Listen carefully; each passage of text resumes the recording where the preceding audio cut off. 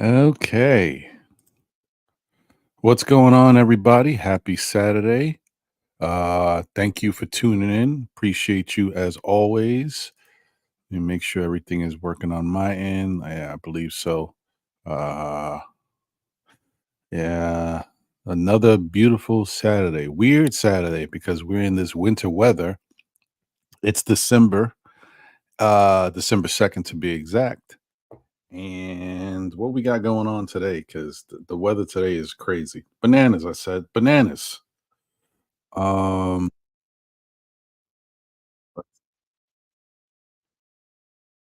Supposed to be a high of 50, which basically means 60 degrees, guys. 60 degrees on December 2nd.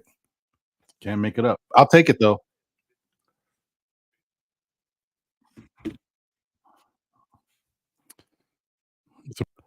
So shout out to everybody, especially if you're in the New York area, of course. You get it.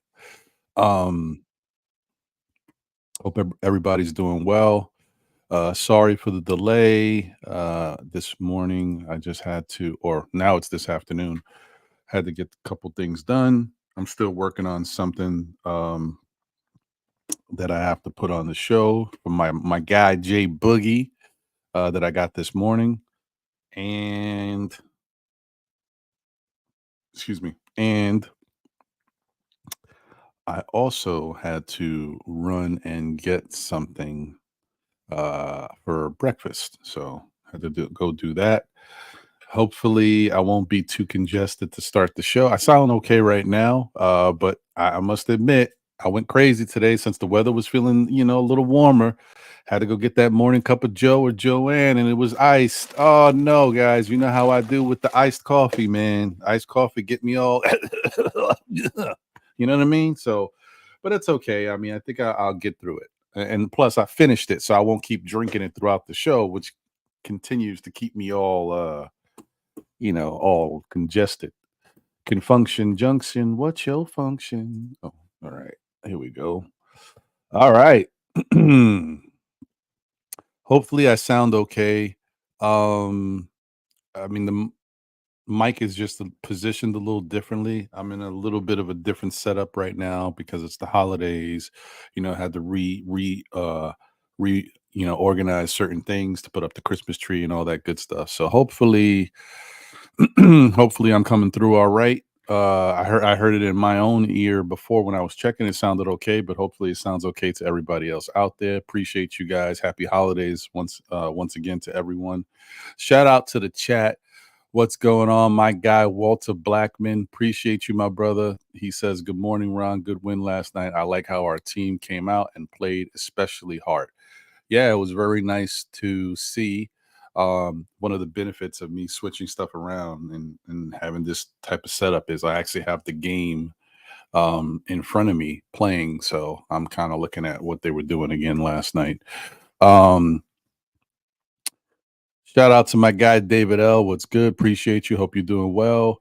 Dwayne Dennis in the building. Salute, my brother. Hope you're doing well. Let's see here. He says great win and team effort last night. Randle and Brunson did their thing and the bench did an amazing job. 100%, 100%. I agree. My guy, Lion of Judah in the building. What's good, my brother? Appreciate you. He says, Grand Rising, my brother Ron Pan on the chat. Good morning and praises to all and blessings. Shalom. Appreciate you, my brother. Same to you and yours. Knicks and Nice is in the building. The CAA affiliate, aka Pudge. Senzo gang, y'all know what it is. Yeah, yes, sir. See, this is what I'm saying. Knicks fans just have to be patient and let a guy get comfortable and he can start to cook. Now, I'm not saying every time he goes out there, you should expect this type of production that you saw last night, because it's a career high for a reason. You understand? Career high in threes for a reason because he hasn't done it before. So, well, I mean, he tied it earlier, from earlier this year. But that's the point. Just don't expect that every night. But just understand that's the type of thing that he can give to this Knicks team. There's a reason why they wanted him. They didn't just want him because he was Brunson's boy. You know what I mean? I hate sometimes, people kind of, when you don't see what you expect to see immediately, then you start to say, oh, bringing in Villanova guys to make Brunson feel comfortable. First off, there's nothing wrong with that as long as you get the product that you're expecting from that player. Because if you tell me that I got to bring Jalen Brunson here, and he wants to have a friend of his on the bench, and if I'm going to get him scoring 42, 8, and 7, right, I'm going to do it, right? But that's not the case. Everybody here outside of Arcidiacono has a big role on this team. You know what I mean? But even with Arcidiacono, there's too many Knicks fans that get caught up on we could have a better player on the bench. 15 guys, and this is a Tom Thibodeau team, and you know he's not playing 15. He damn near plays 10. So I wouldn't make that big of a deal about the 14th or 15th man on the roster. They're there because they're a good team-friendly person. They're good in practice, and they help build the camaraderie. Because one thing you can say about this Knicks team, they're together. So, like, the Knicks could be going through a lot of ups and downs. Players could be struggling personally. But as far as the team goes, they are together. And you know how you know that they're together? Because Evan Fournier. Now, last night I didn't see him do it so much, and that's okay. I don't look at that and give a knock to a guy. Like, you're a man, you go through a lot of stuff. If you feel a certain way, like you don't got your cheerleader shoes on tonight, that's fine. I can deal with that. But for the most part, look at every Knick game that's been going on this year. Evan Fournier is cheering. When guys hit threes, he's getting up, he's clapping. Or if he doesn't get up, he's still clapping. Or if there's a big play, he's clapping for his teammates, knowing that he knows he can contribute, but he's on the bench forever. Like, that's a stand-up individual, man. I don't care what people are saying about his game, about his defense. The dude is a good dude. Okay, so that's the type of stuff that's how you know that the team is still together. Because if a guy is not playing, making his money, but wants to be out there, and he ain't happy with his teammates, he ain't gonna be cheering and rooting guys on. He's gonna be chilling there, you know. Maybe sneak texting, his family or whatever. I don't know. But yeah, that's how you know that they still have a really good, group. Oh shoot, why do I even have this connected? My bad, y'all. Tripping. Um, so yeah, like I think that's the key to what's going on with them. They seem like they're still a really good together unit. All right. My guy Wiz BKLA, the new name. He said, excellent victory yesterday. Now let's be open to address the flaws. Grimes and RJ towards becoming a contender. Salute, Ron. Let me know when you are going to start dancing so I can close my eye.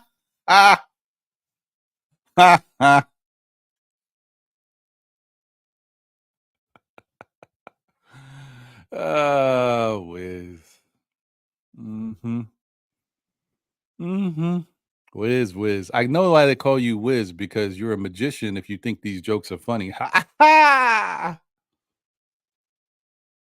Anyway, let's see. Dwayne Dennis says, when is it going to be the right time to make a lineup change? Donte D for Quentin Grimes. If nothing else, you have to at least try it to see how well Grimes responds to coming off the bench. I think we're getting there soon, folks.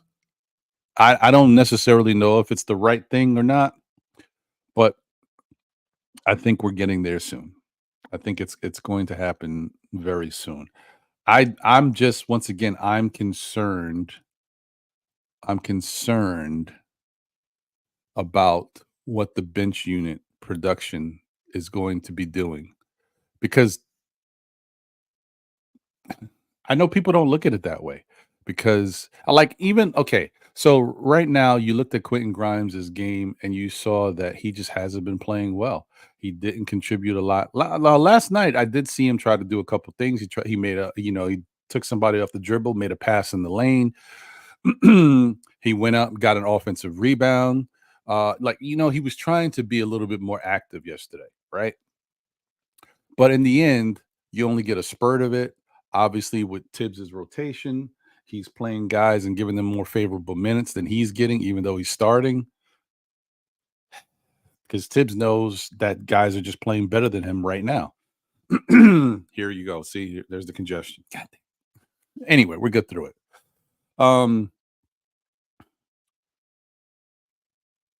But in the end, see, I get it, but understand, guys, in the end, right?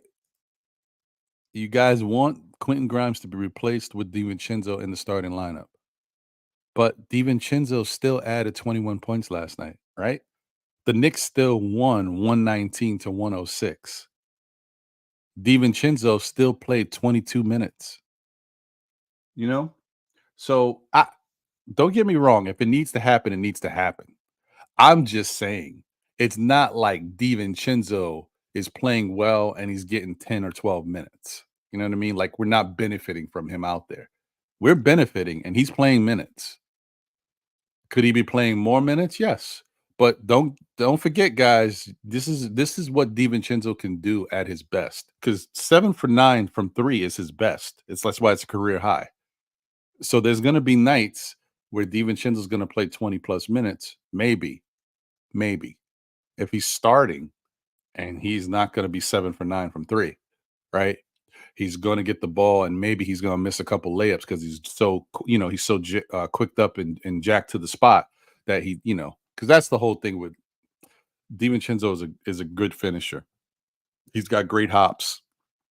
He knows how to finish. When he misses a layup, it's because he didn't focus when he was making the layup. He took his eye off of something, or maybe he was too quick to the spot and just finished too quickly when he really needed to slow his body down. Because that's one thing you notice about DiVincenzo. He moves. So sometimes so we joke about Quentin Grimes that sometimes he's too fast with everything he does, right? But that's different. Like Grimes is in hyperspeed. DiVincenzo knows how to slow his body down. He's a professional player. He's been in the league long enough. But the point is sometimes even he has to slow down more because when he goes to finish a layup, he's just so quick. And that's part of his game. Like he's quick to the spot. So that's why he gets past you. Right. But I'm just saying there's going to be nights, especially in a starter role where Quentin Grimes, where Donte DiVincenzo doesn't have it. And you guys are going to be looking at him playing 20 plus minutes and like, wow, we didn't get a lot from Donte tonight. Just understand that this happens. This is the league. This is the NBA. Nobody's perfect. So that's all I'm throwing out there. Be careful what you wish for because you may not like the product on every given night. That's it. That's all I had to say. But I do think that Quentin Grimes probably doesn't have a lot more time in the starting spot if he continues to play like this. I think there will be a shakeup. Even if the Knicks are winning, maybe they do it just to help build his confidence because he deserves to have his confidence, built up rather than because if it keeps going this way, you're not helping him. You're just making him worse. If he doesn't make a change and it's continuing like this, you're gonna lose. He's gonna get lost. Yeah. And I agree. I hear what you're saying, Dwayne, to see if Donte D in the starting lineup actually elevates the starting lineup, which I think it will. Problem is it going to de-elevate or de-escalate? No, de-escalate is like a problem that you're no. Is it going to devalue the bench? Because remember, in the beginning, maybe it works out for Grimes, or maybe it doesn't. Maybe it takes him a little time to get acclimated to the bench, and so that bench is going to start looking a little worse.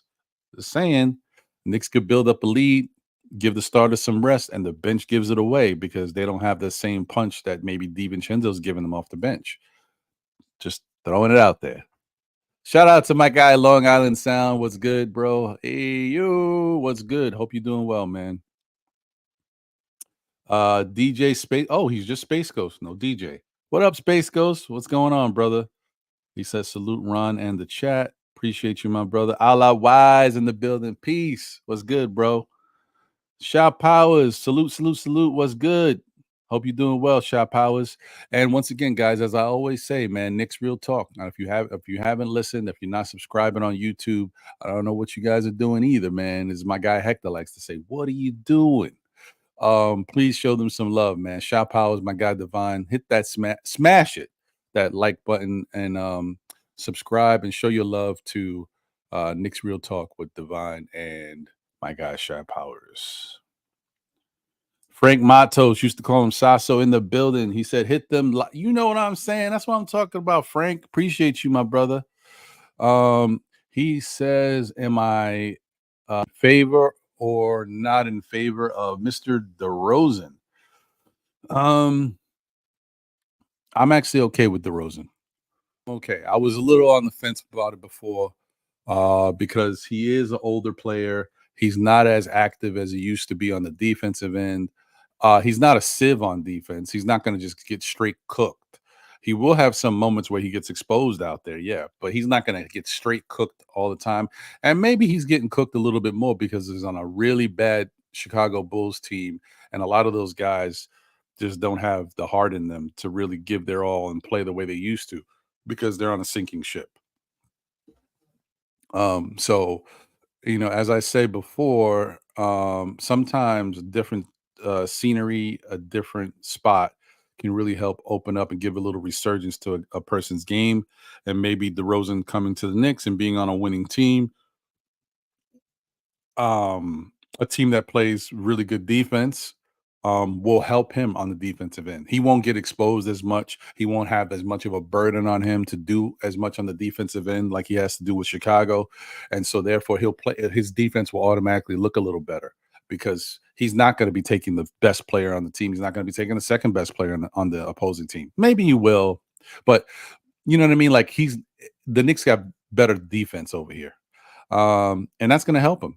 And plus, being on a winning team also helps your offensive game too, man.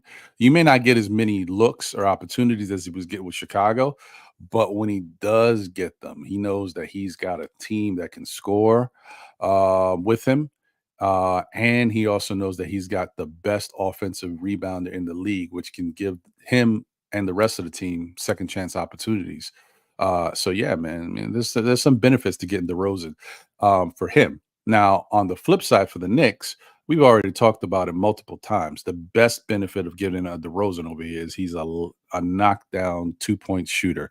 This year, those numbers have dropped down a little bit, but he's still a very good shooter from two. And I honestly, once again, I think leaving Chicago and coming to a different scenery, I think that 2-point efficiency numbers are gonna go up because he's just going to have a different aura around him. There's going to be a different feeling in that locker room. He's going to be playing in the Garden. That's going to get him jacked up. I just feel like I think you'll start to see if DeRozan comes here, his numbers are going to go up too. So yeah, I don't mind the DeRozan thought. I think that's something that really helps the Knicks. I've said before, and other people have said it, like people have been talking about the Knicks need another closer. DeRozan is a closer type. I just think that the Knicks need another shooter who can knock it down. And you don't have to hit threes, man. That's the good thing about it. All you need to do is be able to knock down that bucket. Like people are really devaluing the 2-point shot, like the mid range, like if it doesn't matter. I don't care what you say, man. When it comes down to clutch time, you've seen it all the time. These players in the fourth quarters, the Devin Booker, we just lost because of Devin Booker the other day. And it's not just because he hit that three to win it. It's also because in the fourth quarter, when Phoenix needs a bucket, they go to him and he gets the bucket. He wasn't hitting threes a lot in that fourth quarter. He hit the big three, but he was hitting twos. It's all about scoring, just like what Kevin Durant would do to us when he's with the Nets or whatever team he's with. We can't stop him because he knows how to shoot over us. But you know how many times we played the Nets close and Kevin Durant killed us with those big 2-point shots shooting over people that we couldn't stop? It's very important, man. It's very important. Let's see. My guy, Fly Guy, the third, aka C_Mac in the building. He says, salute, brother Ron. Good win. Hopefully we can take this to beat up the Bucks. Yes, man. That's what I'm hoping for too. That we take this momentum and it spills over into that next game with the Bucks. And I think, honestly, I'm not saying the Bucks is a walk in the park, because they're gonna be tough. But I think the Knicks are playing better. And remember when I say this, I understand that you guys might be like, well, the Knicks didn't look too good against Detroit last night. It wasn't a perfect game. The Knicks are playing better basketball now than the last time we played the Bucks. You know what I mean? We're a better team. Julius has it going now. You know what I mean? So that's a benefit. The bad thing is that RJ is a little lost in the sauce, man. I don't know what somebody made a pot of gumbo and put RJ in it. He's somewhere swirling in the gumbo right now. Like, I don't know where's RJ at. Why? Why? RJ. Oh man. I don't know what's going on with that. Why did that happen? I'm trying to figure that out. I've been watching that for the past couple shows. For whatever reason, sometimes I move a certain way and then the camera gets a little fuzzy, like pixelated. It comes back once it focuses again. Might be time for a new camera, folks. Anyway, Travel Vibes is in the building. Salute, salute, salute. Oh, 2 salutes. Peace, family. Great game yesterday. Next 20 games will tell us who we are. Facts.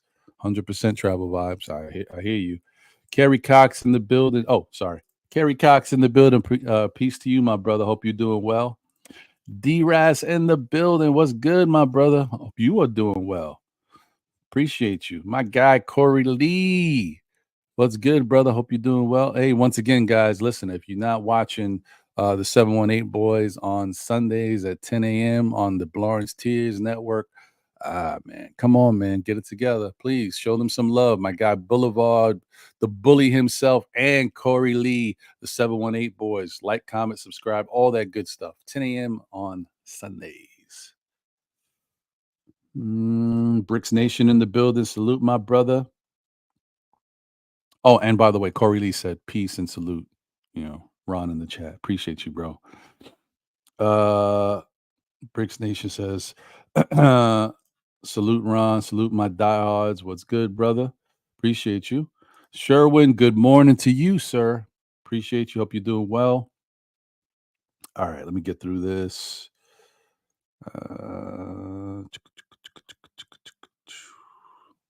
J Tap in the building. What's good, J Tap? Appreciate you. Alex Isaac is here. Salute. Thank you, man. Jay from PR is in the building. Salute. What's good, man? Hope you're doing well, bro. East Blue Drew is here. We need height. I hear you. Well, I mean, you know, if we're on the I always forget. I think he's 6'6", but he might not be.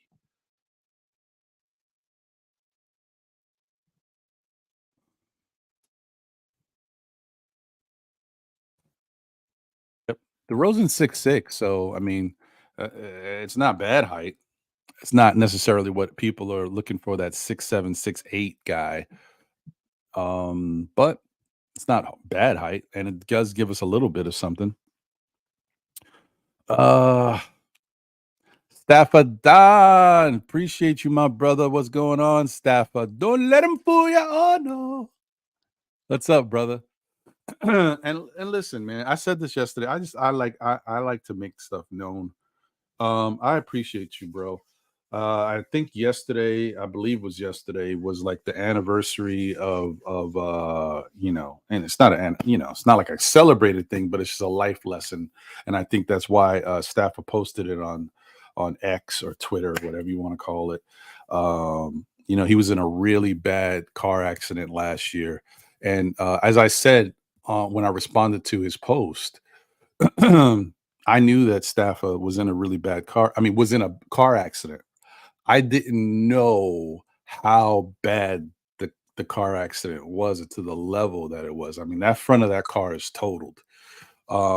So thank God that you are here, Staffa. I'm glad you're okay and you're able to be around, man. We appreciate you. I mean, you're a Yankee fan and I have to deal with that, but I'm not going to hold that against you. I'd rather have you here than, you know, a Yankee fan somewhere else in the clouds. You know what I mean? I appreciate you, brother, for real. Nah, but on a serious note, man, I'm glad you're here, brother. That picture of that wreck looked really bad, and I really had no idea it was that bad. So once again, blessings to you, bro. I'm glad that you're around to still kick it with us, man. So big task at hand is in the building. Salute, my brother. He says, Sir Ron, happy Saturday. Good win by the Knicks. Nick Pride. Facts. 100%, bro. G Robinson in the building. Salute. Said, and Good to see you. He doesn't have to play heavy minutes, which is good for him due to age, as far as DeRozan. Yeah, I hear you. Freeman 48 in the building was good. Hope you're doing well, bro.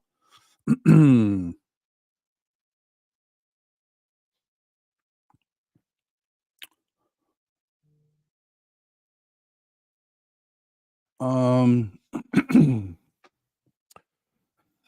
interesting question here. So where oh shoot, did I just lose it? Okay. Alawise said, Ron, how does trading Fournier to get DeMar help us if we can't pay IQ next year? That's a good question. So here's the thing.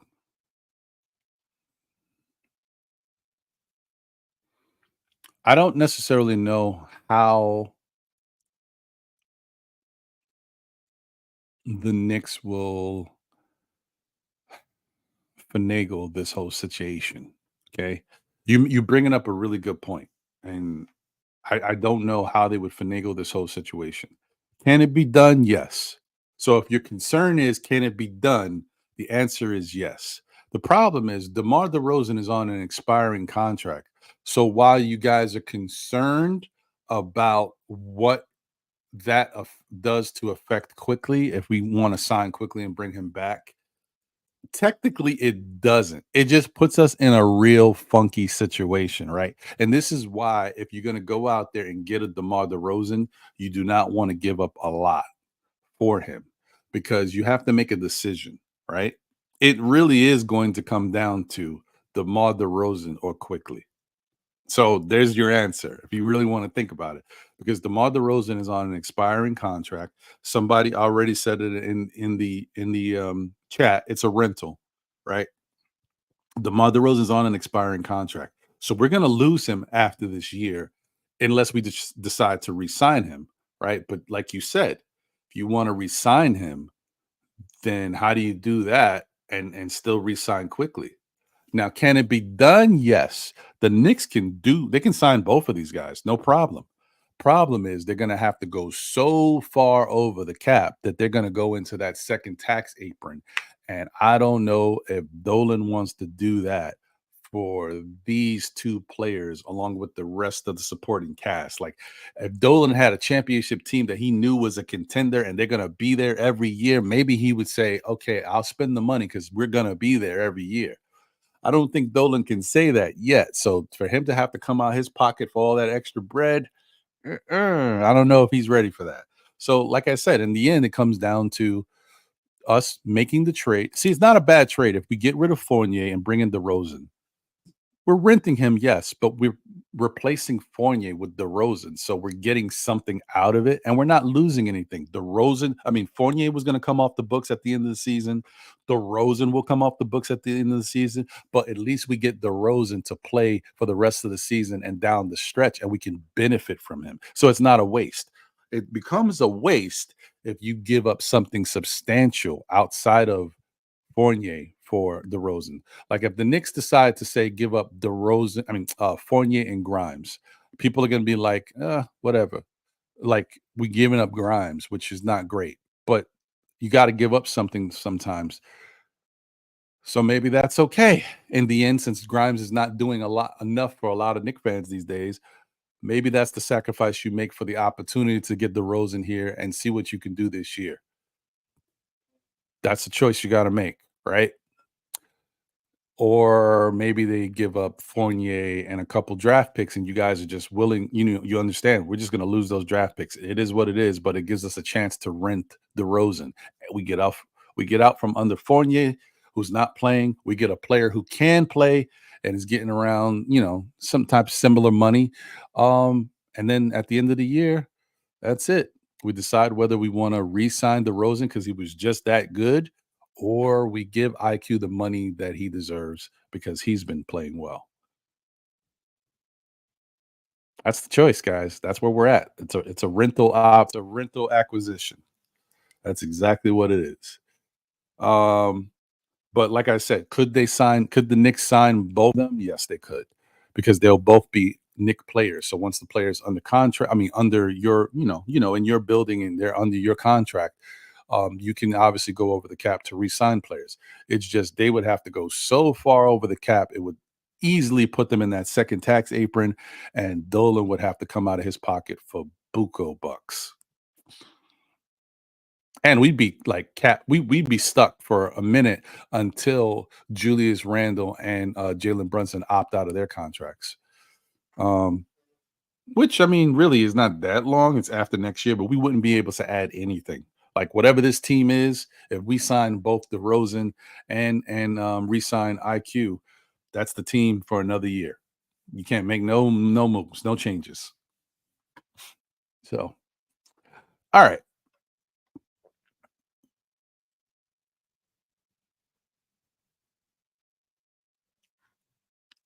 Okay. I see what you're saying, Sherwin.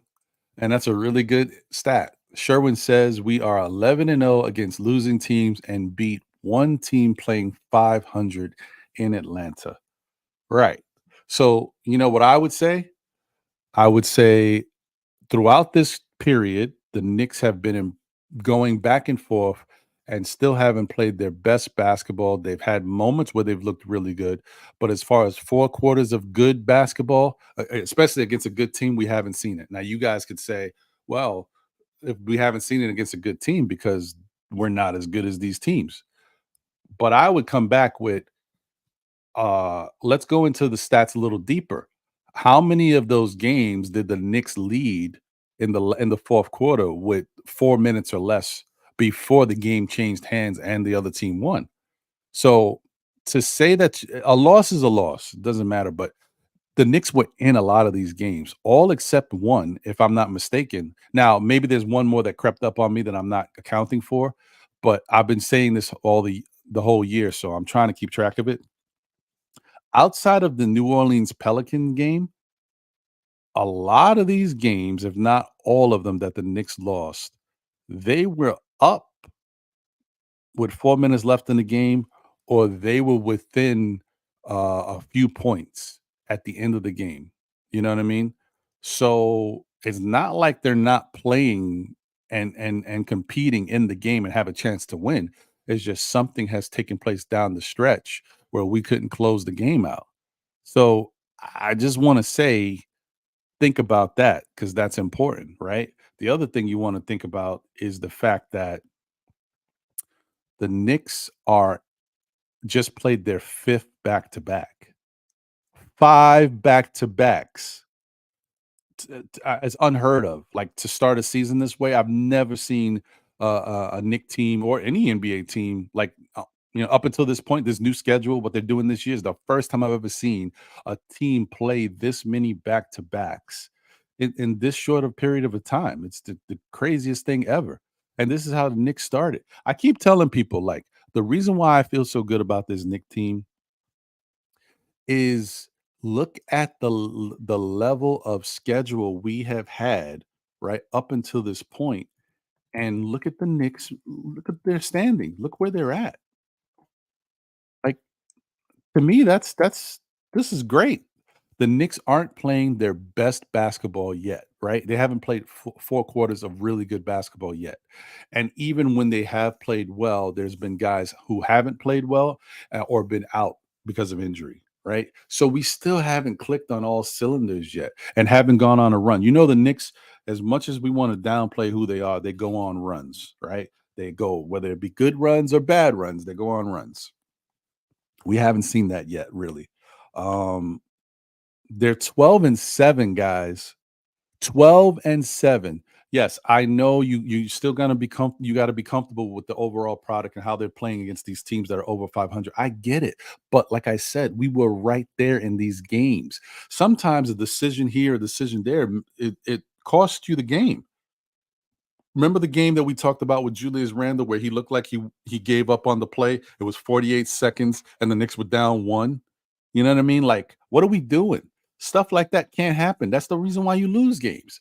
That's a game that the Knicks could have won. And because of not I'm saying not because of that play, but Julius didn't help that play and they wind up scoring off of that play.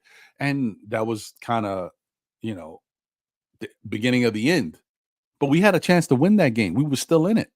Like there's been a lot of different things that have happened in some of these Knick games down the stretch, especially against these good teams that, didn't benefit us. That first game against Boston, the Knicks could have won that game. I'm not going to say they should have won it, but they could have won that game. But if you remember, they played good defense, right? Their offense was doing pretty good in that game, but they had some poor turnovers down the stretch, and their free throw shooting was abysmal in that game. Like if they just hit their free throws, the Knicks beat Boston in that first game. All right. The second game was different. Boston came out. It was a little different in that second game. But you know what I mean? Like you got to look at the whole package, the whole thing. There's certain things that could have been different. And so I don't know, guys. I don't know how y'all feel. 5 back-to-backs and the Knicks having one of the toughest schedules to start a season, and they're 12 and 7? Wait, hold on. Was it 12 and 7? I'm bugging. Where the hell did I have it? Yeah, they're 12 and 7. I don't know how y'all feel about that. I feel great about that because I know that there's a couple things that are going to change eventually. One, the Knicks are going to continue to get better and they're going to continue to get more fluid and comfortable with each other. Two, their schedule is going to open up and be a little bit more balanced and easier for them because they've got the toughest schedule to start a season.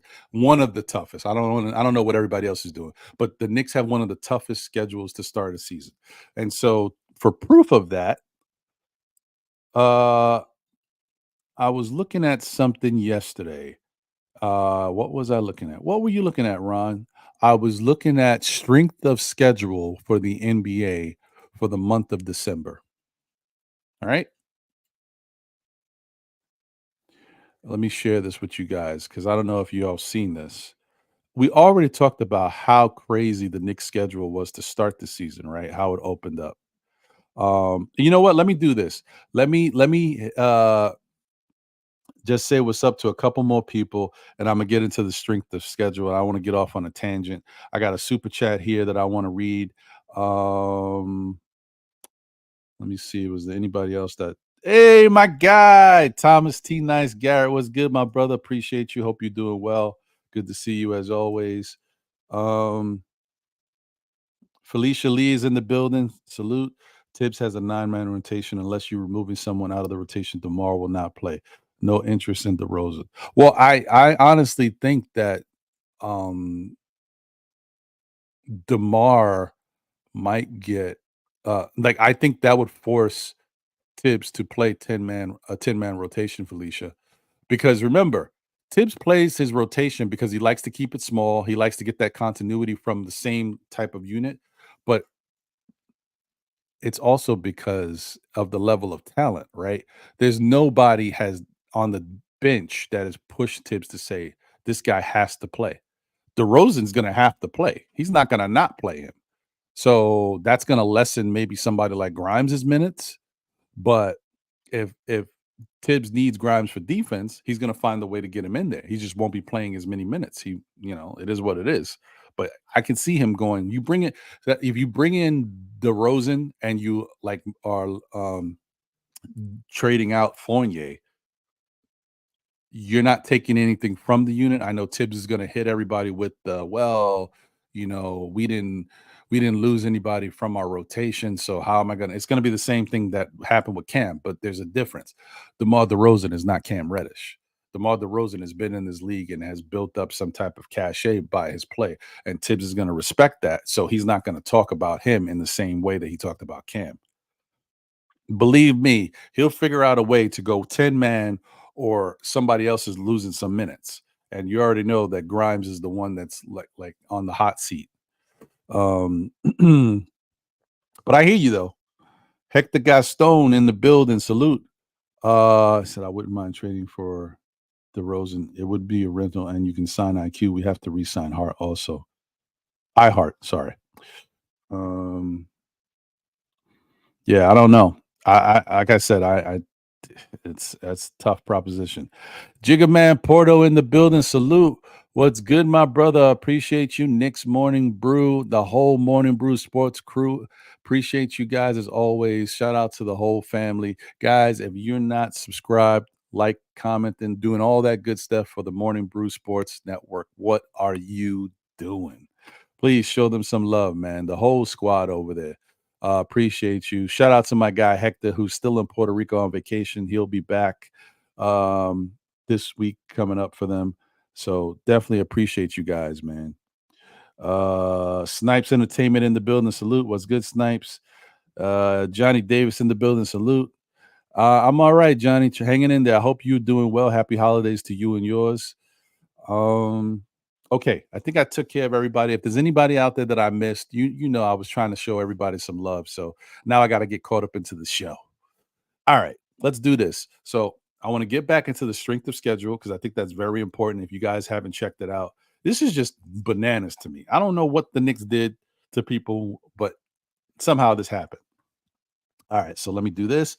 I'll put this invite link out there just in case if anybody wants to join the panel and chop it up.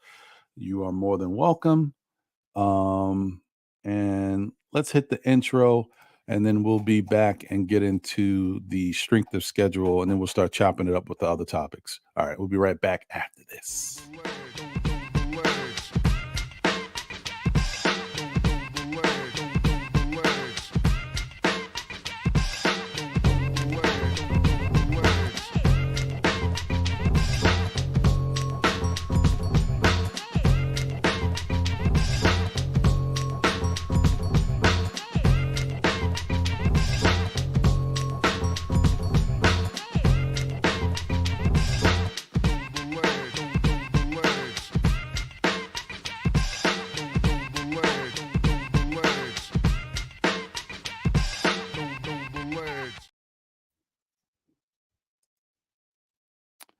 All right.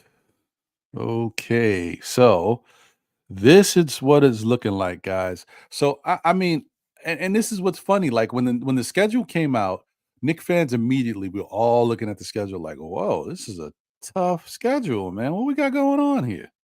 And people like, sometimes people think, oh, Knick fans are just complaining. Like, we don't know basketball. Like, we don't know that this is a tough schedule. Come on, man.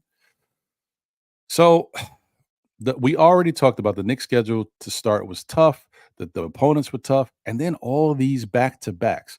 The Knicks have already had 5 back-to-backs. This is bananas, right? Now let's take a look at this. Look at the strength of schedule for December. This is the NBA, right? I'm not going to go into the West because I only care about the East right now. Look at this, guys. Who's got the worst strength of schedule in the Eastern Conference? You see it. That's right. The New York Knicks, folks. Look at that. Look at that. You guys are tripping out and like, oh my God, what's wrong with these Knicks? Are they good enough to beat these teams? Look at how tough their schedule has been so far. And look at it for the month of December. Look at this. So what this opponent percentage, this is opponent's win percentage right here. The Knicks have the toughest one, 0.57% right here compared to, whatever, Washington, everybody else. You see it. They've got 3 back-to-backs this month. We've already had, I guess, I'm thinking the one that we just did counts for December. So that's the first one. So that means we got 2 more, guys. Look at this. We got 3 games at home this month, and we've got 10 on the road. The Knicks are 12-7, guys. You mean to tell me that the schedule that we've had up until this point, how it's been, and what we got going on in December, you guys aren't happy and confident that this Knicks team is going to get better and we're going to be okay? Look at what they're throwing in front of us, man. We're coming out of here smelling like roses. I know it's not perfect, but what it comes down to is wins and losses. And right now we're 12-7. So don't go too crazy, guys. Feel good about it because let me tell you something. This is the first time the NBA has done something like this with this schedule and this in-season tournament. And the Knicks are doing good knowing that they've had one of the worst schedules to start it. There's going to be some other teams that get some really bad schedules as the season goes along. But the point is, they have a chance to already play basketball, to gel with their teammates, to get all that stuff, to get their conditioning, everything going before they get into that. The Knicks had to go into the fire from the start of the season. You guys got to look at the whole picture, man. I'm going to tell you something right now. I'm going to tell you again, I am feeling really good about this Knicks team. I know it doesn't look pretty every night, but the fact that we've already witnessed what has happened this year and what they've been going through and where they're at, I'm feeling really good about it. I'm just telling you, just don't feel bad about it because it's a lot better than you think, in my opinion. I could be wrong, but I'm just telling you, the way this whole thing has been going, the Knicks look okay. All right, so let me get this out of here. Let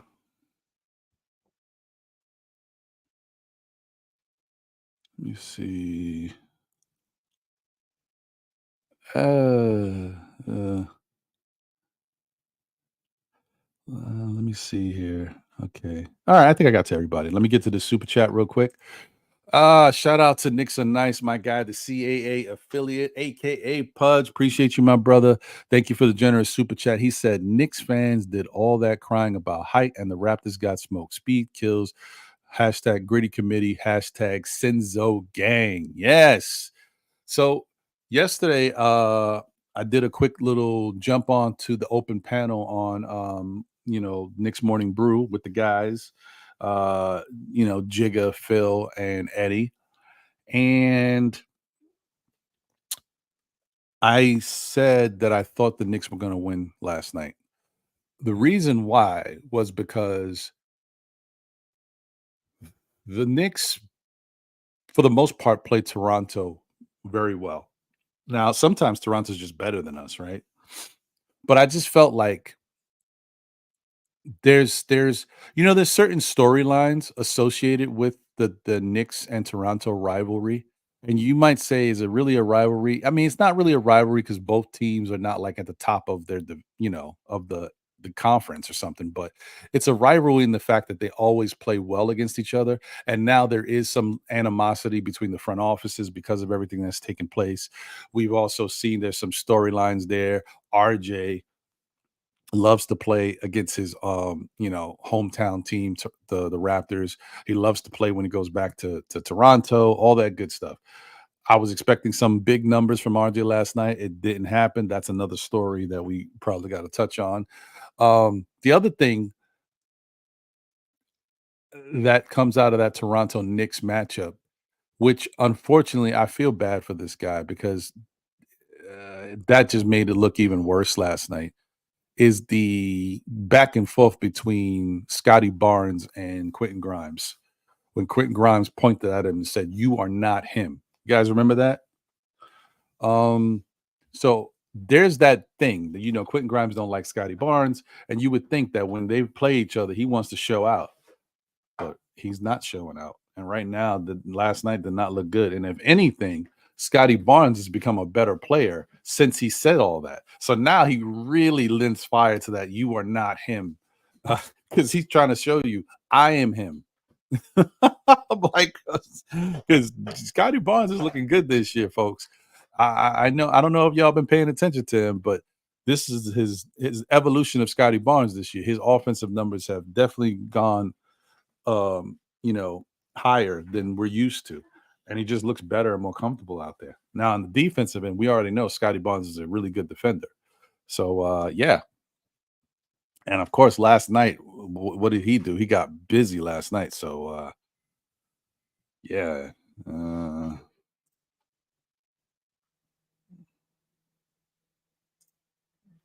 That's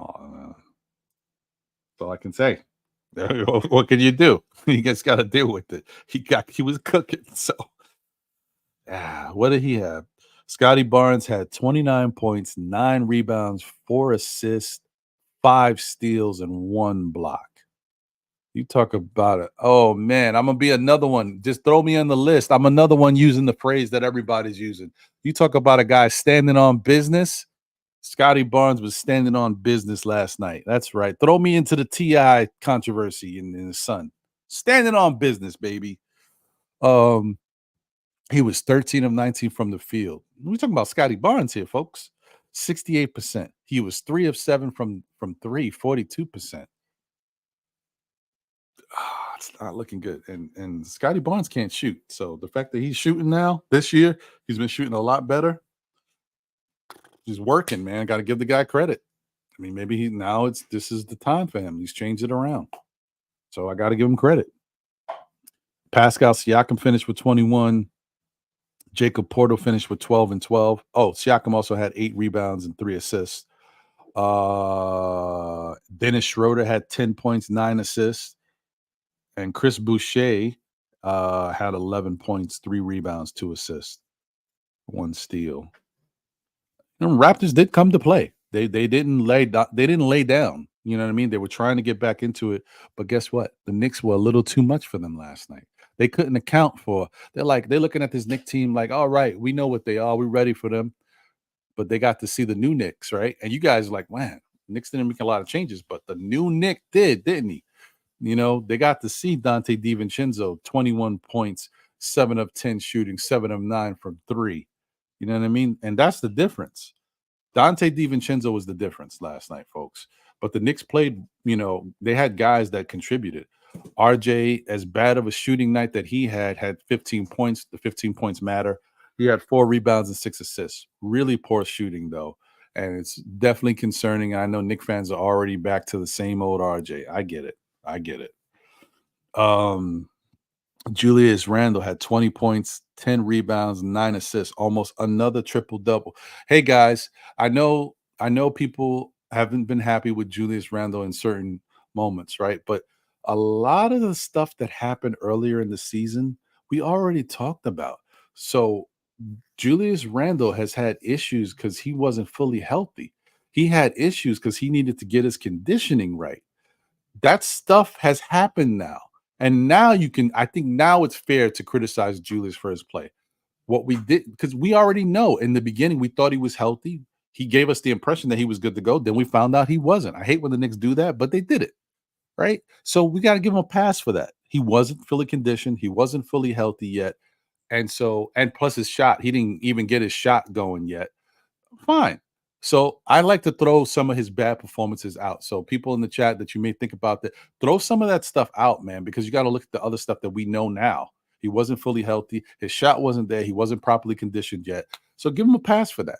Let's look at what he's done since he's been conditioned and been healthier. And I see I got somebody backstage. I'm gonna get to him in 1 second.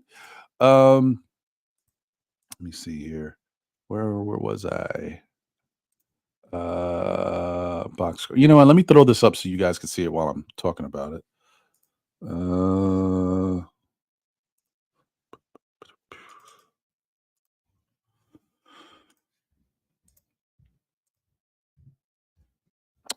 Here's the box score once again. Make that a little bigger. Boom. So yeah, I mean, so here we go again. Like what I'm saying is, how many times have we said Julius Randle almost had a triple double already in this season? Yo, guys, I know there's certain things about Julius that we don't like. I point them out just like everybody else does. But the guy is playing good basketball right now. Like every night is not necessarily about him shooting as efficiency as we'd like to see. But as long as he tries to hustle on defense, I'm happy with that part of him because I know that he can play defense as long as he hustles or put some effort into it. And as far as the offensive end, I get mad at his turnovers sometimes, but I do know that if he's in his right mind, like as far as focusing and slows things down a little bit, he can make a lot of the passes that he makes without turning the ball over. Sometimes he's just too quick. He's too fast with it. I don't know why it is, but it just happens. Last night he had 9 assists and 2 turnovers. That's excellent from Julius Randle. The other day he had 6 turnovers and we pointed them out because they were bad. They were a bad 6 turnovers. Those turnovers were just bad. And they kind of affected us in the first half. The outcome of the game could have been different if we had a different first half. You never know. But it is what it is. So last night, 20 points, 10 rebounds, 9 assists, 8 of 15 shooting. He was much more efficient from the field. 1 of 4 from 3. He didn't really have that 3 ball going, but it is what it is. At least he shot 3 of 3 from the free throw line. His free throws, Julius has to get back into the lab and start getting back into that free throw bag because he hasn't started off the season that great with the free throws. And he's a better free throw percentage shooter than this. So he's got to focus on that, right? Mitchell Robinson had 6 points, 4 steals, 1 block, 5 rebounds, 1 assist. So that is a good thing to see. I'm really and guy, we'll talk about it. I'll get back to it later. Jalen Brunson had 22 points, 8 assists, 5 rebounds, 1 steal. Now, you might look at the overall numbers tonight, last night, and say 9 of 21, 42% is not great for Jalen Brunson. 3 of 8 from 3 for 37%, not fantastic for Jalen Brunson, which is true. But mind you, Jalen Brunson started off super cold. He wasn't hitting anything. And the fact that he went from super cold to super hot, and that's what made the numbers look the way they did, because they were looking bad. He just got so hot that now he changed the numbers and made them look, decent or adequate. He's a special player. I don't care what nobody says. Quentin Grimes, 21 minutes, 1 of 3 from the field, 1 of 3. He took 3 shots, guys. 0 of 2 from 3, 2 of 2 from the free throw line. He had 1 rebound, 2 assists, 4 points. It's a lot. The confidence is just not there right now. It's just not there. Josh Hart finished with 7, and this is once again, this is the thing about Josh Hart. It's like a broken record. Was he overpaid? Yes. But did you need to pay him? And this is why he's here? Yes, because this is the type of stuff that Josh Hart can do. You never know what you're going to get from Josh Hart. One of the things you do know you're going to get is the rebounding, right? And decent defense. Sometimes his defense could be extra good, right? But he's a decent defender. I'm going to say he's a good defender. Sometimes he can defend great. Sometimes. But he's really a good defender. He's a solid defender. But 17 points. He had 15 points in that third quarter, which was huge. He had 8 rebounds. He had 2 assists and 1 block. He was 63% from the field, 75% from 3. Of all those people saying, shoot it, Hart, we want you to shoot it, he shot it. So you got to give him some credit when stuff happens the way it should. Got to appreciate it. Emmanuel Quickly had 10 points, 1 steal, 1 assist, 1 rebound. It wasn't a bad game from him. It just wasn't, what you're used to seeing from him. But it's only because he just played within the game. And last night was Donte's night. So he only got 6 shots. He wasn't forcing the issue. So we got to appreciate that for what it is. And that's a good sign. That's a good sign when Quickly doesn't have to force the issue, when we don't need a ton of shots from him because other guys have stepped up. This is what I'm saying as far as the Knicks team. When you get stuff from the other pieces, when you get 17 points from Josh Hart, you already know it's going to be a good night, right? And then you add in 21 from Donte. You get 17 from Hart and 21 points from Donte DiVincenzo. Most likely the Knicks are winning. You know what I mean? So Isaiah Hartenstein had 4 points, 8 rebounds, 1 block, 16 minutes of play. I mean, this is a beautiful thing, man. Ihart has been a fantastic player for the Knicks off the bench. He's been everything. So we definitely need to figure out a way to bring Ihart back. He's young enough that he fits the timetable. The guys love him. He's a cool dude. I think he's the type that we got to continue to rock with. So we'll see what happens in the offseason for Isaiah Hartenstein. And then once again, Donte DiVincenzo, as we talked about, 21 points on that really good shooting. All right. Let me bring my guys up here. Hey, Sha, what's good, my brother? Appreciate you. And then Alpha Don in the building. Yo, Wagwan. Big up yourself. Big up yourself. Rewind. What's going on, guys? Glad to hear from both of y'all. Man, I'm blessed, man. Today's my day off. You know what I mean? But the day is never off because you always got to have your kids with you. So it's never a rest day. Facts. Facts. Yeah, but I'm here though. I want to talk some Knicks. You know what I mean? Yeah, man. I hear you. Shout out to Il Maddox in the building. Salute to you. Appreciate you. Thank you for being here as always. Did I miss somebody? I thought I saw somebody else. Did I? Oh, well. Oh, that guy Donte is in the building. Salute to you. Appreciate you. Thank you for being here. Oh, look at you, Parrish. Parrish switching it up on us. Look at the guy out here looking like an R&B singer. What you do? Look at Number Parrish, one, B. I can stop you right, but do you understand that statement what he just read there? Do you agree with that? The first part, I don't judge Randle on his efficiency. Mm-hmm. I have a problem with that right there. Okay. In my opinion. Okay.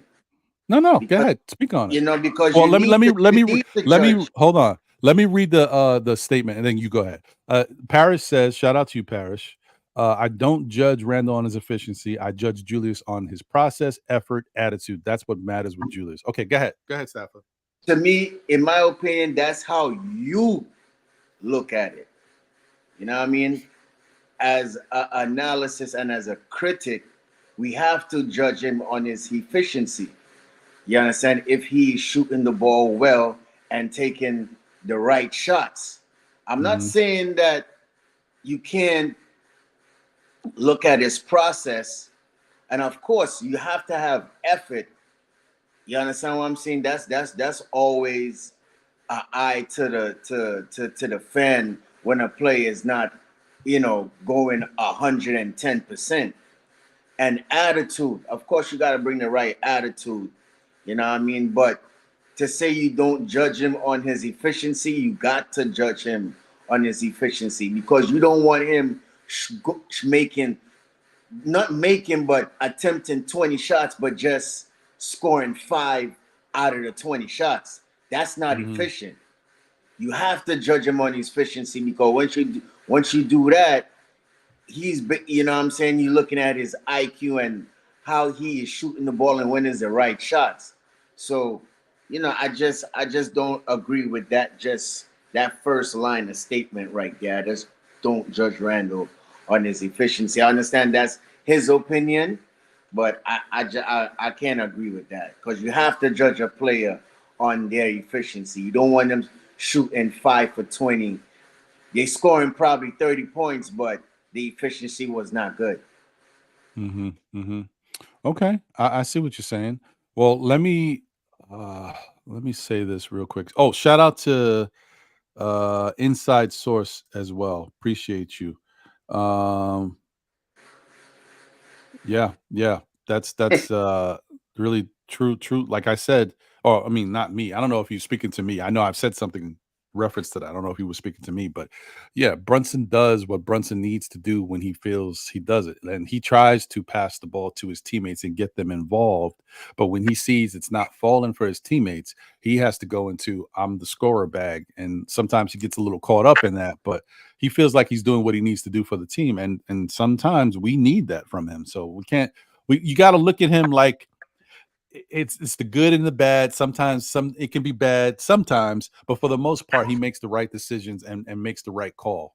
So and ever since a lot of us, especially like Freezy and other people were talking about, like he needs to move the ball and get his teammates involved. I think he's done a much better job of that as the season has gone on. So this it's good to see.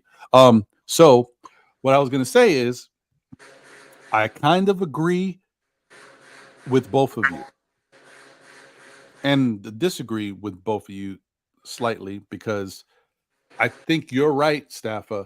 You got to judge him for everything on the court. However, I don't know necessarily if it's wrong in what Paris said just up until this point. Now, going forward, I'm in agreement with you that you got to judge him for everything. But if we're looking at what Randle did earlier in the season, I agree that we shouldn't judge him on his efficiency, especially those early games when he wasn't fully healthy. He didn't have no flow on his offense. His shot wasn't there, and then we found out he wasn't 100%. I'm gonna give him a pass now. I wasn't thinking about it before, but as we've been talking about on the show, like I got to give him a pass for that because he wasn't ready yet. Now, if he's not efficient and doesn't look good out there, I'm going to talk about him because there's no excuse, right? And even how there's no excuse. You know how that you really know there's no excuse. Last night we didn't even know if Julius Randle was going to play. He was questionable with knee tightness or knee soreness or whatever. This guy goes out there and gives you a damn near triple double. You know what I mean? Like that shows who he is as a player. It's certain things that he couldn't combat for. We talked about it before. When he had the ankle thing, Julius didn't. He looked slow. He couldn't jump. He wasn't getting the lift.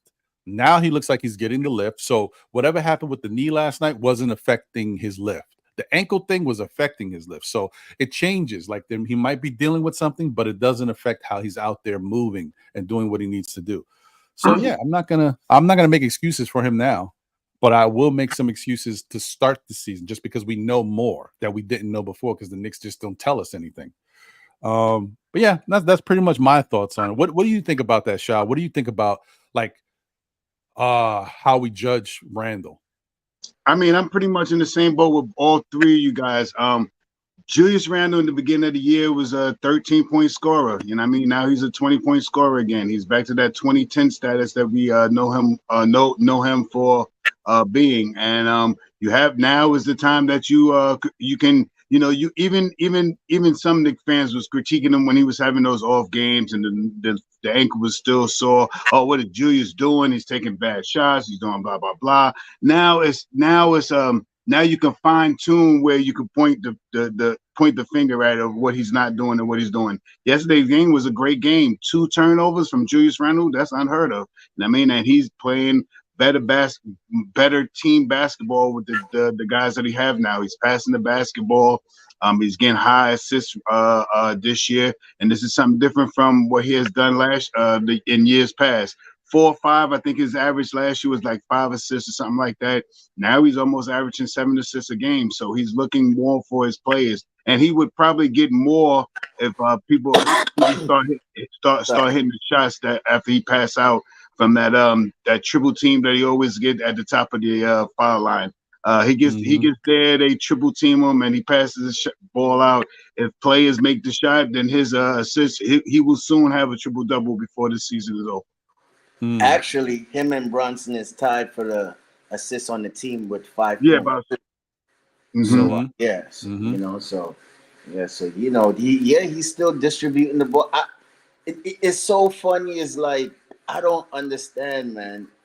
The guy puts up at least about 20 straight points in 3 games, 20 rebounds in 1 game. You know what I mean? Almost a triple double, and he still gets hate.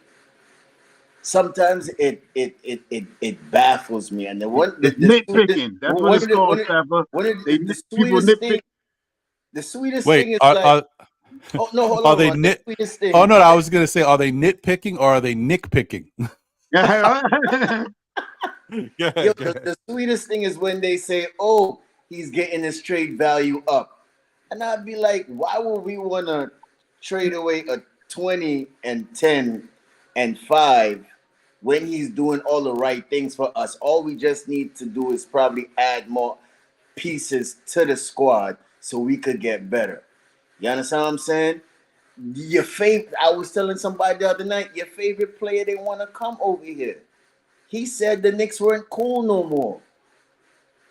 And who was even out there for us to even go after besides the how you want to say it, C-level stars or B-level stars? I mean, like, you know, I think we just one good piece away with some length and a person who could score the 3. And I agree. I wasn't agreeing earlier. I know we're going to go to another subject. We're going to talk about RJ soon. But I really feel like, too, if we get a small forward with some length and RJ go to the 2, this team could change. I think because we got the pieces to the bench. You know what I mean? And we already could gel. You know what I mean?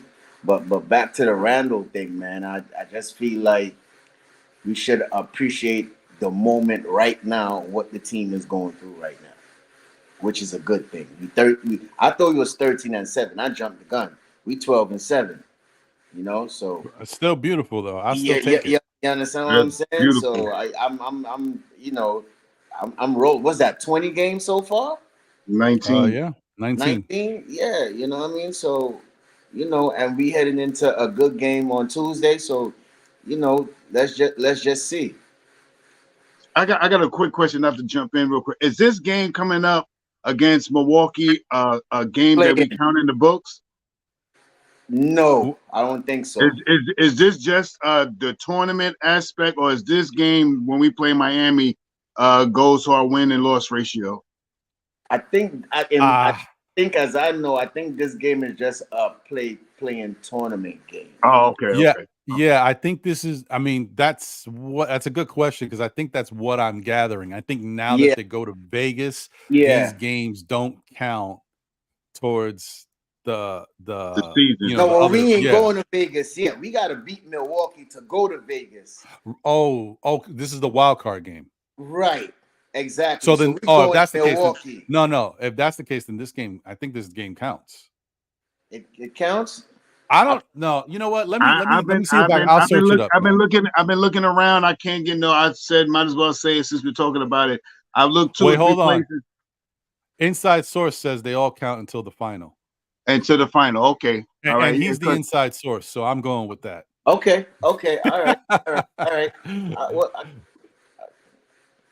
Okay, right. I kind of thought so. So this is like this the second game that we play Minnesota. I mean Milwaukee this year. Okay, right. Yeah, so we're gonna wind up them 5 times. Right. Yeah. Thank you, Stafford. We're gonna wind up playing them 5 times now, which it is what it is. So, but I feel like we're gonna be ready for them though.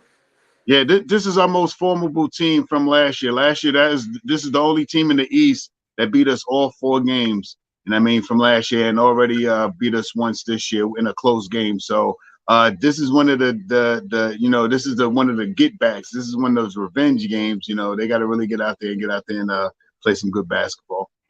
Yeah, and I told you guys before. I've been saying it. Like I know. Hold on, let me just see what they're looking like now. Where are they? They 13-6, guys. That means they're 1 game better than us.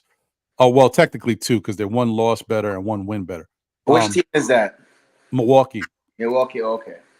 I'm not afraid of Milwaukee, man. No. I just something about them. I'm not. I don't. Here's the only thing with me. The only thing with that game, my worry is with teams like that who have a stretch 5, and that seems to be the teams that always give us problem, that brings out Mitchell Robinson out to the perimeter. And Lopez, he hits those threes. It's not like he's a slouch. He shoots those threes. So that's the only concern I will have going into that game, Ron, to tell you the truth. You understand what I'm saying? But otherwise, I really don't fear Dame either, because I think Bronson is like the same level with him. In my opinion, let me say that. You understand? I think that's an even matchup right there. You feel me? You already know Giannis have an edge on Julius already. You know what I mean? Lopez has an edge on Mitchell as far as the outside shooting on the perimeter. But I think they just as good as on the defensive end, because they both block shots. They both rim protectors. You understand what I'm saying? And then the other miscellaneous pieces, I think we beat out. I think we have a better bench than theirs. I hear you. So I mean, listen, we already talking about it. Might as well. We can do things out of order here. It don't matter. We good. Just roll with the flow. Yeah. No, I'm seriously. Like, it don't matter. Let's do this. Let me just put this up there. Boom. So, Knicks versus Bucks preview. We're already talking about it. Might as well continue. Like, I think, first off, this is the best possible time right now for us to play.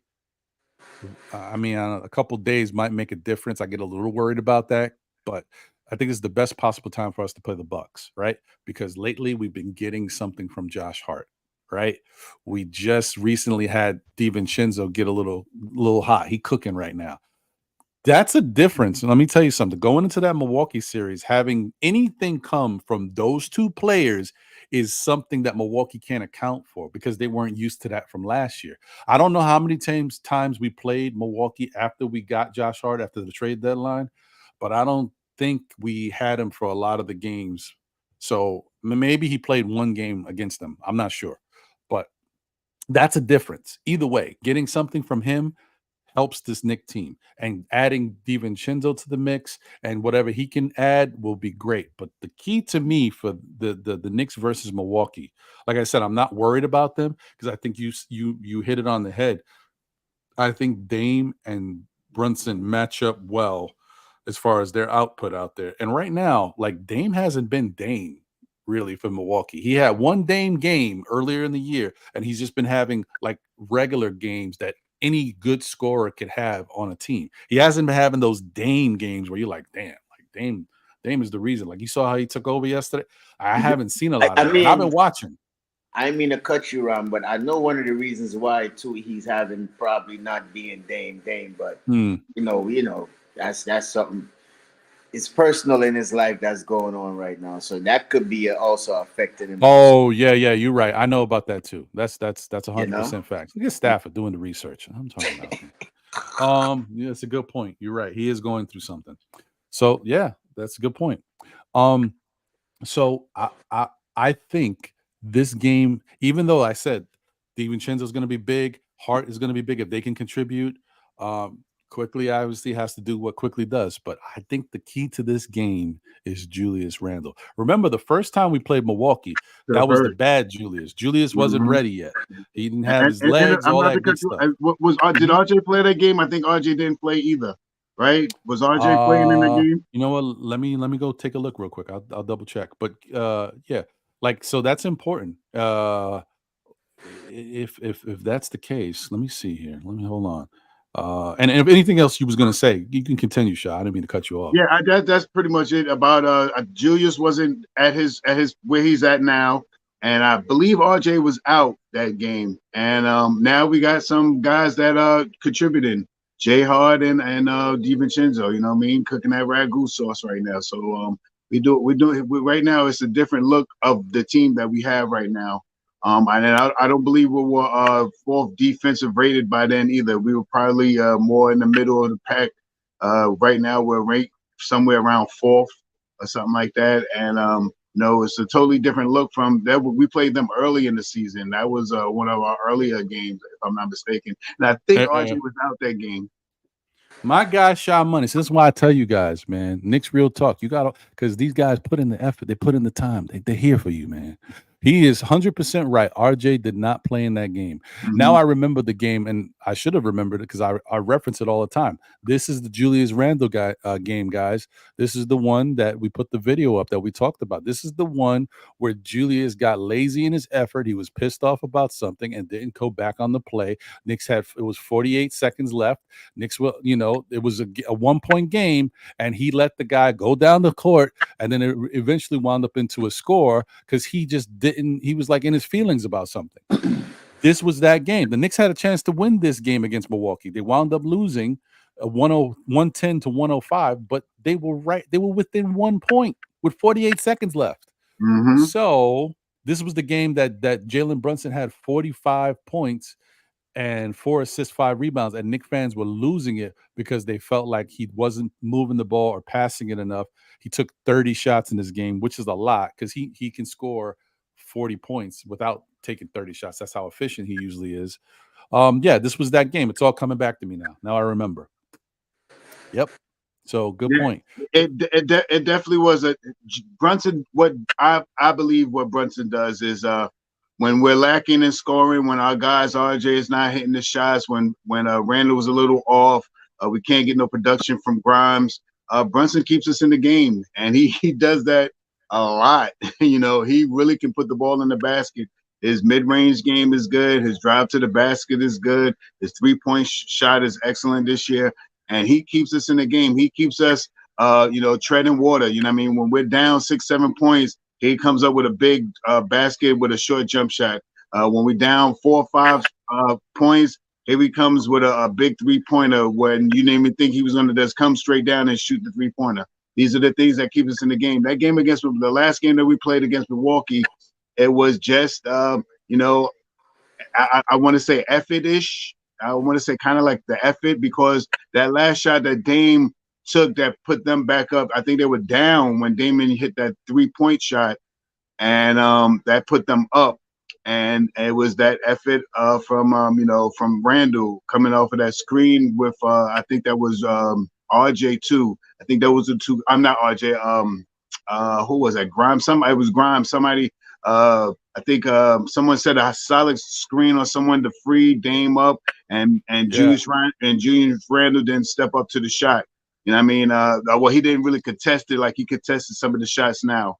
You know what I mean? So it happens. You know what I mean? Early in the season, Julius wasn't he looks more his mind looks more stable. You don't see him yelling and screaming at the refs as much. He still does it, but and he does get sometimes when he's screaming at the refs, he should be getting some of those calls.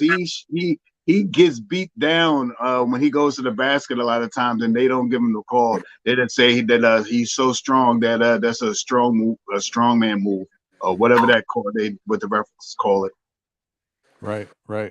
100%, man. If you guys just tuning in, appreciate y'all. I'm joined by Sha Money and Stafford Don in the building. Appreciate you guys as Yes, always. sir. We chopping it up. Here. We currently talking about the Knicks versus Bucks preview. We're moving around. We'll get into some other topics in a little bit, but please smash that like button. Show your love for the show. It costs you nothing, but it really makes a difference for me here. We got 87 people tuned in right now, and all you got to do is this.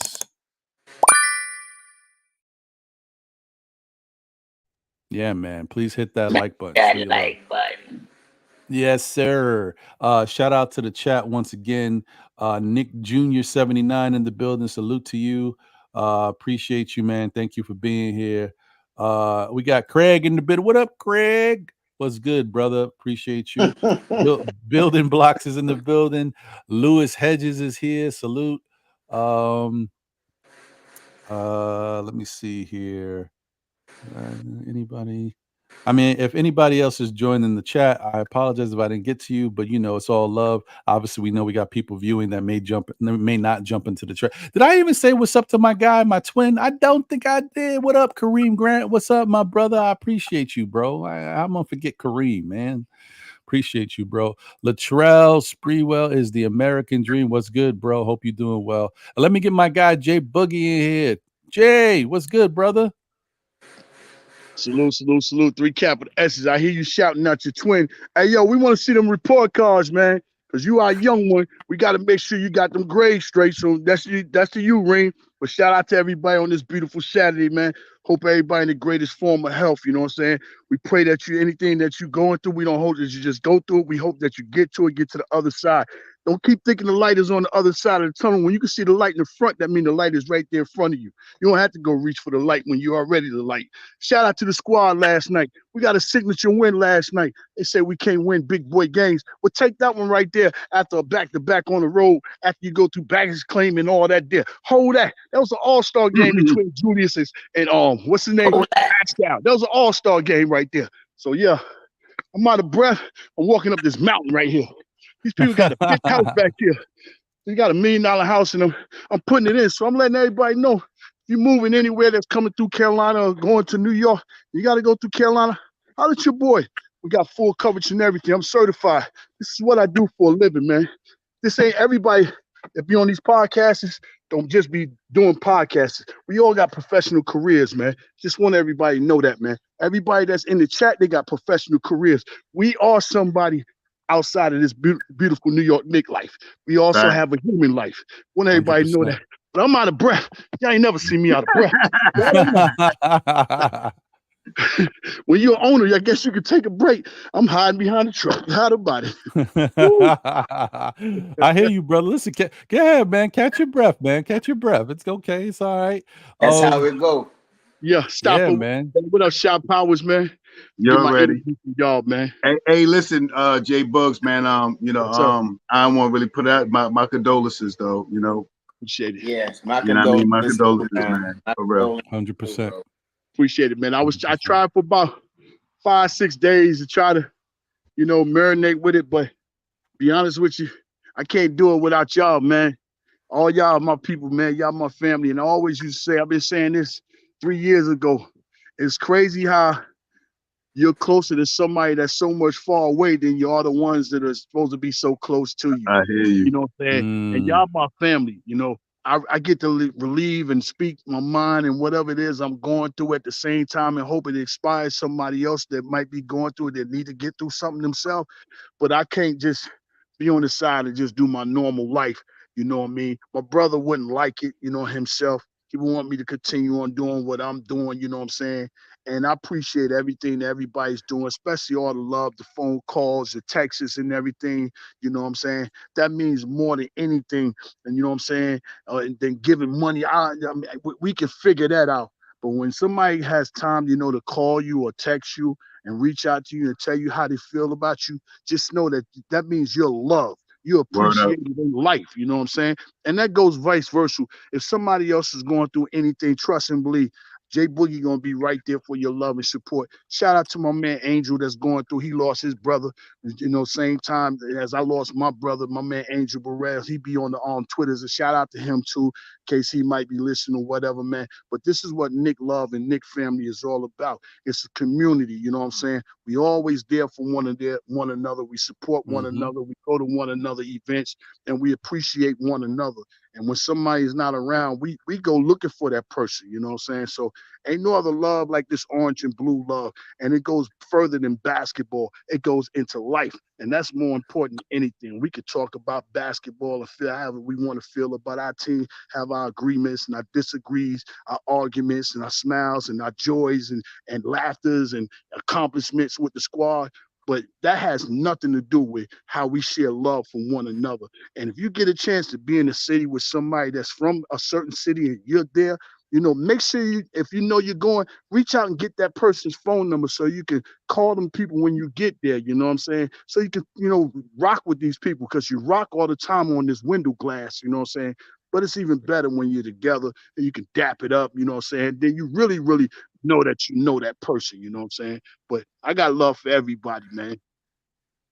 100%, brother, and everybody's got love for you. And let me tell you something. I don't even have to do this, but y'all know already, man. When Jay Boogie says what he says about how he'll be there for everybody else, he is a man of his word. That's who he is. He will call me when just to check on me, see how I'm doing.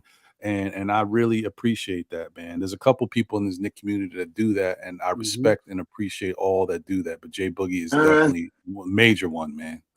Appreciate that, man. Everything. Yeah, brother. So, I mean, what's your thoughts, man? How you feeling about the Knicks versus these Bucks coming up? How you feel about that game? Day in the wait. This is it's time, you know what I'm saying, to go in there right now and show that, you know what I'm saying. See, for us to move forward, we're gonna have to go in somebody else's building and win.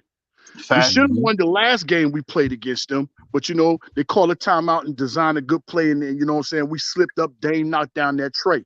But you know what I'm saying? But we wasn't fully healthy. Like Sha was saying, no, RJ wasn't there. But you're going to get to a championship, you're gonna have to win on somebody else's floor. They used to always say the series don't start until you win on somebody else's floor. Okay, we in your building, Milwaukee. So what? I don't care about Dame. I don't care about what he going through. I don't care about if his watch is fixed or broke. I don't care about Dame time or the time with Dame. None of that. I don't care about Greek. All I care about, if the Knicks do what they supposed to do as a team, then together, everybody always matter. We going inside that building, slap that deer down, tie him up, and put him over here on the side and walk away from there with a W. And let's wait for who playing with Indiana and Boston. But you got to win on somebody else's floor, man. I like the way what the squad is doing right now. Judy is getting back healthier. I like what Donte is doing. You know, Brunson, he doing what he doing. RJ doing what he doing. Shout out to Mitch, man. Shout out to Monster Marvin Webster, Mr. Windex Class, man, Mitch, man. Shout out to that man. You know what I'm saying? Breaking it down, calling out the defensive plays and having everybody's back and protecting that rim, cleaning that glass and everything. And shout out to him again for the love and the heart. See, that's what I'm talking about, the love and the heart that's up under this orange umbrella. You ain't going to find another team that's going to go do what Mitch did. Go call his old coach and tell him to come over here. You know what I'm saying? Your wife passed. My condolences to you. You going through what you going through. But guess what, coach? Because you was there so much in my life. How about if I be there for you in your life and come live with me? Come live with me, man. Take some pressure. You ain't gonna find no other organization in no sports that's gonna do that. That's unheard of. Shout That's out a to Mitch big for dog doing move. that, man. Big boy move, man. Big boy move. Mhm. Man. You Get feel that man a clap, man. Facts. me? Big boy move. 100%, brother. 100%. Yeah. Jay Boogie took the words out of my mouth. I was going to talk about it. I mean, it is what it is. Yeah, man. Listen, man. Mitch is. You know what?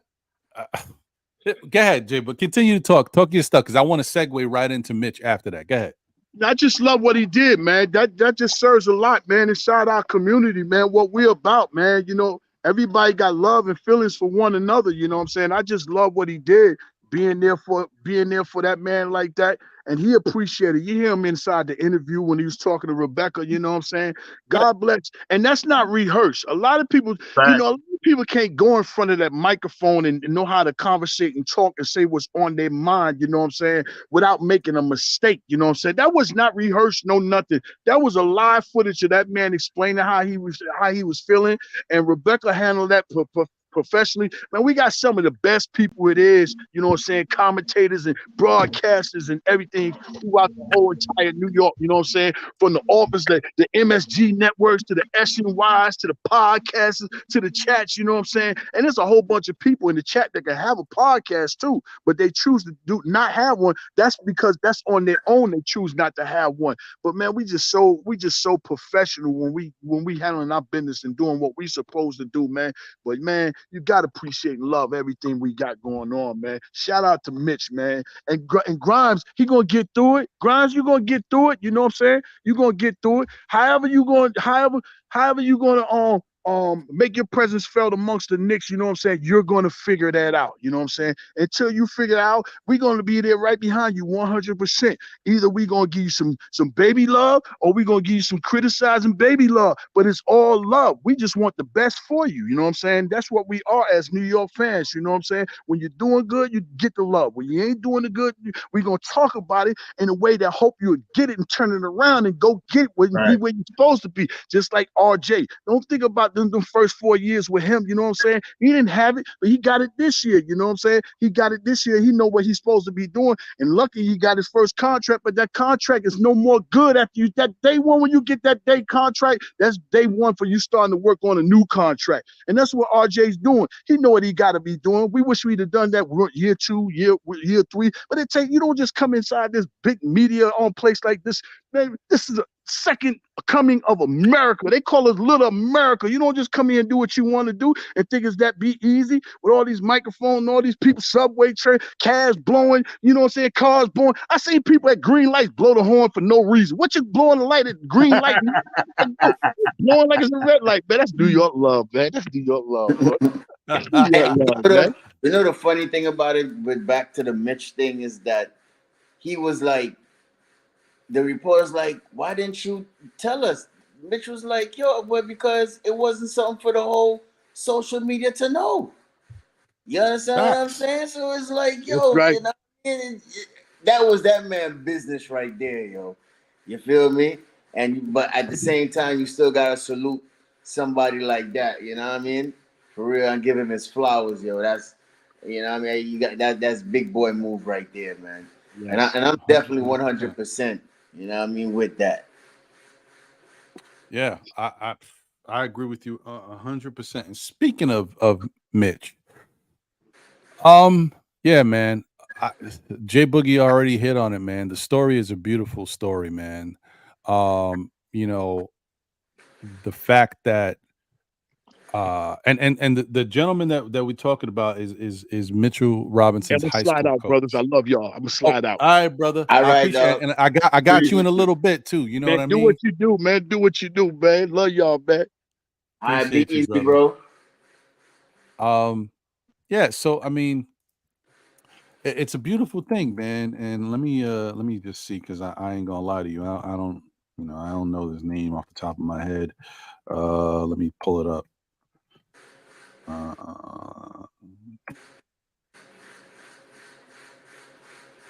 What is his name? Wait. Butch Stockton. Okay, so Mitch Robinson's high school coach is Mr. Butch Stockton. Unfortunately, he lost his wife, Dawn Stockton. And as you guys, know that, I mean, this was Chalmette High School in Louisiana is the high school that we're talking about, where Mitch went. And, as Jay Boogie was talking about throughout this whole thing, man, Butch has love for people in his life, love for his old high school coach. And when he found out that, because, that they gave him an extended family, something that he needed in the time of his growth and growing up with everything he's been through, and he really respected his coach and his coach's wife. And so when he found out that his coach's wife was sick, like, he went to her bedside and stood with her in the hospital each day as she was passing away. So, which is incredible to hear that about Mitch. And then obviously, as Jay Boogie was saying, unfortunately, his wife eventually wound up passing away. And he told the coach, listen, I'm here in New York. While I'm here in New York, why don't you come stay with me? And he's been living with Mitch this whole season so far. So, I mean, it's an incredible story, man. He's taking him out to dinner. Mitch had put up. See, and the thing is, Mitch did this stuff and he didn't tell nobody nothing. Like, there's video of him taking the coach out to eat, stuff like that. Mitch didn't tell nobody what he was doing or why he's doing this stuff. I mean, eventually we found out the story, I guess, because somebody must have asked the coach or something, and then they found out, and now they wanted to interview the coach to get more about it. But Mitch is not the one volunteering this information, which is like, it shows who he is. Exactly. It shows who he is, man. And I just wanted to say, so, if it was up to me, and I don't know, maybe I can still do it. Sometimes I want to do something like a little special, a little extra when it comes to this YouTube thing, and do different things and some passion pieces and stuff like that, like they like to call it. But YouTube be censoring and knocking us down when we try to do things. They don't even let us like be as creative as we want to be. I wanted to put together a video of Mitch, like from when he started coming into the league with the Knicks, everything that's kind of gone on in his life to where he is now, to show the progression of him as a basketball player. Yeah, of course, he's not 100%, a fully perfect product. No one is, but he's still growing. He's still getting better. He's showing you some new things this year, and you got to appreciate it. He's a big reason why the Knicks team is the Knicks team. The other thing is Mitch as a person, like, he's even grown as a person. Like, when Mitch came into this league, you guys remember how, first off, he couldn't speak well. Right? He couldn't speak well. He was super awkward in interviews. They had to get him a vocal coach. They had to get him a media training coach because he was so awkward. And they worked with him and worked with him and worked with him, right? To the point where a couple years ago, was it 2 years ago? Remember the Knicks had that special thing, that Mitch segment where Mitch would be interviewing the players, they'd be clowning around, dude. That's how comfortable they got Mitch. Mitch block. Yeah. They got him so comfortable that he felt, okay, now I can even, not only can I talk better and feel more comfortable, I can start hosting my own little segment here. That's what the Knicks did for him, and he benefited from it. And look at him now. Look at how he carries his interviews now. Now, sometimes he might say a little extra that he needs to say, but that's not as far as, that's just him saying, I want to say this.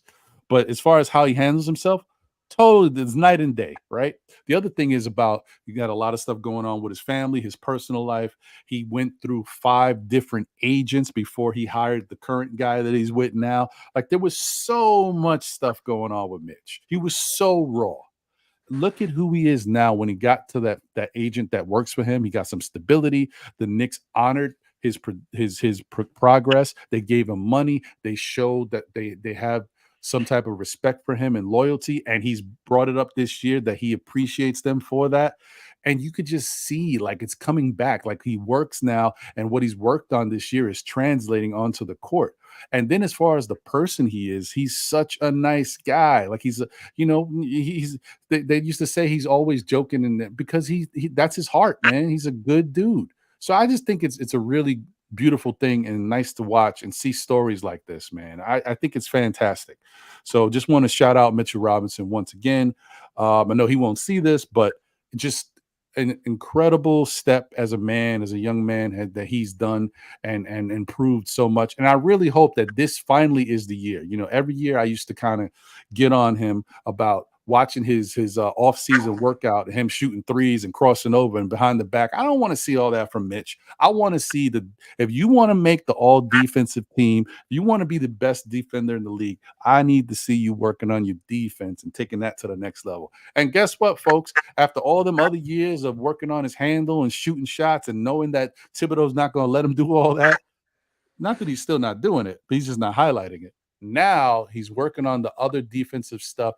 Mitch is out here. He's starting to get his block game going a little bit again, which, you know, it is what it is. But most importantly, he's deterring shots in the paint. He's getting steals. I've never seen Mitch get this many steals in his career. 1.5. You know what I'm saying? You know what I'm saying, Staffer? Like, it's a beautiful thing. So shout out to Mitchell Robinson. Even Eru, who he feels a certain way about Mitch. Even he this year is understanding that Mitchell Robinson looks different. And he's got to respect. Really? So, yes. Oh, yes, really? Yes. Yes. Oh, this is. Oh my goodness. Yes. Yes, folks. Yes. Yes. Diehard Knicks. Eru in the building. He even has understood that Mitch is looking different out there. Okay. All right. Let's go. I have to give him a round of applause for that. Yes. I keep on telling him, put some respect on my boy name, man. Yeah, man. It's a beautiful thing. It's a beautiful thing, man. So shout out to Mitchell Robinson. Hopefully he continues to grow and continues to do what he does do, because he's listen, let me tell you something, guys. We don't talk about it because these little things don't seem as big because we're used to them and it just happens. If Mitchell Robinson ain't on this team, this Knicks team is in trouble. Let me tell you something right now. Y'all don't realize them extra rebounds and that defense that he does provide. We got some issues. Yeah, so just throwing that out there. No, but anyway, the funny thing about it is, too, when he goes on the bench, we got another dude that also leads in offensive rebounds, too. Isn't that great? Yo, you got to give him props, too, bro. Fantastic. Cause he was bullying guys last night too. Yeah, I mean between the two guys, we're looking at almost 12 points a game and almost 18 to 20 rebounds a game between the two guys. That's phenomenal. You know what I mean? That's a two-headed juggernaut right there. You know what I mean? When one guy comes in, the other guy comes in with a little bit better footwork per se, and will take it to the basket, but he still gets rebounds and he's gritty. Hartenstein, he is a gritty guy, man. He ain't scared to get dunked on. He ain't scared to jump against, and he will give you a good foul too if you come across the lane in in an inauspicious way. He will definitely give you that forearm to them rib cages. He's a good guy to make you not want to drive that basketball into the hole. So we got a good Mitch. That big up to Mitch. We all said it about him doing that to his coach. His coach is walking down the street from the scenario they were talking about. He was walking down the street, he seen Mitch. He was a big guy. He said, "Hey, come try out and play some basketball." And you know, he took Mitch on his wing, and here we go. And this is exactly what happens. You know, he remembers what this guy did for him, and he's reciprocating, and he has love for this guy. You know, I mean, this is a part of how Mitch has made it to the NBA because of this guy right here, seeing him on the street and saying, "Let's go play some basketball." So that's kudos to Mitch, and man, for you know what I mean. Well, I can't say kudos. I'm not gonna say anything because Mitch has love for the guy. So you know, that's just love right there. You know, and but we do have a stupendous two-headed monster with Mitchell Robinson and Hartenstein, and I'm liking to see what we're doing this year. I mean, knock on wood, let's stay healthy, both of these guys. Right now, Mitch is averaging 10.7 rebounds, and that's 9th in the NBA. Tied for 9th with him and Evan Mobley. Right? And let me see. And as far as steals, because somebody else talking about steals, Mitch is... Where is that? Because I know he was here the other day. He's averaging 1.5. There we go. 14th. Top 15. That's great, man. That is great. From your center. Very from nice. Your big man. That's Very amazing. nice. And then in blocks, let me see. I know he's 1.5, It was two. I think it was 2.3, 1.4, 2 point something in block. 1.4, something like. He's 18th. Mm-hmm. So top 20 in blocks. He's 18th. So kudos to Mitch, man. And the contract that he has is very friendly. So Yeah. Yep. Nah, man. Listen. and let me just say this for all the people who was talking about Duran, okay, and Mr. Mark Williams from Charlotte. Yo, Mitch ate those boys up like, yo, come on, man. Stop playing with me, man. Stop playing with me. Stop I playing mean, with me. listen. It's fair. I will say those guys do look good in their rookie seasons, right? But there there's certain things you got to take away from everybody's game. And Mitch was very raw in his rookie campaign, but he had some special moments too. Let's not No, but let like hear what I'm saying though. But you see, for the first 6 games of Detroit, you should have heard the hoopla. oh yeah. Oh, I he's know. averaging that. Was that I'm talking about for that particular moment right there when everybody was talking about, oh, we should have got him, we shouldn't have traded him. He's boiled down now. Yeah. You understand So what I'm saying? And those were the times we wanted to sign Mitch, I think, at the time. You know, right. so I'm just, And shout out to Craig.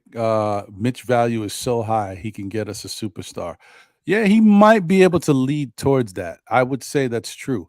But I'm gonna tell you guys something that I mean, listen, I mean, this is the problem. You got to realize it's not just about what you think might make the team better, but it's also about who your coach is and what your coach is trying to do. The Knicks defense is predicated on Mitchell Robinson. Facts. The way they play defense is they do give up that 3-point shot because they take away the mid range and they take away the inside. That's the plan. So if you get rid of Mitchell Robinson, let me tell you something. That person that you got in that paint better be able to lock it down, because if not, you're gonna be like, what happened to the Knicks defense? And let me just say one thing. I was listening to the Toronto not broadcast, but one of their podcasts last night when they lost. You know what's their problem? As they were saying, they don't have no big guys to protect the rim. You know who they was all salivating over? Mitchell Robinson. They was like, yo, Toronto don't have no big guys like that. They can't come into no paint like that. You know what I'm saying? Right. Yo, right. I'm telling you. Yeah, Mitchell Robinson may have 1.5 blocks a game, but he almost blocked about 8 shots a night, man. He makes it hard for a defense to want to drive down the hole. And sometimes he's misplaced on defense because he's helping out where his man can come behind and get the easy score like Purdue did a little bit last night. But Mitch is he's very active this year. He's very attuned to what's going on around him. And like you said earlier, Ron, he's shouting out defensive plays. He's letting people know where people are moving to. You see him doing the hand motions, the hand gestures, and all this other stuff. He's a different player than he's been in the last couple of years that I've seen. Yeah, he's learned a lot, man. He's learned a lot. He's learned how to be an NBA player, and he's learned how to be a good defensive player. Like I get, once again, I'm just gonna say, like, he's worked on stuff, he's gained experience, and he just understands the game a lot better. Like, it's slowed down for him, and that's kind of one of those. This is a tribute to the Knicks development. Oh, there I said it. I know, guys. I gotta do it. You got to give the Knicks credit for developing Mitch to at this point. Now, sometimes it takes longer. I said before, I don't know. I'm not in the Knicks organization. I don't know what they're developing. I don't know what they're doing, what they're telling these players to work on. But I do know it's changed. Each year, you assess how a player plays, and also the style of play you're trying to play out there, and what you tell the assignments for the players to work on in the offseason, and what coaching and trainers you put with them. It changes, right? Could see I the feel growth. what were you gonna say, Staffer? No, I say you could see the growth. Yeah, and I feel like this past offseason, the Knicks did something a little different with certain players. I think Mitch was one of them. I think Mitch said, "Listen, I've worked on this other stuff each year. I'm getting a little better at that stuff, but I'm still not able to display it or use it. What else can I do to help my team? What else can I work on? You already know the guy knows how to rebound. Fine. Maybe he continue to work on his footwork, see if he can get a little quicker on certain things so he can get the spots quicker. Fine. But how can I start getting my hands in the passing lanes? Mitch was never poking at the ball like he's doing this year. Now all of a sudden, but he's doing it and doing it effective. It's not like this is what I'm trying to say, guys. I know I'm making a big deal about it because it is a big deal because it's not just automatic. You Right. can't just a big man and let's keep call a spade a spade. Mitch has gotten a little clumsier with his hands over the years. He was never this bad. It used to be Nerlens Noel and Mitch, you know, we'd be like, okay, Mitch may be not the perfect, but his hands were better. Over the years, Mitch's hands, when you throw him the ball sometimes, is a little bit more clumsy. But so a guy like that, a guy who was in foul trouble a lot of his career, you mean to tell me that all of a sudden this year he's able to poke the ball out of people's hands and he's not getting into foul trouble? That's not just by happenstance. That's because he works at it. You got to practice. Okay, how do I get the steal without fouling the guy? So this is what I'm saying. He's worked on things. It's you got to give him credit. Hey man, salute Mitch once again, bro. I can't say it enough. Yeah. Am I bugging out? Mitch hasn't fouled out of the game this season yet, No. right? No, right? I thought it was one, but I don't know if it was a regular season game or if it was a preseason game. I think it was one. You know what? As you say that, I think it's 1 2 and I think it's one. I think they may be one game, but he has been playing phenomenal basketball, man. He stays on the court and he makes the defense really help. And the way the Knicks switch to accommodate him, they always lead the offensive player towards Mitch way. And I mean, so it makes a lot of times you see the opposing team always shooting jump shots or shooting shorter jump shots. Or they don't drive it all the way to the hole.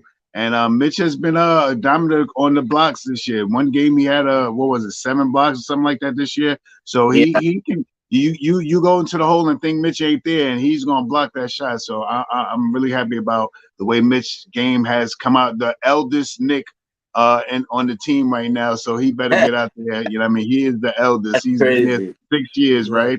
So he's the one that's been developed the most, and he's the anchor of what our defense is. Right, 100%. And shout out to Craig once again. Listen, so he said, so if we could get D Booker, but they wanted Mitch in the deal, you're not pulling the trigger. Let me say this. If somehow there's a chance for the New York Knicks to get Devin Booker and Mitch is like a big piece in the trade, right? And we're not giving up so much that our whole team is like trash now. If we could do that, would I pull the trigger? Yes. But would I go with this team like it is? No. I'm going to go out and try to get myself a big man somewhere who plays defense. He may not be the offensive rebounder that Mitch is, but I got to get somebody that plays defense. If I got to go get Daniel Gafford, or I need to go get somebody. You ain't going to win. Let me tell you something. With Tom Thibodeau's defensive scheme and this team, if you don't get somebody to replace Mitch in that paint, you are not going to win, because every night, all we're going to say is, damn, the Knicks are getting killed on in the inside. The Knicks are closing out on the 3. Guys are driving past the Knicks. They're getting into the paint and they're scoring at will. That's what you're going to say every night, because we already know Julius Randle can be a good defender, but sometimes the effort may not be there. Maybe he's focusing on something else that night. So you can't just expect him to pick up for guys going in the paint and locking. He's not that type of defender anyway. Like, he kind of roams around how he plays defense, and he don't like clog the middle and stop he's not the paint protection. So you're going to have to go out there and so you telling me I can go get Devin Booker and then go figure out a way to bring in a guy like Daniel Gafford or somebody like that to help? Then yeah, 100%. I'm doing it. But just understand, it's not one trade. It would have to be 2 trades, because I got to go get a rim protector. This Knick team will be trash if they don't get they won't stop anybody on defense. They'll get cooked. They'll score, but they just won't stop anybody. You got to get somebody. But Craig, I'm not passing up Devin Booker. I'm just telling you right now. So don't worry about that. I agree totally. Yeah. So, but yeah, of course, that's the number one. Like, I think Mitchell Robinson is quiet as kept. I know the Knicks fans and fans in general like to have a stretch big. It doesn't have to be Mitch. It could be somebody else that you sacrifice to get yourself that stretch big in some form. It could be a backup power forward that comes in and spells Julius Randle that has good size and can stretch the floor. It could, you just figure out a way to kind of improve the team some way.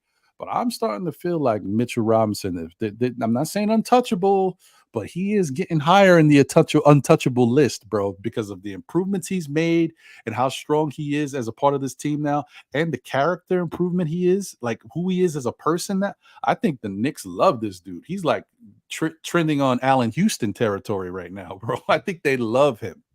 So I don't know, man. Who is that you talking about? Mitch. Mitch? Oh, okay. Yeah, I think the Knicks love Mitch now. Like, and remember it wasn't always peaches and cream before Mitch got his deal. There was a little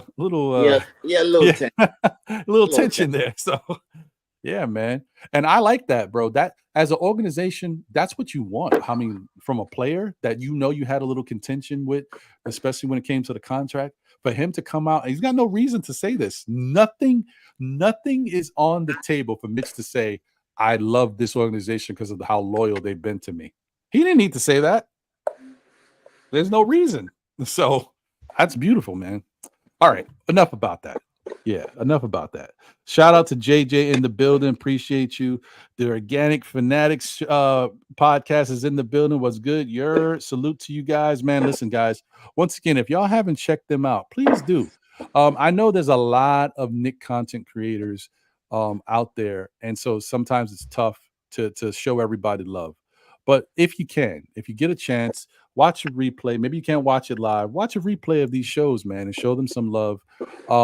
Like I said, everybody's got real life stuff, everything going on. Sometimes you just don't have enough time to watch all of these podcasts. I know there's guys that don't get to watch my show live, or even the SKF weekly show on Mondays with myself, John, and Jose. I get it, but if you could just try your best to support these shows and even watch a replay of a show here and there when you do have time, it's really appreciated. People love it and definitely are thankful for it. And Organic Fanatics is no different, man. They need to be shown some love as well to their content and what they got going on. Salute to them. Salute to Nick Yak.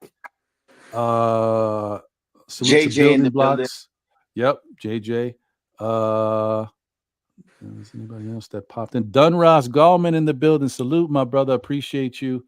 Let me see. Just checking real quick. We surveyed 100 people in the building. Salute to you. The Knicks will be 2026 champs. Salute to you. All right. So I appreciate y'all. I like that name. And once again, shout out to Parrish Duggar. Thank you for the generous super chat. He said Mitch is the second MVP. His defensive rebound and traffic. Yeah. I mean, everything Mitch has been doing has just been huge. A big part of everything. Shout out to my guy Castle King Rule in the building, one of the Organic Fanatics. On their show. Appreciate you, my brother. Thank you so much for rocking. All right. D Coolest in the building. Salute. What's good, my brother? Appreciate you. Big Lou in the building. What's up, Big Lou? I hope you're doing well. I hope your health is okay. Blessings to you and yours. Happy holidays. And it's good to see you in the chat, brother. Okay. All right. So we got a couple more topics to get to, and then we got a new new song, should I say, from our guy Jay Boogie. I think it already premiered on Blorange Tears. Freezy put it out, and I am going to play it for you guys today as well. Show some love for Jay Boogie. He's back in the studio. He's working.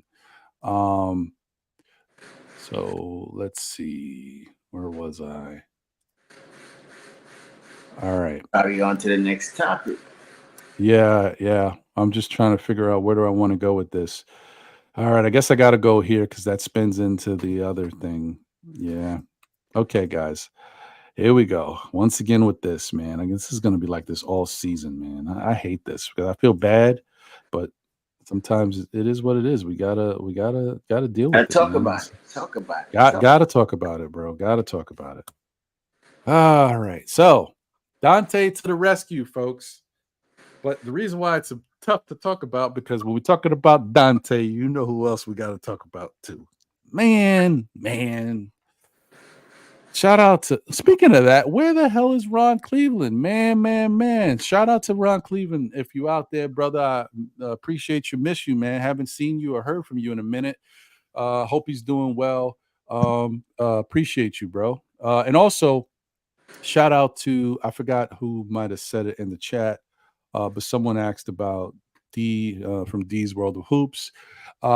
He is doing what he has to do and taking care of home and all his other stuff, personal business and all that good thing. He mentioned it. I think he dropped a video not too long, maybe a month ago or so, or maybe it was a little longer. He mentioned that he was, trying to take care of other stuff because, real life stuff happens, and that's really important for it right now. And when that stuff kind of gets to where it needs to be, he'll show the time and get back into the content creation. But right now he needs to take a pause and take a break. So shout out to D for those who might have been asking. Yeah, so Donte to the rescue, folks. Donte DiVincenzo.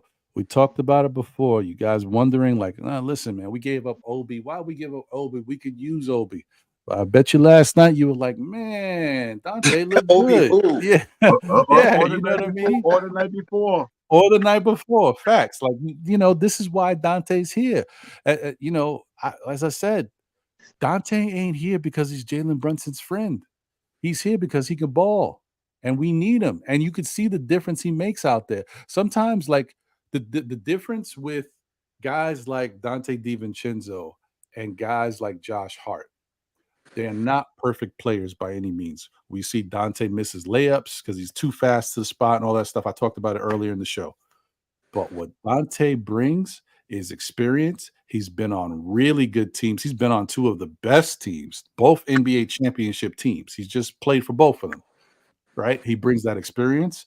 He's a professional player. He knows what it takes to get the job done, what a team needs. He may not be the one to carry everything out because he's not that guy on that team, but he knows what the team needs in order to be successful.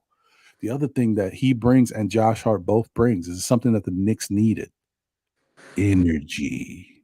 Yes, sir. Energy, guys. Energy, hustle.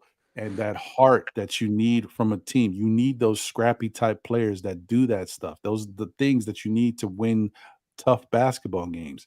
Josh Hart has that. It's the intangibles. That's the reason why we paid him money. Once again, I know it's a little too much, but we still had to pay the man, so we paid him. Donte DiVincenzo, we had to pay him and bring him in because we knew what he would be bringing, the energy. And, hey, he's a damn good three-point shooter. Haven't we noticed by now? Now that he's flowing, he's a damn good three-point shooter. And we needed that. So, yeah, man. If only he could finish around the rim, would be better. Oh, my God. If he was finishing a third, no, that's too many. If he was finishing like 3/4, I mean, that's too little, should I say. If he was finishing 3/4 of the layups he missed earlier in the season throughout some of these games, we'd be like, yo, this Donte DiVincenzo is cooking. That's still, you know what I'm saying? And you see, like, don't sleep on. We talked about it before too. Don't sleep on Dante's ups, bro. Yesterday, he grabbed a rebound over Julius. I'm just taking shots at somebody in the chat. Oh no, I know. I know where you're going, Steph. You guys love it. You guys, man. Okay. Let me see here. Hold on. I'm gonna get to you, Shaq, because I want to ask you about Donte, but let me see here. Parrish that says something. You were supposed to have Donte and Obi-Wan, not either or. You find a way to get rid of Fournier. Not gonna let that narrative get by. Obi is ahead of it. Yeah, I mean, Parrish, in a perfect world, that's the way you do it. But remember, nobody wanted Fournier. That's the problem. We got him, and we as Knicks fans, you can see that. I personally can see that there's certain teams that need Evan Fournier.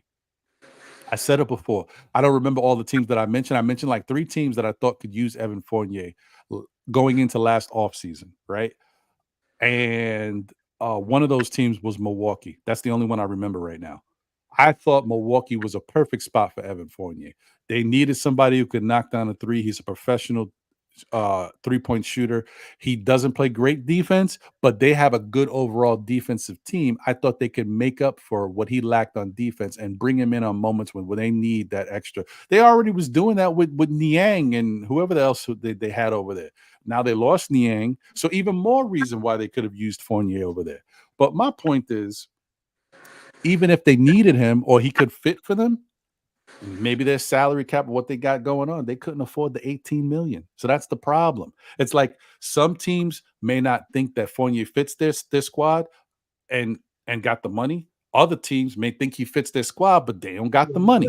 So that's why we stuck with Fournier. That's the whole thing. Of course, we would love to have gotten rid of Fournier and brought in Donte and kept Obi. But once again, this is the last time I'm going to say it because I don't want to keep beating it with a dead, that's whatever. I forgot the damn phrase now. Donte came here because of us being able to move Obi because this is how it worked out. But the bottom line is Obi is the reason why Obi's not here. Obi couldn't take it anymore, Parrish, and to the rest of the Knicks fans. Obi could not take it anymore, and he lost it. He lost his emotions, and he got too big with regards to, his words in Tom Thibodeau. And I said it before, Tom Thibodeau he's petty. You don't play around with him. He's been coaching in this league for many years, and he's a valued commodity in this league. Even if sometimes we're not happy with him, people do respect what he's done in this league. He's been under everybody and learned from the greats. When you go against Tom Thibodeau the way Obi did, right? The level of disrespect. We heard some of it because it was taped, it was recorded. But remember, that's what we heard. We don't know what we didn't hear, and we don't know how much of it was going on that Obi just got fed up and just started saying stuff all of a sudden. He basically packed his bags up out of here, guys. Obi's not gone because he has to back up Julius Randle and we just needed to get rid of him. No, he's gone because he didn't want to be here anymore by his actions. He's like, now I got to speak up. And once he spoke up, it was over. That's it. Tom Thibodeau took offense, and they figured out a way to get him up out of here. Because the other thing that I'm still going to tell you guys that we're not remembering, Quickly and Obi are on the same timetable. And I said to you before many times, when we're looking at who's going to stay here, at one point, there's going to have to be a decision made. Do we keep Quickly? Do we keep Obi? If you're looking at players who looks like they have gotten better as a New York Knick, I mean, more better, IQ or Obi? I would say IQ is developed better. He's a better defender. He's still an offensive type player, and he can still, the more he plays and the more you give him a role, he'll continue to excel. So if you have to pay somebody between those two guys, you're going to pay IQ over Obi because Obi's the backup to Julius, and Obi deserves to get paid too. So Obi was going to leave this team eventually, guys. I hate to say it, but he's just the type of player he is. He's a little, his ceiling is a little too much to be a backup, right? Now, he's still got to prove that, but just the fact of who he is and what he could do out there, he's a little bit more than a backup. And so, therefore, he's going to have to get paid a little bit more than a backup. And the Knicks ain't going to do that. You ain't going to pay all these other guys on the team at different positions, pay Julius Randle all this money, and pay his backup all that. You're just not going to do it. So Obi was going to go eventually. He just went sooner because he opened his mouth, and him and Thibodeau just couldn't get along anymore. So I'm sorry, Parrish. I know you liked Obi, and could we use Obi on this team right now? Yes. And if Obi hadn't said stuff and got recorded saying stuff about Tibbs, would he still be here? Probably he would. But that's what did it. That was the writing on the wall for him. They got him up out of it. It is what it is. It is what it is. That's what happened. That's what happened. It's what it is. Yeah, and I don't even want to do that, guys. I know we didn't. And it's no knock on you. Nick Yak. There's no knock on you. I know he had 24 minutes. He had 3 boards and 1 assist. There's no knock on you. I don't want to focus on Obi's stats and pinpoint like this is why we made the move. No, we made the move because him and Thibodeau couldn't get along anymore. That's it. If not, he would still be a Knick. That's it. And his minutes and what he's doing out there. Listen, Obi was just happy to get up out of there. But you know how it is with when you're in a situation where certain parts are good, but there's certain one thing that's making everything bad. Then you leave that situation, you go somewhere else. I'm not saying he don't like Indiana. Indiana ain't the Knicks. You know he loved it over here. He loved being in the Garden in his hometown. He's missing that right now. So it is what it is, man. All right, enough with the Obi stuff. Done. Peace. Thank you. I'm done. Okay. All right. So Donte to the rescue, brother. How do you feel about what we're finally starting to see him get more comfortable out here, Sha? What's your thoughts on Donte DiVincenzo? He's a great player, man. He's come from great farm systems, man. He's won a championship. He's a known veteran right now. He can knock down the 3-point shot, and he plays gritty defense. He goes through screens very well. You know what I mean? Causing offensive foul on opposing teams. Right now, I know the caveat to that is about people who want to put Donte in the starting lineup. Me, I would rather keep Grimes right now in the starting lineup just for the fit. It doesn't make a difference who starts the basketball game. It also makes a big difference who finishes. And in the last couple of games, you've been seeing Donte finishing a lot of these games. Grimes gives us what he needs to do. What as a Knicks fan, I hope that Grimes can aspire to what Donte is doing. Donte is fearless. He takes a 3-point shot with 2-3 guys jumping at him and still would take the shot. Grimes doesn't do that yet. He still has some his self issues. I don't know what to call it, but he hasn't had that dog to take those shots like that yet. You know what I mean? And you also have to take into consideration this is just the start of Quentin Grimes' third year in the league. This is just the 19th game of him being two-time starter at the 2 position. I mean, so he hasn't really filled in yet, and he tried a little bit better last night. But Donte is what we need, and everyone talks about the Obi thing and Donte. Right now, Donte grabs more rebounds, and he can score the basketball, and he gets into the passing lane, and he gets more steals than Obi ever did. That's true. I mean, listen, it's fair. It's fair. Look, it is what it is, guys. I just want everybody to understand, like, as fans, we just have to root for our team and everybody that's here, and former teammates, wish them the best, because it was whatever happened to that whole once a Knick, always a Knick thing. We used to live by that when it was convenient. Now, because we're looking at a team that might be missing a backup power forward that we could continue to have on the team, we're making a big deal. Once again, guys, Julius Randle is starting to play better basketball. He's been, he's had some moments where he's made a couple mistakes here and there, but for the most part, he's getting back to where he was slowly. You see it still progressing. And now he's actually looking like, because we got a little bit more fluidity and ball movement on the team overall. We've never seen the Knicks pass this much as a team ever. Right. Because of that, look at Julius every night flirting with triple doubles now. Like, this is good, man. This is a good thing. And I know that we could still use a little extra something, right, from the bigs, but we're getting by. We're 12-7. You know what I mean? We're talking about Mitch playing the best we've ever seen Mitch play. We're talking about Julius flirting with triple doubles more than we've ever seen him flirt with triple doubles. So there's something changing there. We're talking about Hartenstein continuing to play well this year, right? So there's good stuff that's happening here, and especially from the bigs. It's not like we're out here and we're stinking it up. They're playing good right now. They're playing better, and Julius is starting to come back into the Julius that we're used to, and maybe even better, because really Julius still hasn't taken off offensively yet, guys. He still hasn't had that 30-point game where we're like, oh, Julius was cooking. Still not there yet, but it's going to happen. I mean, he's been in the league and done it every year, so it's going to happen.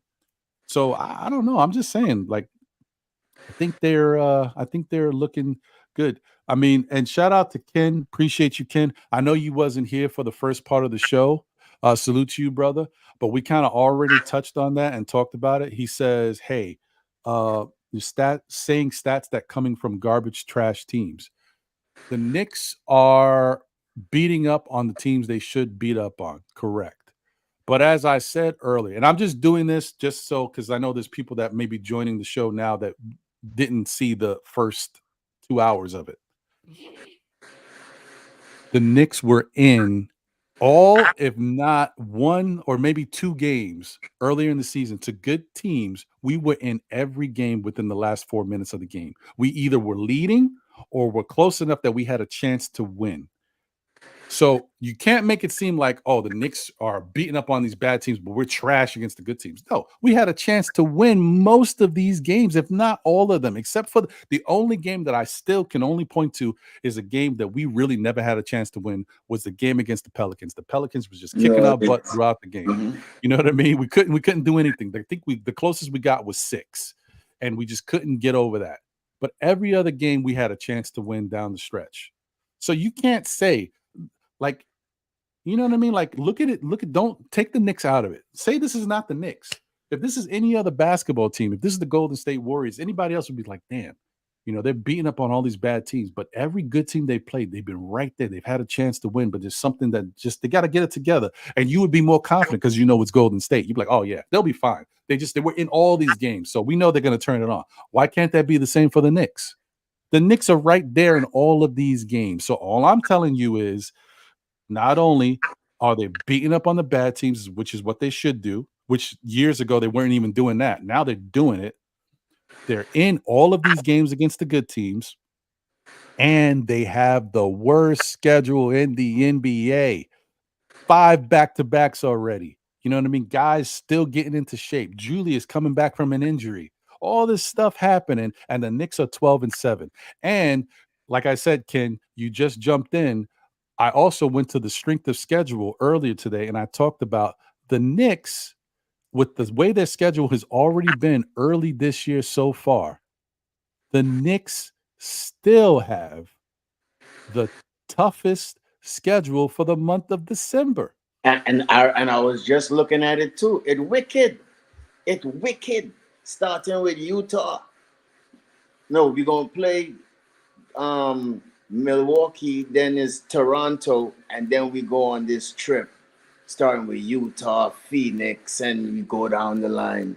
Yo, it's gonna be wicked. Look at this, guys. Look at this, Ken, and whoever else might have just joined. Look at, you already know, we've already talked about the Knicks have had one of the worst schedules in the NBA to this point, right? Look at their schedule for December. Look at the strength of schedule. Look at the opponent's win percentage, 57%. It's the most in the Eastern Conference. Look, they've got 3 back-to-backs. We just did 1. We've got 2 more left.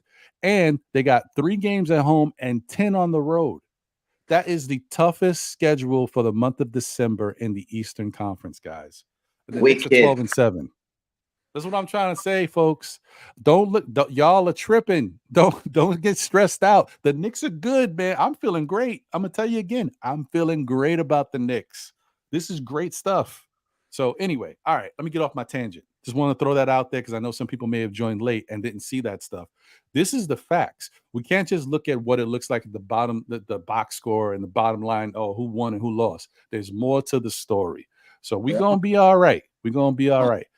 Sha, did you finish about Donte? I don't know. I don't know if I cut you. Okay, cool. Sha.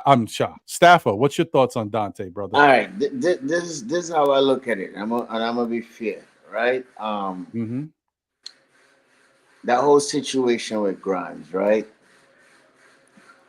Now, Donte, as you were just saying earlier, he brings experience. He could shoot the ball. He's 3, right? But right now, Grimes, he's not doing. That's what he's supposed to be doing in a starting unit, but he's not doing it as an offensive threat, right? You know, he's not connecting. But on the defensive end, you know what I mean? He's doing what he needs to do, right?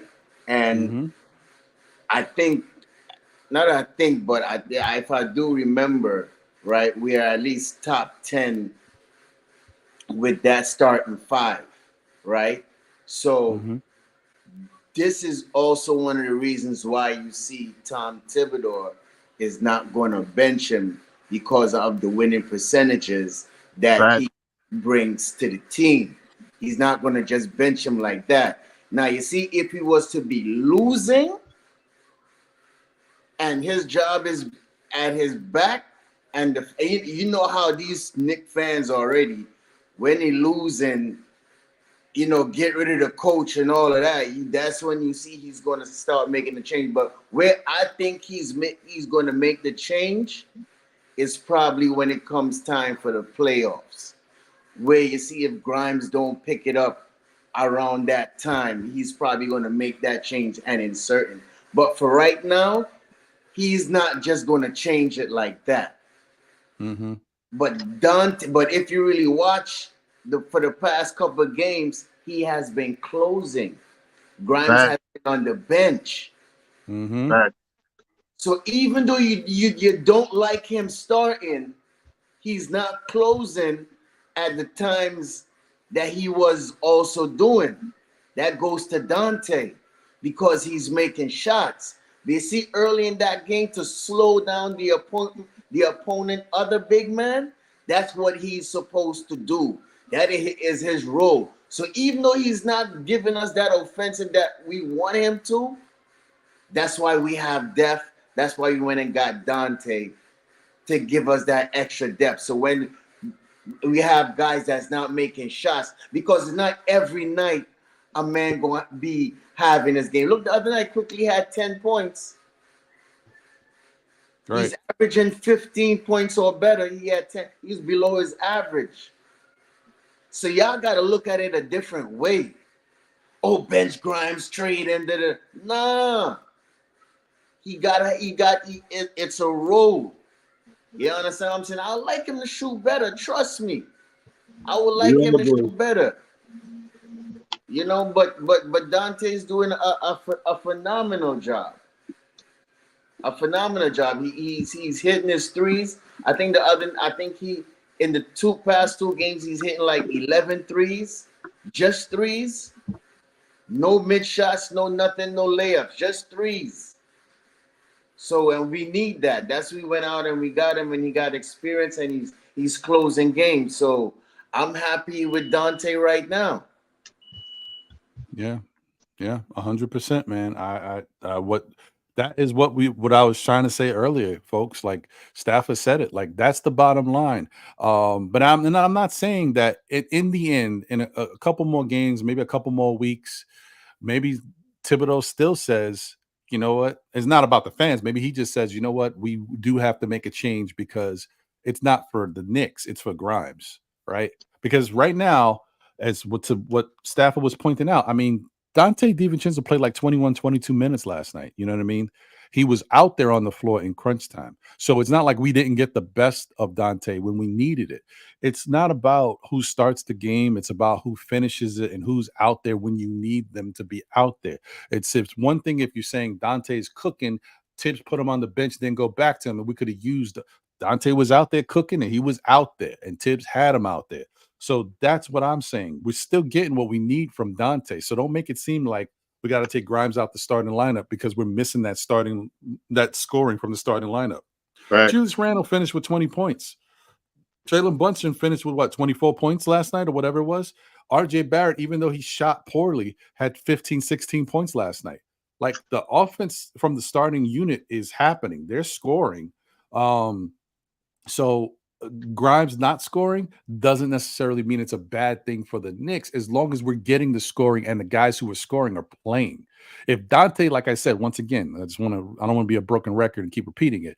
If Donte goes out there, plays 5 minutes, and he hits 2 threes and he looks like he's got it going, and you don't see him again, then you can say, oh, this is no good. To have Grimes playing 20-plus minutes and Dante's cooking, he's not out there. Donte played 20 minutes and gave us 21 points. Like, he's playing. We're getting it. We're getting what we need from him. So some might say somebody greedy out there might say, but we could get more. Calm down, greedy people. calm down, greedy people. You know what I mean? Yeah, man. But yeah. So right now, I could see Grimes going to the bench, but not necessarily to help the Knicks team. I could see, not right now, this minute. But maybe soon, but not to help the Knicks, to help Grimes. Because if Grimes is confidence continues to stay this way, it's already starting to affect his. Say it. Damn it. It's already starting to affect his defense, guys. I'm sorry. I don't want to say that, man. I don't want to take away what Grimes is good at, but confidence affects everything out there on the court for you. Everything. You know what I mean? And he's getting cooked a little bit here and there. Stuff is happening. So we just Thibodeau might need to build up Grimes' confidence. And you know what he might even really consider doing? Not now, not against Milwaukee. But if there's another team, like a Detroit type team that comes up, that you might need to sit Grimes a game. One game. Just to look at the team without him out there.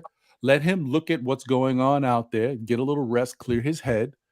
And the coaching staff, while they're watching the game, talking to Grimes here and there. Yeah, man, see what, we could use you right here tonight. We could have, this is what you could do. You could, talk, be constructive, like do something, benefit him. I hate this Knicks team sometimes because I don't see enough teaching of the young people when the game is happening. The only person who speaks up is freaking Johnny Bryant. Can I see some of these other 12 coaches you got sitting back there talk to the players on the bench? We probably don't. We're probably not privileged to see that. I can see when the camera's panning over. But let me ask you this, right? What would you say when you have people saying Donte and the rest of the team are only shining against teams below 500? Good.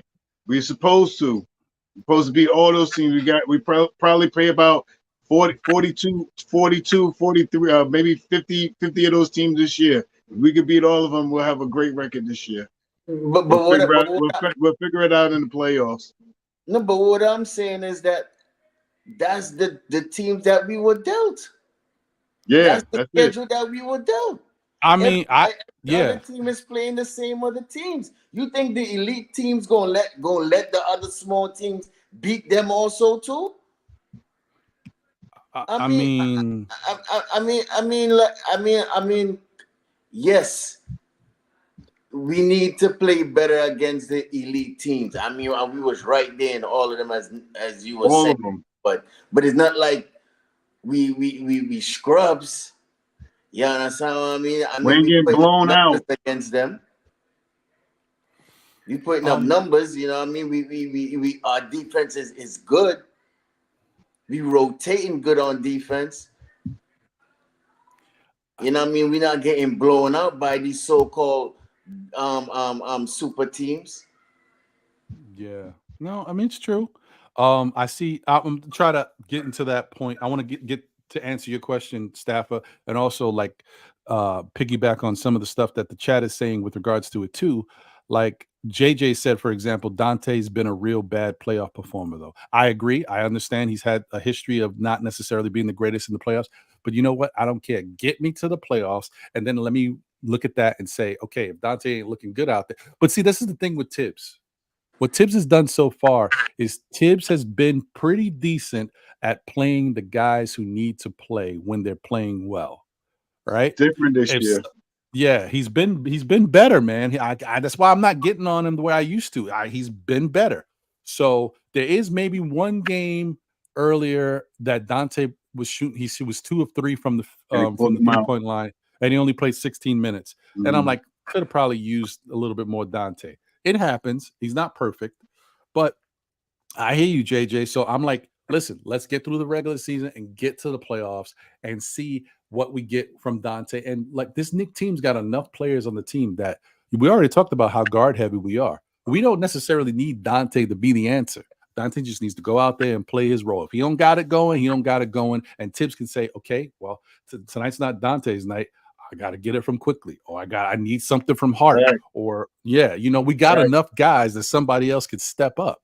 So that's one.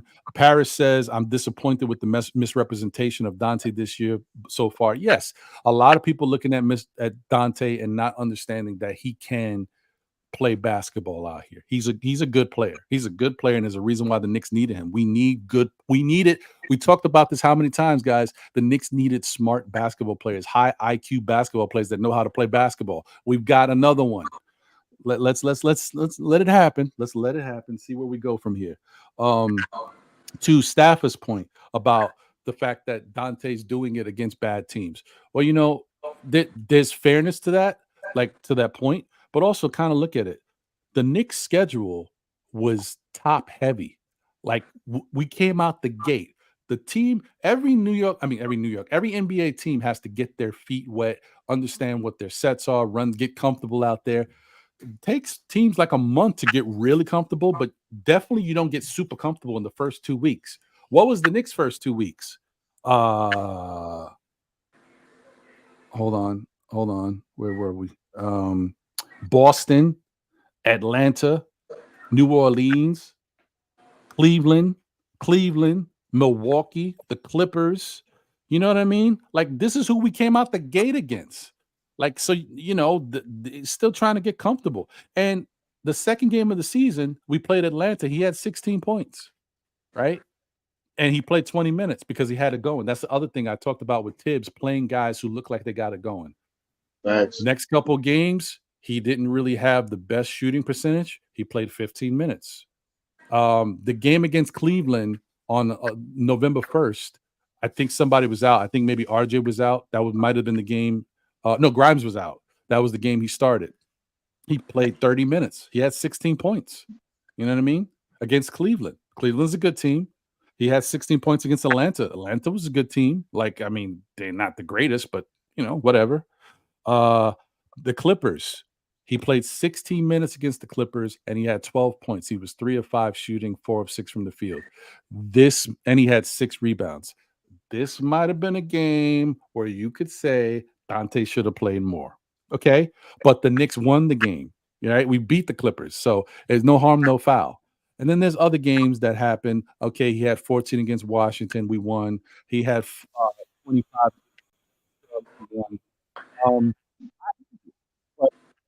We're talking about good teams and stuff. Toronto is not a bad team. We beat them yesterday. He had 21 points. And that was our nemesis. That's one of the teams that we say we always have trouble because of their length. Always. And now that we beat them, they are 500 team. They no good now, right? And we still, sometimes I just have to scratch my head sometimes, Ron, because I don't get it, you know. I hear you. Shout out to Hinton Murphy. Thank you for the generous super chat, my brother. You know, always appreciate it. Listen, man, I love seeing you in the chat, brother.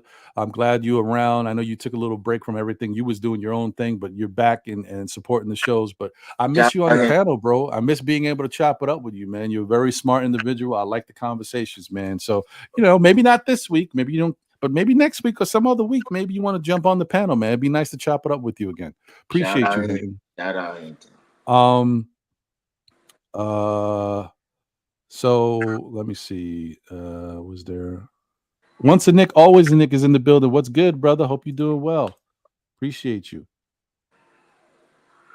I hear you, Big Lou. But let me tell you, man, just game to game, you can see that Tibbs has come a long way, brother. I'm not gonna lie to you. I ain't gonna lie to you and tell you I ain't shooting him no bail if you don't deserve it. Tibbs has looked a lot better than he's looked in the past. Now he's not perfect because sometimes I still when I'm really gonna judge Tibbs, playoffs. Because playoff Tibbs gets crazy, man. His hand starts shaking. He gets a little jittery. When you gotta see. Yeah, man. But thank you. Next couple of years is big for him too, man. And I mean, trust me, it's big for him. These next couple of years. This year's big for him. This is the go ahead. My fault, Shaw. But if I'm not mistaken, guys, I think this is the last year of his current contract. No, he has one more. One more. He's got one more. I think it's cool. All right, cool. That's why I said two. This one and next year is very big for him. This is his fourth, right? Yeah, this is fourth. Right, because that first year Fizdale was. It was Fizdale. I know you want to get rid of him too, Ron, but No, not yet. Not yet. I'm just gonna say this about Tibbs this year. He still has a lot of his same substitutions. The Julius Randle plays the whole first quarter. RJ Barrett comes out 6-7 minutes into the first half, and he comes back in at the start of the second quarter or at the end of the quarter when Randle comes out, 1 minute left or something like that. He still has some of the same substitutions, but some of the things that he has put out on the court this year. The Villanova connection. You The seen 3 guard lineup, yeah, the the 4 guard right, lineup. you know, Yeah. all of these things that he's changed up a little bit, not a lot, but enough to notice. You know what I mean? He still has some of the same, but he has let players that are hot play a little longer, i.e. what he has done with DiVincenzo right now. He sees that he's hot, he's starting to hit shots. I'm going to let him rock a little bit longer. You know what I mean? His defense is well enough that he can stay in a little longer for Grimes. And maybe he can hit a couple more shots for you. So he's implemented Randle with Josh Hart playing on the court together. You know what I mean? Small forward, power forward position. You know what I mean? He is you know, the evolution of the second unit, how he substitutes those second unit guys in for the starting unit and stuff like that. You know what I mean? Some things are still the same. And you can almost bite down on Julius Randle playing about 11 minutes in the first quarter, RJ Barrett going out about 6-7 minutes into the first quarter. Those things are somewhat same every game, almost every game you see that. But he has changed up a little bit, man. And these guys are not playing heavy minutes. That's another thing that he has. Last year, Julius was 37 minutes. RJ was 35 minutes. Brunson, 30-some minutes. He has shut down a little bit more minutes from our starting unit and giving it to the second unit. Like these guys are playing 22 minutes now, Trust. 24. You know what I mean? So he has mixed it up a little bit, and so far so good. Mm-hmm. But you see that same point, that last point right there. You know why is that? Because he has that guys he could trust. Facts. That's his Lead, players, that he the could guys that lead he can in trust. there Yep. at certain times. You know what I mean? So the guys could get rest. You understand what I mean? That's why you see he sticks with a 9-man rotation. Because he know the guys that he wants to play and he wants to put in that particular game. And depth is very important. You understand what I'm saying? So, you know, kudos to Tibbs, man. People might even want to give him his credit, but This year, you know, three out of the years that to the playoffs that, you know what I mean? So I think it's a good thing, man. Agreed. Yeah, I'm with you on that. I gotta give him, you know, as much as we want to criticize him when he's doing something the right way, we gotta acknowledge him, man. We gotta show him a little love because he deserves it. We you know, we gotta be real. Like, you know, it is what it is. Yeah, man. So shout out to Tibbs. Hopefully he continues to grow and learn and put this Knick team in the best possible position to succeed. But yeah, there's some good stuff happening with regards to that, and I'm definitely happy for where we are right now. I just think, as Knick fans, we just got to keep looking at the team and understanding that we good money, man. We good money, and we haven't looked great. But imagine that. How and just think about this right now, Knick fans. Think about it right now. The Knicks are 12-7, right? 19 games. What Knick game have you said that you've seen this year where the Knicks looked great from top to bottom for the whole game? You can't say it yet. What Knick game have you saying that like this is the best I've seen the Knicks look all year, where I can say, you know what, everything worked. This, you know, and we've seen it in the past, maybe not this year so far, but we haven't seen it. So I just feel good about it, man. With all of the stuff we've talked about with the schedule, all that stuff, to be 12-7 right now, with all of this stuff happening, with Julius, you know, going through those early games, with RJ coming out the gate blazing, but then getting hurt. And now RJ is coming back after being out again, and now he hasn't looked the same, like he can't find it. Yeah, the Grimes has lost his confidence. You're getting nothing from him offensively, really. There's the Knicks are 12-7 throughout all of this. And guess what, think Ron? about that. And guess what, Ron? Everything is basketball related. We have no outside drama. It's a beautiful thing. It's a beautiful thing. What a man. thing. It's a beautiful thing. Because, you know, back then, the Knicks was always surrounded with drama. 100%. You know? So 100%. Shout out to Freeze. Yeah, look at Staff. You can see Staff as a content creator, right? You shout out to my shout dog. out to Uncle Freezy, Blorange Tears. What's good, brother? Shout out to Long Island Sound in the building. Salute to you. Was there anybody else that I might have missed? I don't know. If I did miss you once again, shout out to you guys. But since I'm here, David Smith. oh yeah, I think I got David Smith. But once again, shout out to David Smith. You know what? But while I'm here, guys, we got 76 people watching. Those may have already done it. If you haven't done so, please hit that.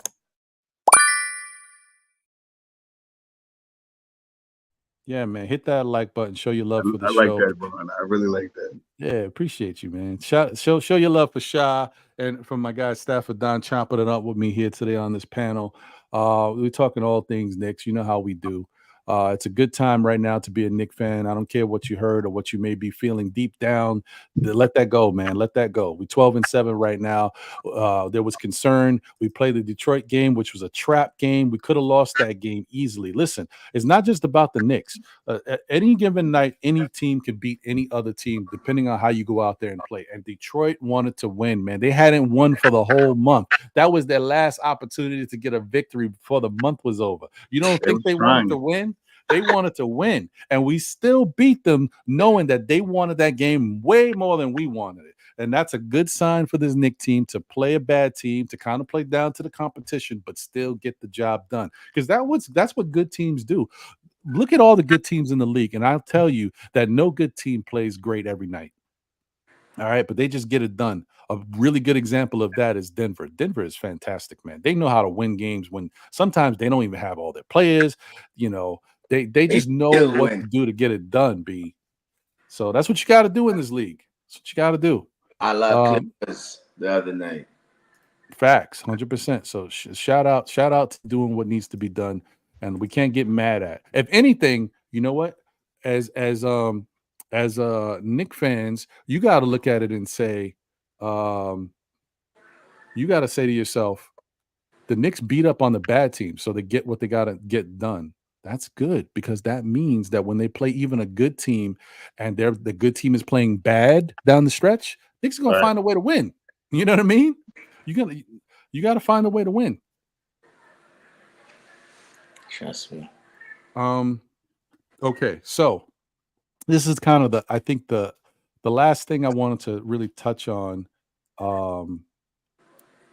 Please let it be the thing that I'm praying that you talk about. Please. I don't know if it. No, please. I don't know if it is what you want to touch on, but go ahead. Oh boy. No, it's all good if you don't bring it up. If you don't bring it drum roll, that's okay. Go ahead. Hold on. Let me put it up on the screen so everybody knows what we're talking about here. Oh boy. I don't even want to talk about this, man, because it's like it hurts my heart a little bit, man. Hurts my heart a little bit. Let me see. Oh God. Okay, hold on. There we go. Oh, okay. Yeah. I don't know what you wanted to talk about. What was it, Staff? But now you got me curious. That ain't it. Okay. But let's go with your topic first. Because I ain't going if it's that other dude with the Imes. I think we already talked about him. With the who? Talk about him. That starts with a G and ends with Imes. No. Oh, okay. I think we already touched on him. Oh no. Yeah. Okay. Good. Okay. So guys, listen. Who wants to be here right now? I'm not me. I'm gonna tell you something right now. I don't want to be here. But what the hell's wrong with RJ Barrett, man? What is wrong with RJ Barrett? Now, first off, let me say this because I pointed it out before. I'm going to start off with this because I believe this to be true. I don't know what the hell's going on over there. I don't know what they got to do, but I wasn't liking it. But we're past that point. Now this is bigger than that. Let's look at RJ. Okay. So when the hell did he come back? Saturday. Yeah. 11/18, November 18th. He came back. He scored 15 points, 3 assists, 5 of 15 shooting. The next game against Minnesota, he had 14 points, 4 of 13 shooting. He had 7 rebounds. Nice to see that. The next game against Miami, he had 18 points. He had 7 rebounds. Once again, that's good to see. He was 7 of 14 shooting. Okay, we'll X this one out. He shot pretty good from the field, 50%. Although he was 1 of 5 from 3, But oddly enough, in the game against Minnesota, where he was 4 of 13, he was 3 of 4 from 3. RJ is really weird right now. All right, so then we played Phoenix. Once again, that's another good team that we lost by 3 points, guys. We were tied at the very end. We could have won the game, but Devin Booker hit a fall away 3. You're going to say the Knicks couldn't beat Phoenix? We easily could have beat Phoenix if we played better and we didn't the game in the first half. It's dumbness, man. It's dumbness. Charlotte game. He shot 3 of 13, 23%, 1 of 4 from 3. He had 16 points, 3 rebounds, 2 assists. That's not that great. The Detroit game, 15 points, 5 of 12 from the field, 41%. It's not horrible, but it ain't that great. 1 of 6 from 3, 16%. And then last night's game against Toronto, 15 points, 6 of 18 from the field, 1 of 6 from 3, 4 rebounds, 6 assists. The 4 rebounds and 6 assists, not too bad. The 6 assists is very nice to see. Look, I don't know what's going on. But first off, let me just say this. Let me start here. Bring my guy in here. What up, Uncle Freezer? Brother Freezy. That was good. What's good, Yeah, I'm homeboy? a Don in the building. Big fan. Hey, big fan, bro. I be in y'all chat all the time, man. I be in y'all chat all the time, man. Look at this guy. I appreciate it. Just Man. be, Thank you. Be ghosting. Thank you for supporting the show, man. I mean, we try to do what we can out here. I was talking to Shy. I thought you were talking to me. Did you be ghosting up in there? All right. Yeah. I'm happy about that, Freezy. Thank you. Yeah, but Ron already know. Ron already know. He already know. I thought he was joking with me, man. Nah, man. You already know. It's all. Shout out to the big Uncle Freeze, man. Stop a Don. I'll be listening to you, man. Boy, It'd be rough, bro. I be hard. He getting through it, man. He getting through it. I heard you the other night. I heard you talking about hijack this and this offense, that, and yeah, it was the truth. It was just an interesting topic. It was opinion of yours. It was a fact, bro. They running 3 different offenses. It's what they. You don't have to just get set in one. It's like football. You don't have to always run 3 wide receivers. You can run 2 tight ends. You know what I'm saying? You don't always have to have 2 running backs. You can run 4 wide receivers sometimes. You know what I'm saying? Facts. Yeah, it's like defense. No. I get it. No, it's just the part where you said the hijack. That was the highlight of the conversation for me. You said because sometimes people just don't have patience, bro. You know what I'm saying? You know how like when somebody tries something new, they just don't have patience to see it all the way through. They get frustrated with it. Stop it. You know what I'm talking about, man. It's like, you know how you be like at the job, you be trying to train somebody to do something the way the manual say, but then they want to come in and do it their way. Facts. You know what I'm saying? That's what I was getting at, bro. Not that like that dude was malicious. You know what I'm saying? It's just sometimes when you struggle, you just lean to going back the way that you're comfortable doing it. I didn't want to carry up the topic. Let me shout out to Nick Yak. I appreciate you, my brother. You know how it is, man. But let me just say, don't do this. Okay, I hear you though. Don't do this though. This is fool's gold if I've ever seen it, brother. This is fool's gold right here. This just tells you how hot and how cooking RJ was, that he's played so bad that his numbers still look very good. But these numbers are going down, down, down. Let me tell you something. Because it's a testament to him. And I actually thought that he built himself up enough cachet that I'm like, yo, he's going to have a really good season because he can maintain these numbers. But he's doing his best to drop these numbers down every chance he get. Like 44% from the field. That's like NBA average. He's right there. So that's good if he can stay there. Now he's got to work because he's always brought it down to that point.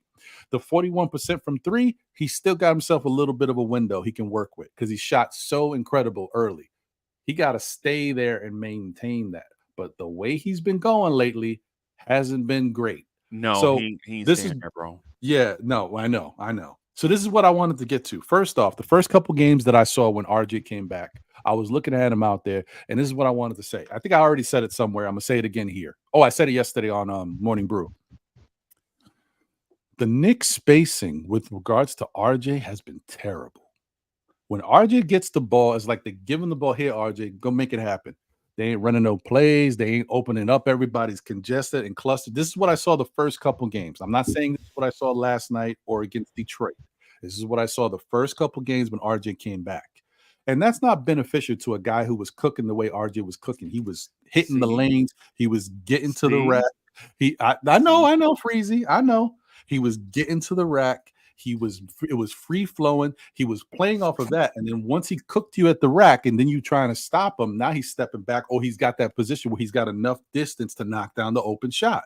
Right. He's not getting that because he's not getting the lane. So you can play up on him. When he gets to the rack, he's not getting the space. And so he's taking bad shots. Because the offense is different.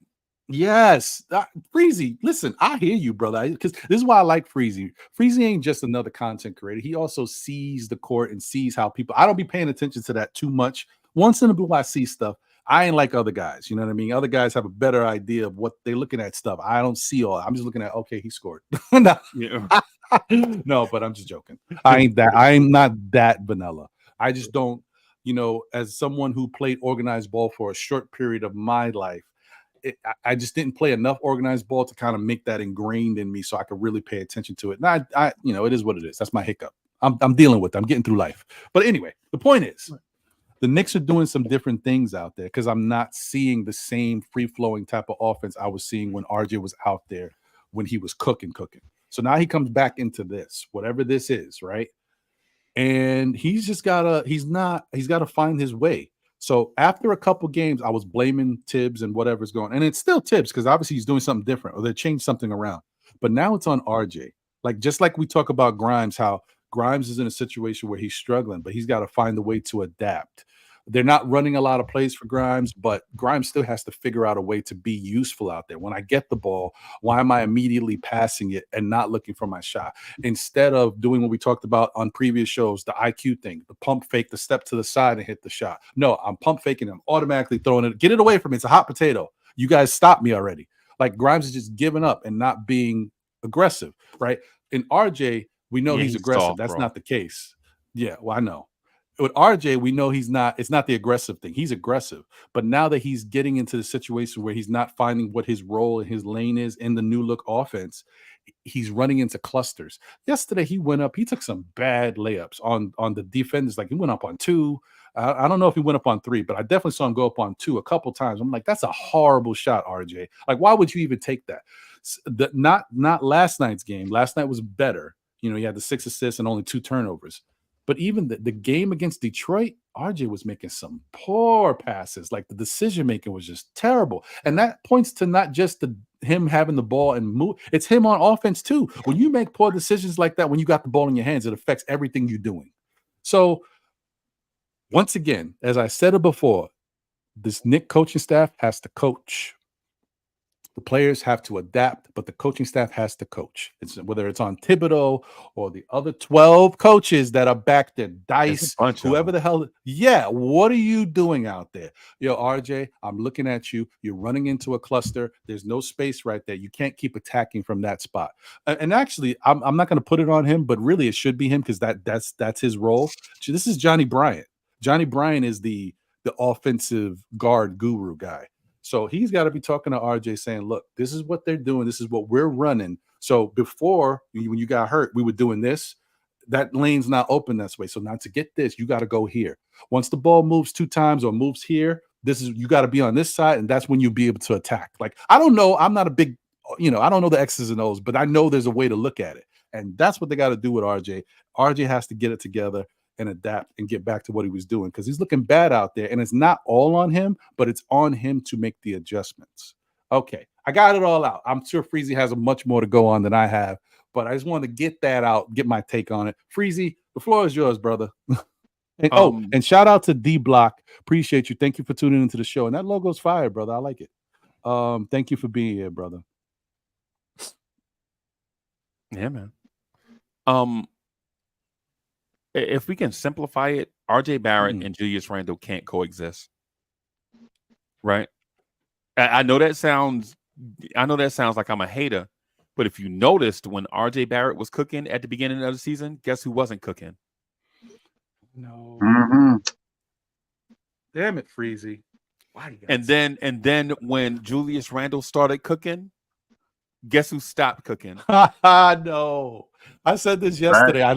I'm gonna let you continue, Freezy, but I said this yesterday on Morning Brew. I was like, you know what? I hope this thing that I've been saying in the past, and not just me, but is not coming back. And I mentioned it yesterday. I'm like, I want it to be the case, Freezy. I hope it's not the case, bro. But continue. Yeah, it's when Tom Thibodeau and so for those that just are purists of basketball, if you notice the offense the Knicks ran in the preseason that Jalen Brunson and Julius Randle struggled in, it featured ball movement and everybody touching the basketball. Mitchell Robinson was getting lobbed at the rim like 2 or 3 of them a night, right? He was getting, and some of them was so ridiculously open that you could see Mitch laughing when the ball was in the air. You know what I'm saying? And for those that can't quite remember a stitch in time, I'll point out a stitch in time that you will remember. Quentin Grimes scored 27 points against the Boston Celtics starters in the preseason. Remember when everybody sat out and the Knicks were running just that new offense where RJ and them guys were going in down screening for Grimes. Grimes would pop up around the corner, turn the corner, and throw the lob to Mitch. And when they cut that off, he would just shoot the three. Jalen Brunson and Julius Randle struggled in that new offense, trying to find their way or whatever. And so when you have a Randle and a Brunson who are borderline all-stars, if they're struggling, they're gonna be like, hey man, listen, we gotta do something, man. I can't figure this. We gotta go back to what I'm good at. And when they went back to what they were good at, it just sped up the disappearance of Quentin Grimes and RJ Barrett. Right now, because the thing is, like I heard Ron say that the Knicks don't run plays for Quentin Grimes, right? They don't run plays for Donte DiVincenzo, and Donte DiVincenzo always have shots. Right? They don't run plays for Josh Hart. Josh Hart is always scoring. Right? It's that Brunson has chemistry with his guys, and Randle is a heliocentric isolation, not scorer, but an isolation playmaker that can score out of the post and make plays passing out of the post. And when you slow the ball all the way down, and y'all know this already, because basically what it is we went back to when Randle was struggling, we went back to the 2021 offense, right, where Randle would get in the post and play make, draw the double team, kick out to shooters, and Donte DiVincenzo got hot, and I think that was a Charlotte game where he got hot and things of that sort. And then Brunson and Randle started doing the two-man game that we saw Randle and Reggie Bullock, Randle and Fournier, and Randle and Kemba do. They ran the two-man game when they run a rub screen. They get to both players have the mismatch where Randle is on a smaller player and a bigger player is trying to guard Brunson on the perimeter. And now both of them get to eat because Brunson will eat up anybody one-on-one, and Brunson can back down anybody, especially dudes smaller than him. But what does that do for RJ Barrett? Now RJ Barrett is spotted up in the corner with no room to cut, because when he cuts baseline, the baseline is a defender. His man is a defender, and you're driving him to a shot blocker. So now RJ Barrett is trying to put up layups in traffic and things of this sort. But early in the season, when you saw RJ Barrett cooking, RJ Barrett legit had driving lanes because the floor was so spaced that RJ Barrett had driving lanes where when he drove, it was one man on his hip and a shot blocker at the rim. But now it's the baseline, RJ Barrett's man, Randle's man, a shot blocker. Now you got RJ who's not a great leaper, going to the rim trying to finish in traffic over 2 or 3 taller athletes. And I think it's shaking his confidence to the point where now his jump shot is now left. When somebody is mentally off, like like when their confidence is low, you see their shot drift left to right, and his shot is drifting left to right. Like you'll see in the corner, you'll see it hit off to the left, off the front rim, or the back iron. And usually when it's something physical, it's like your shot is short, where you're not getting enough legs or lift into it, or you know what I'm saying. And the same thing, I think the same thing is going on with Grimes. Like, Grimes don't have room to, because his handle is. We all know what the state of Quentin Grimes' ball handling is. It's not the best, right? But when you at least give him driving lanes, at least he can use that functional handle to move around. But when it's not there, he just catch the ball and throw it back out. He like, man, this ain't even there. Why we wasting time? Right? Y'all already know the paint clogged up. Why I ain't even listen. I'm not even gonna waste time. I'm gonna defer to the guys that I know can create space off the dribble, like Hart, like RJ, like Brunson. So the thing with Grimes is, yes, I'm extremely frustrated with Grimes because I think his handle should be better by now. I think that is the key to him being a very good offensive player, is functional handle, right? So he could put the ball on the floor and attack closeouts, right? Look, like for instance, you see Grimes catch it, he'll catch it and attack the closeout and go right? But the defender know he going right, but he can't go back. He can't change direction and go back left, pound it left, and go to the rim. So instead of even going down that road, man, he just kick it back out to Brunson, man. So the inconsistency from RJ and the other guys is not not that these guys are bad NBA players.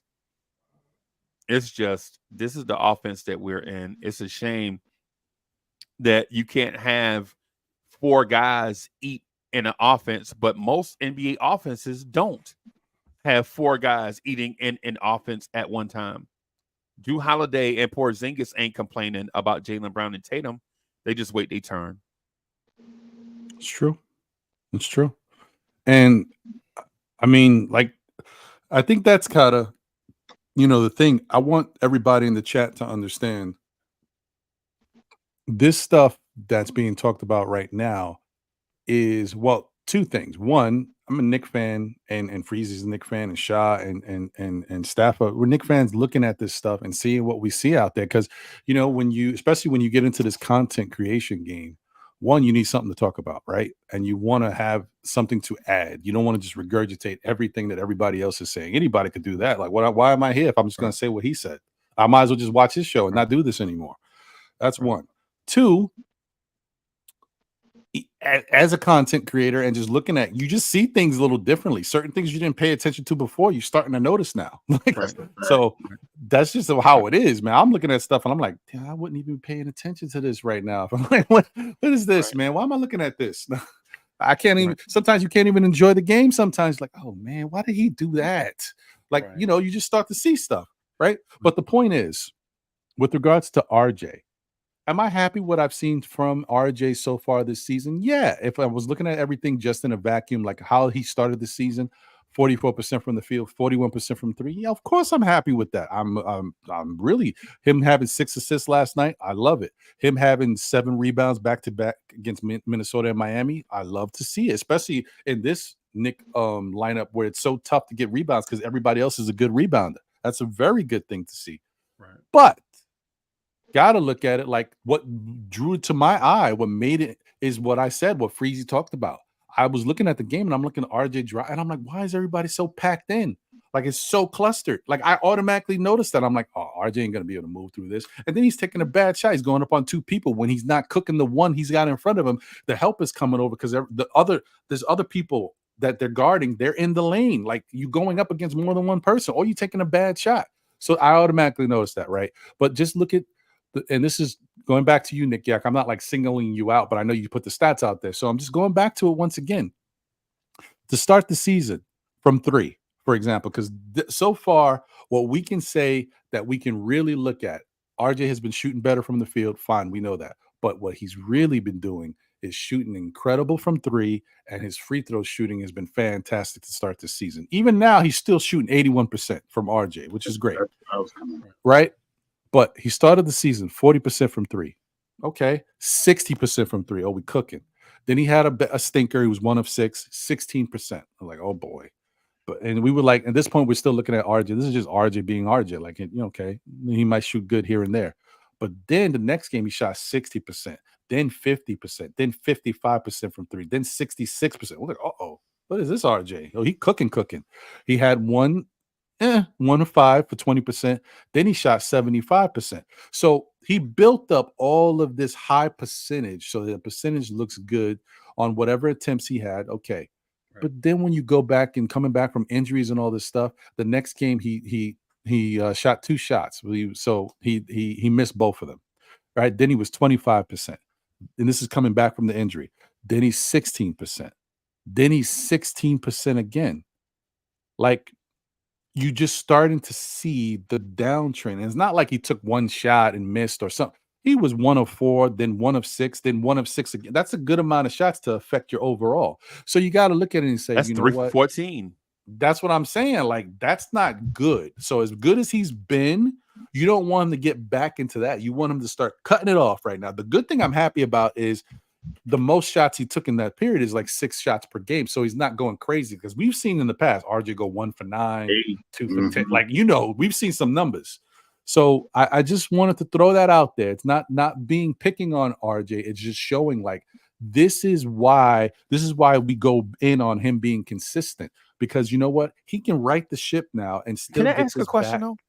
Go ahead. Is it consistent overall or just consistent shooting? I think consistent shooting, because I do agree that defensively we've still seen a change in RJ, and I can't pinpoint to last night him playing bad defensively or doing something. So I still think he's improved on that end, and he's still continuing to do that. So I'm not even talking about it. I'm not even going to focus on that, because I can't point to it right now. So I still think he's doing good in that realm. I think consistently he's still showing good effort to give 6 assists, to have 4 rebounds. He's in the flow of the game. He's trying to do things to affect the game. That's great. So I think his mindset is still good, but the consistency with regards to his shooting, you got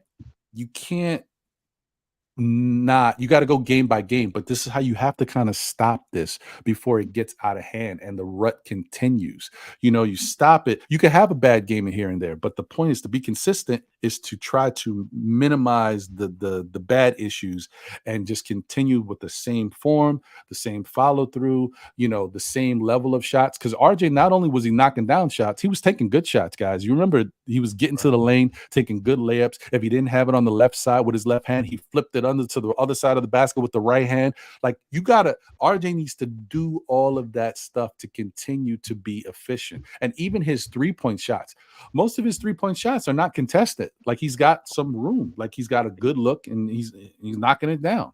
So you got to continue to take that type of stuff. And I'm just saying right now, there's a lot more contesting with regards to his shots because of the spacing and stuff. But I don't want to hog the conversation. Sha, what's your thoughts on RJ and where he is right now? Are you kind of like, I'm not saying giving up on him, but are you like, same old RJ, it is what it is, it was good while it lasted? Or are you just thinking this is a little hiccup, a little blip in the road, and he'll be able to get it together? I think the things that he's doing this year is different from what he did last year. He's starting to grab rebounds. He's starting to he's noticing that he doesn't have to take more than 5 3-pointers a game. He's staying around 5 or 6 a game. He's rebounding, but he is excellent at the free throw line. He is that's where all the Knicks need to be, around 80% from shooting the free throw. And those are the things that I key on. Yeah, how Freezy phrased it earlier. The compliment of Randle and RJ is really not there, and you see it because Tibbs, even though they started the game together, RJ's out at the 6-7 minute mark. Randle rocks it out until the end of the quarter. RJ comes back in at 1 minute when Randle comes back out, and vice versa. They had not too many times when we're trying to get back to the lead or to hold on to a lead that you see RJ and Randle on the court together.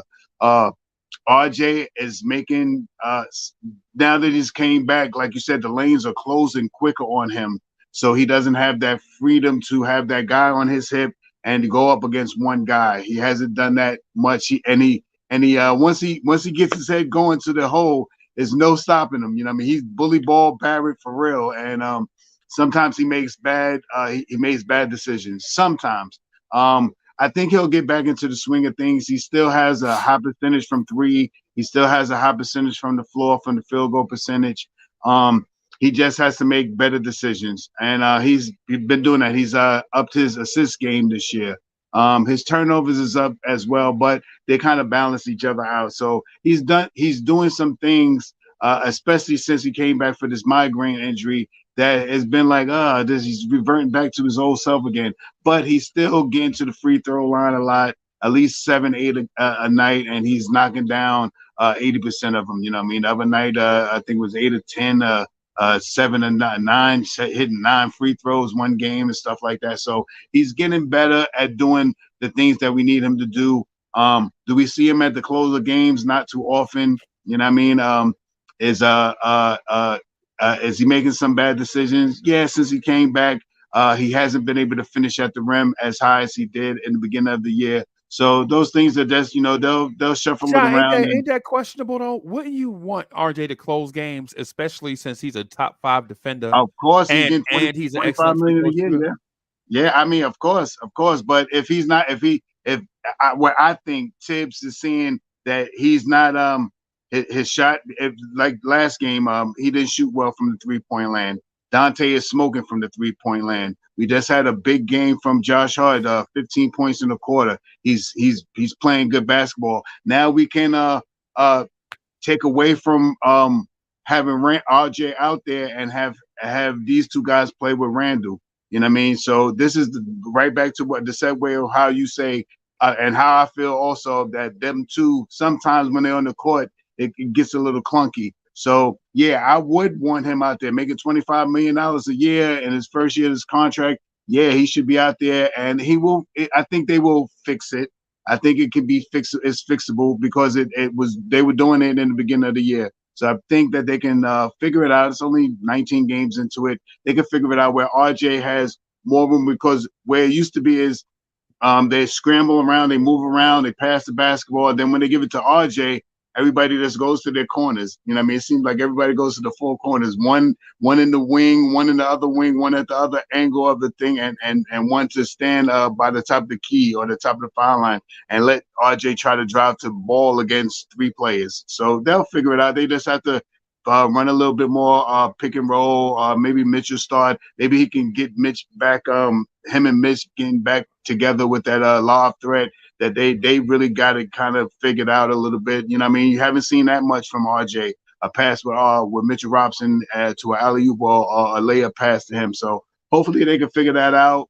You know what I mean? And I got high hopes for this team. The 2 guys that I thought that this year could really superimpose themselves on the team was RJ and Grimes. Right now, Grimes is having a little bit of conflict. He's not sure of his shots. And RJ is just coming back from this super 5-game migraine, and I know how I had a brother that used to get migraines, so I know how bad they could be. He used to be sitting in the house, all the lights off, have glasses that he don't even really wear glasses, so I know it could be bad.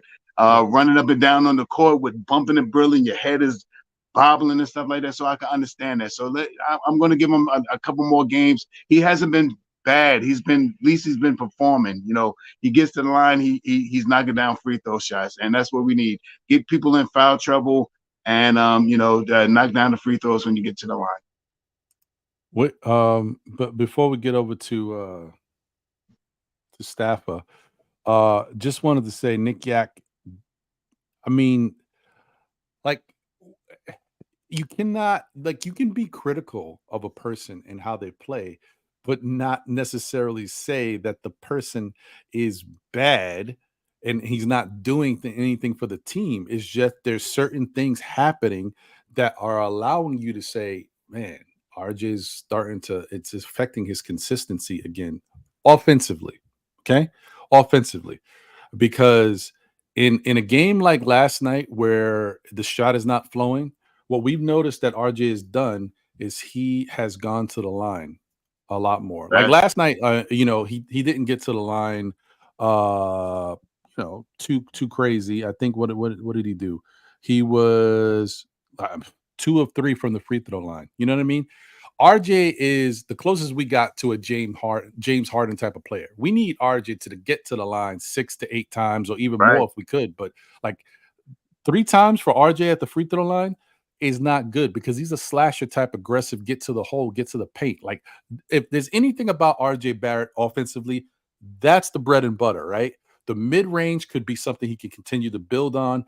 The 3-point shooting is something if it's open, you're hoping and happy if he knocks it down. Getting to the lane and getting an easy layup attempt or getting to the free throw line is RJ's bread and butter. And going to the line 3 times, I'm sorry, is not RJ and his game, how he needs to be effective.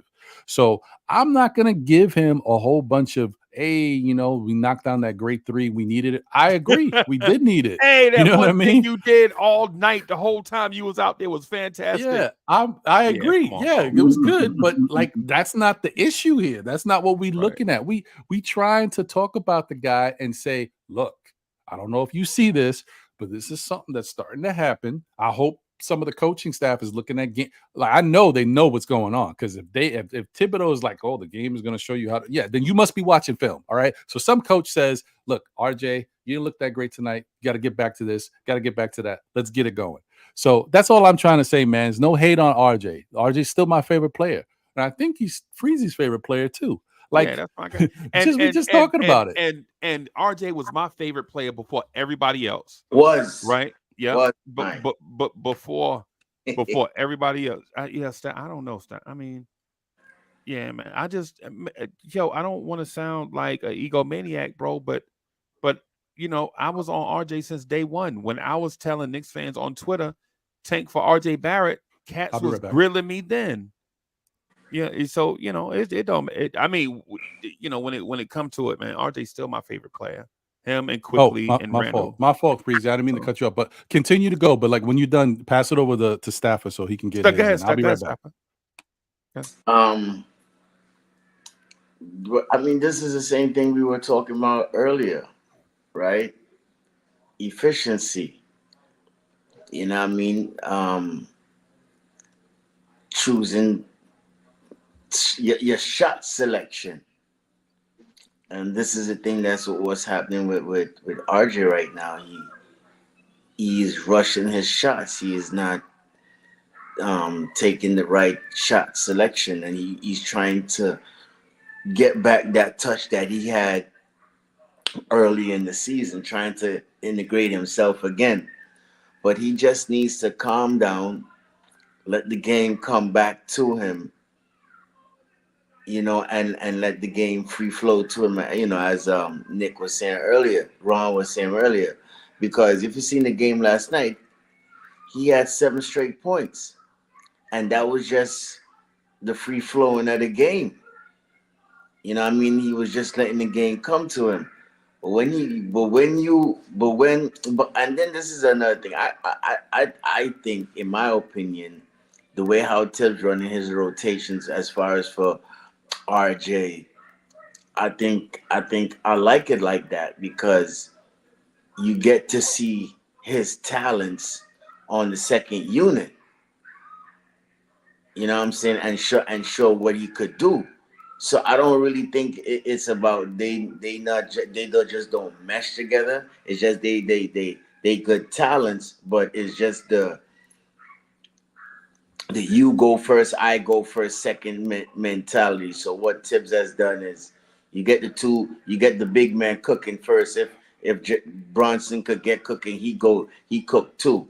You understand what I'm saying? And then what RJ does, he comes in the second unit, right? With the second unit, and he dominates. And that's how our bench is even elevated to even blowing out the second units sometimes, because RJ has that dominance over second units because he's a starter, right? So I just think it's. But if you don't agree that they don't play together, then why would you say that you like when RJ Barrett come in with the second unit away from Randle? No, it's more of his talent, because when you play in a team game, he could still be effective in the game also too, because if enough times where you see Julius is in a double team, he kicked it out to RJ, splash 3. You understand what I'm saying? So I'm not saying they can't play together, But I'm just saying when he comes in and say he get to exploit more of his talents. Because when both of them is playing, RJ's more in the corner. You don't get to see most of the slashing of RJ like that. It's only you only see that in the second unit when he's the more dominant person. When RJ is by himself with that second away from Randle. Right on that five. But Stop that's why I asked you that. So how do you disagree that they don't play good together? And then that's what you said. I know that. Right. So I know what I said. I said it. I was here when I said it, bro. I know. Right. So no, but what I'm saying is though, it's still a team game. You understand? At the end of the day, that's the starting five. So basically what I'm saying, regardless of the fact, they still mesh together in that five, but it's just when he comes out. When who comes out? Randle gets to cook, but Cause you see, you're making me. All right, this is what I was trying to say earlier to you just now, is that in the first 9 minutes of the game, it's Julius trying to cook. Okay. And JB trying to cook. While you have RJ in the corner, that's why you see him sometimes his shots be in the corner. That's why you see him pulling up on threes. Okay. That's why you see his 3-point percentage kind of high, but it's dwindling down. Now, when you see he comes out the game, Randle still cooks. But when you see that part when he comes in the game, it's his time to cook because he has more time to show his talent. He has the ball in his hands more often, so he's slashing, he's cutting. But Randle's not on it. But you're saying with Randle off the floor. Playmaking, right, with Randle off the floor. Right. And he's playmaking, so he's more in control of what he's doing. But I'm saying when he's in control, sometimes he doesn't let the game come to him. So he's making inefficient shots. His shot selections is not where it's supposed to be. So when Tibbs say the game tells you what to do, sometimes he forces it. So if you don't see a shot, like sometimes when you say he comes down to the lane, he's just one-sided, he's not looking at the game. That's what he's doing most of the times when you see he's not efficient enough. He's not looking for his teammates that often. I think last night he had like 5 assists. But 6. Most of the games, but some of the games in his the few games others, his assist is very low. And he's very inefficient. So he's all about his shot selection and the game coming to him. Well, the shot selection is easy though, Stefan. That's what I was saying. Well, what I'm saying to you is they can't coexist and cook at the same time, right? Because their game is duplicity, right? Because RJ Barrett wants to score at the rim, Randle wants to score at the rim. Both of them are shaky 3-point shooters. Both of them play bully ball. It's easier for Randle and Brunson to play together because Brunson is a guard that can create his own shot and shoot the three well. If RJ could do what Brunson does, then they could coexist. But when you mentioned when RJ goes to the bench, guess what happens to the personnel? Mitchell Robinson leaves the floor also.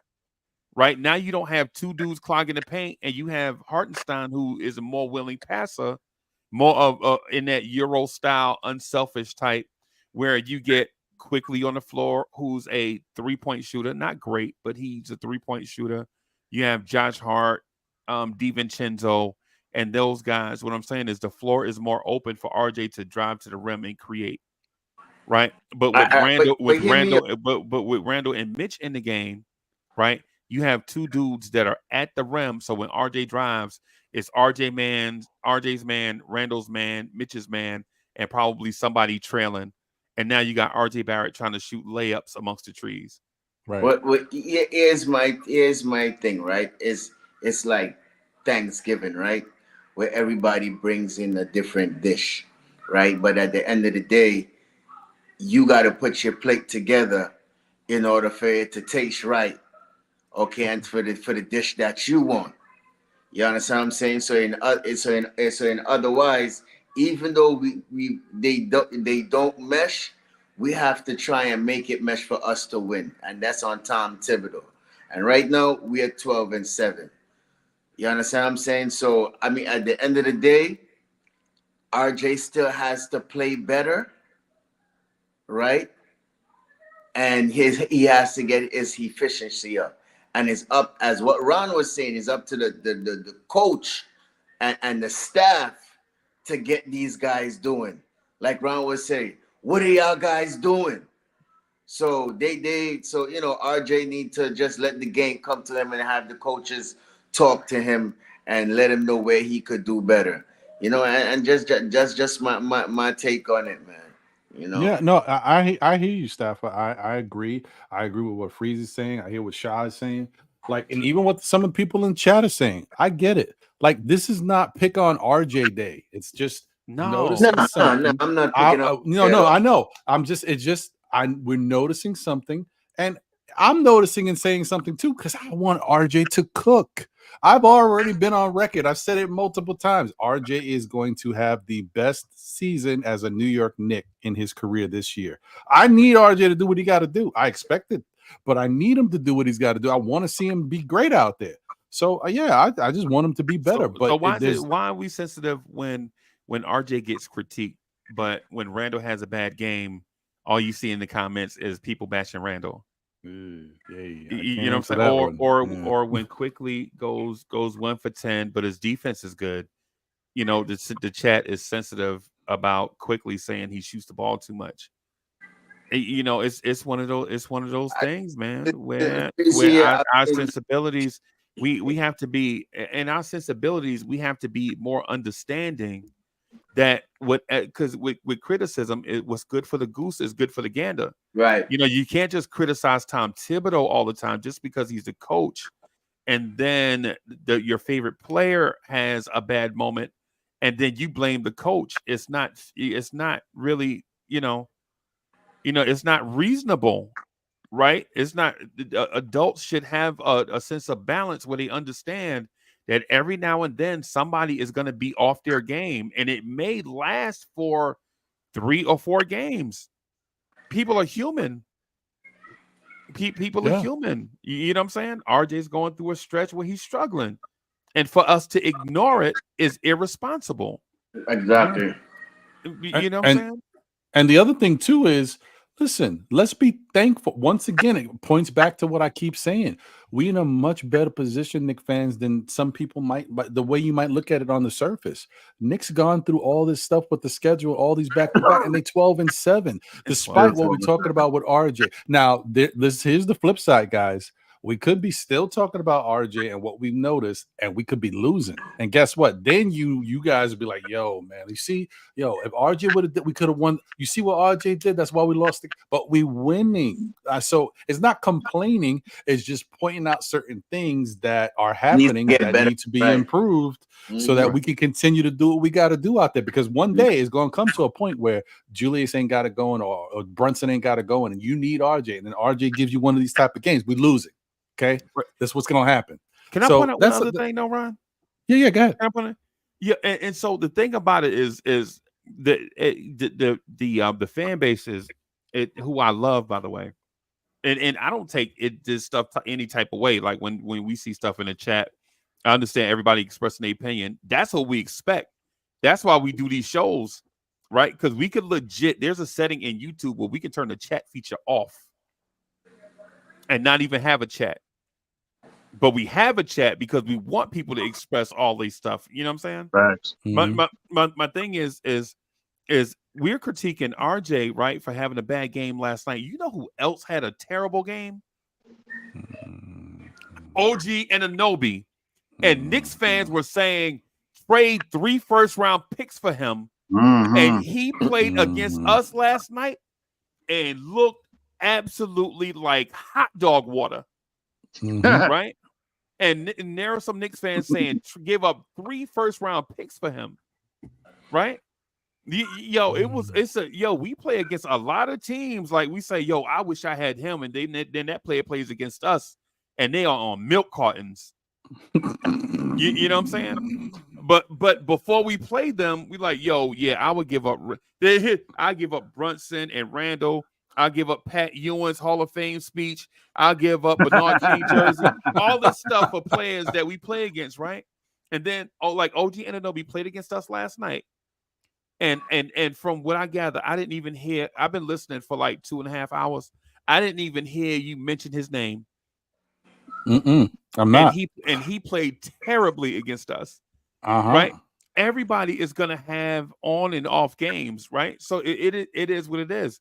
The thing about RJ, though, is simple. I'm actually trying to build a bridge for RJ. When I mentioned that Tom Thibodeau was playing 3 different offenses, that's me explaining that RJ Barrett in one offense looked great, and another offense he looked terrible, right? And if you're an RJ fan, you understand where I'm coming from. If you like the debate shows and all that stuff and all of that, then when you hear me say it, then you probably hear me bashing RJ. I'm not. I'm actually saying RJ and Grimes early on were looking like something. Quickly at the beginning, in that offense, all I saw in the chat was pay that man in the chat. You know what I'm saying? In that early offense. But when we changed the offense, you notice those guys' numbers went down. But Jalen Brunson is the best 3-point shooter in the NBA right now. And Julius Randle looks like a shoo-in for another All-Star game, All-NBA. That's what I'm saying. It's as simple as that. So would you say that right there is the Randle hijack of the offense? That part right there? No, I mean, I don't. No, I'm talking Freezy. Right? Yeah, of course, Stephen. That's why I said it. Okay. What? No. Because I'm trying to understand what you're saying. Because you're saying there's a modern type offense. You said there's what was the other one? A hijack Julius offense, and then you said there was a RJ offense. Am I correct? Right? No, that's not what I said. I said there is the 2001 Julius Randle heliocentric offense where he is the focal point. Okay. The 2021, the one you saw him and Reggie Bullock, and a year later him and Evan Fournier in it, where he is the sole controller of everything, and everybody else plays off Randle. And then there is the Nova Boys offense where Jalen Brunson gets the ball and dribble, find his guys, dribble. And then there's the Tom Thibodeau team offense that we ran in the very beginning, right? Where you saw everybody involved. You saw, bro, in that run, did you? I'll give you a highlight of that offense. Mitchell Robinson faked a dribble handoff, put the ball on the floor from the 3-point line, and dunked on Minnesota. You remember that? Anybody remember that when Mitch faked it and then he put the ball on the floor and he went to the rim and dunked it on Minnesota? That is the peak of the offense that I'm talking about, right? Where you saw RJ out there clamping down Anthony Edwards. If y'all remember that game, y'all don't remember Anthony Edwards getting off in that game. RJ Barrett's defense was impressive, right? Grimes' defense was impressive in that game. Right, when you get them involved, they stay involved on offense. That's what I'm saying. And what I'm saying is, but in those offenses outside of Randle, Julius Randle struggled. He didn't look like an NBA player.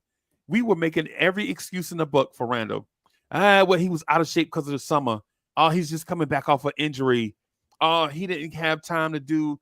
He watched a bunch of film. We made 1,000 excuses for Randle. The main excuse was he was not effective in those offenses.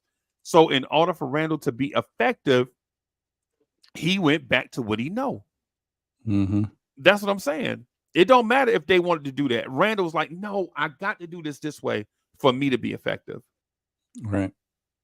I get what you're saying. I get what you're saying. The hijacking Julius Randle offense. I get it. That makes sense.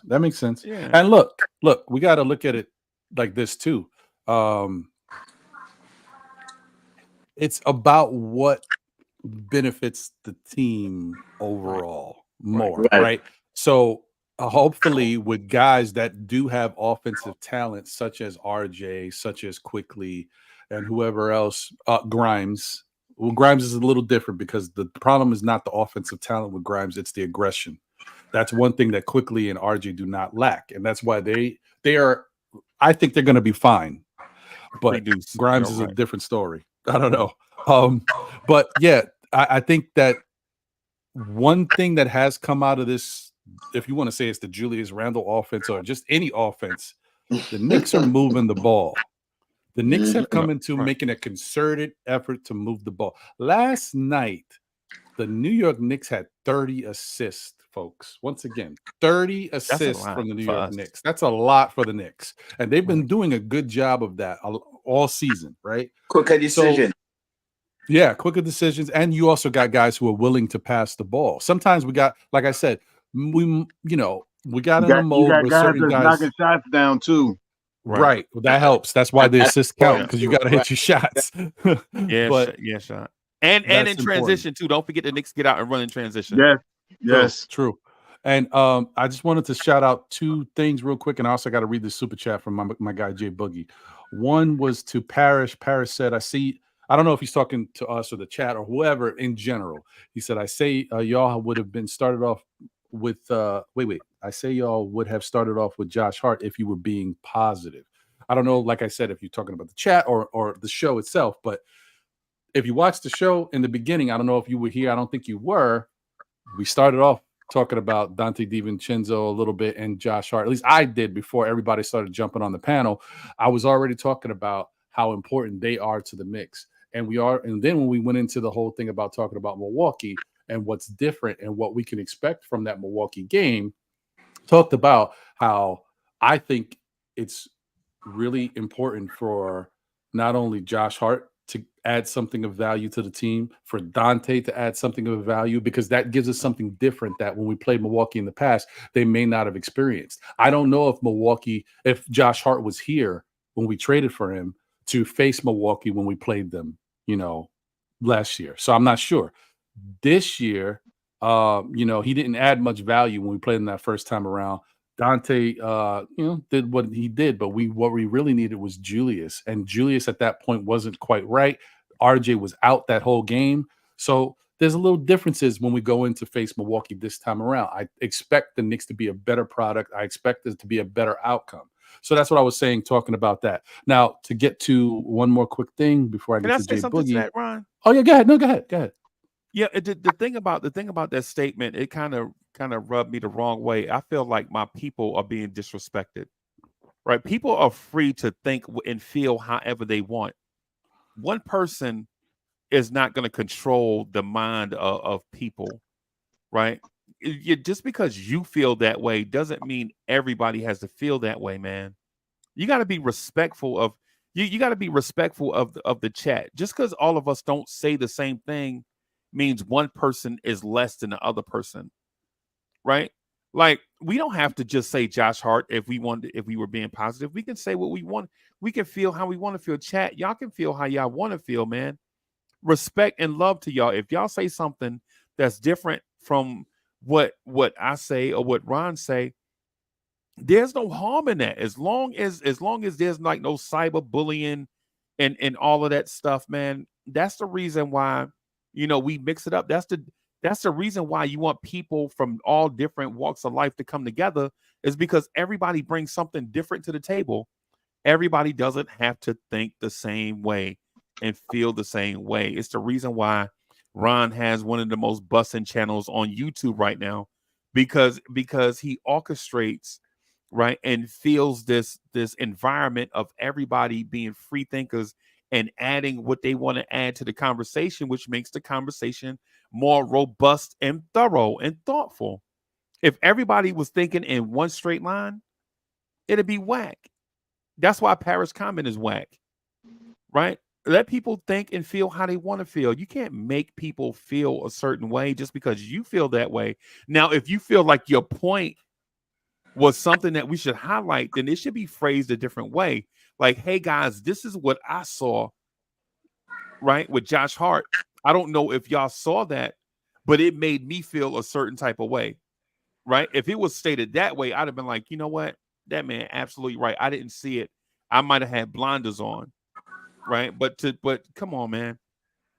Chat, listen, y'all continue to do y'all thing, man, and put y'all thoughts and stuff out there. Just because we don't say the same thing, right, don't mean that one person's comments is better than the others. And I know I took that to an extreme. My bad.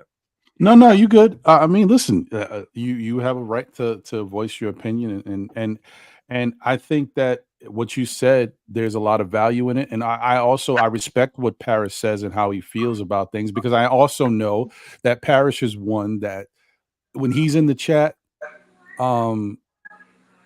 people sometimes go against his thoughts, right? Same thing with Sherwin and a couple other people who are very chat oriented, very vocal about what they see out there, and maybe have differences of opinions.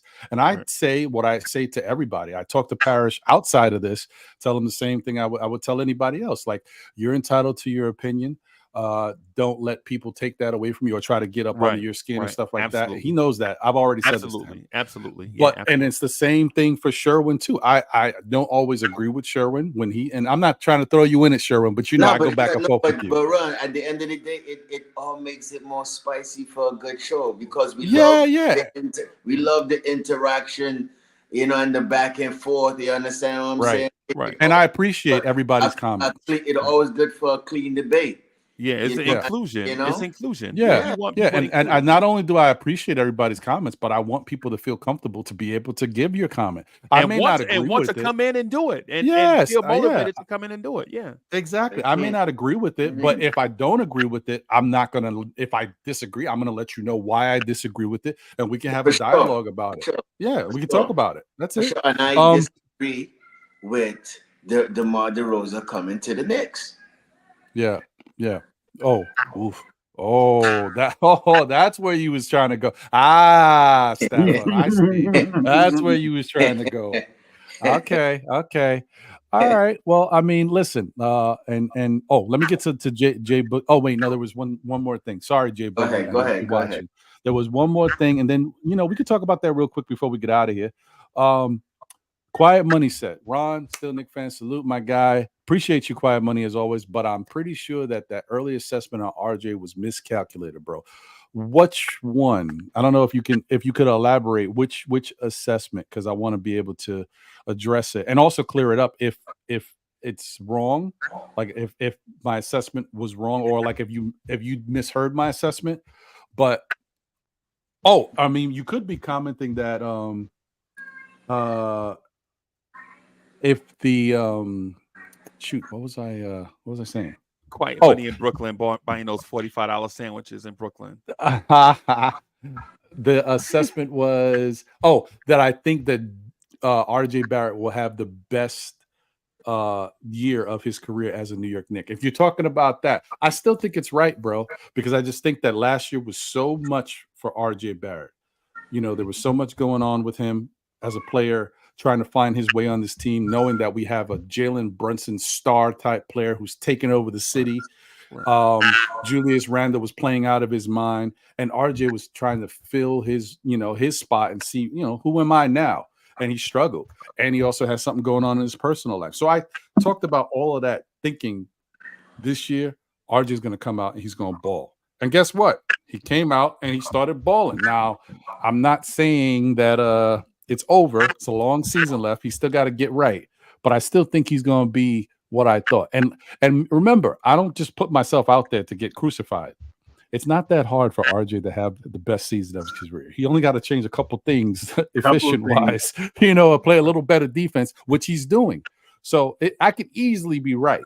Just throwing it out there. But so thank you, Quiet Money. I appreciate you, brother. Shout out to the chat once again. Wiz, I see you. Yo, you wrapping up? It sound like I thought it was. No. No, I'm not wrapping up yet. I'm just making sure I shout out people, because I some people joined in. Worldwide L in the building. Salute. Salute my guy. L. You know what? Listen, guys. I tell you all the time. Me and Shy don't be on the screen that much, man. That's I know. This is nice to see. Yeah. Too much light skin for me, but whatever. It is what it is. He probably like boys and men. Take it right there, right? Oh, boys and men liking dude up here talking about light-skinned people. Oh man. Yeah, man. I just wanted to say that I appreciate all you guys, man. This is a great show. Fantastic. Worldwide L, definitely. Please check out their show for the love of the game. That's right. The number 4, OUR, love of the game, man. Show them some love. Shout out to Hall Will. Appreciate him. Hall will be on the tour. He's on the college circuit right now. He'd be all over. Appreciate you, man. So let me get to this generous super chat from Mr. J Boogie.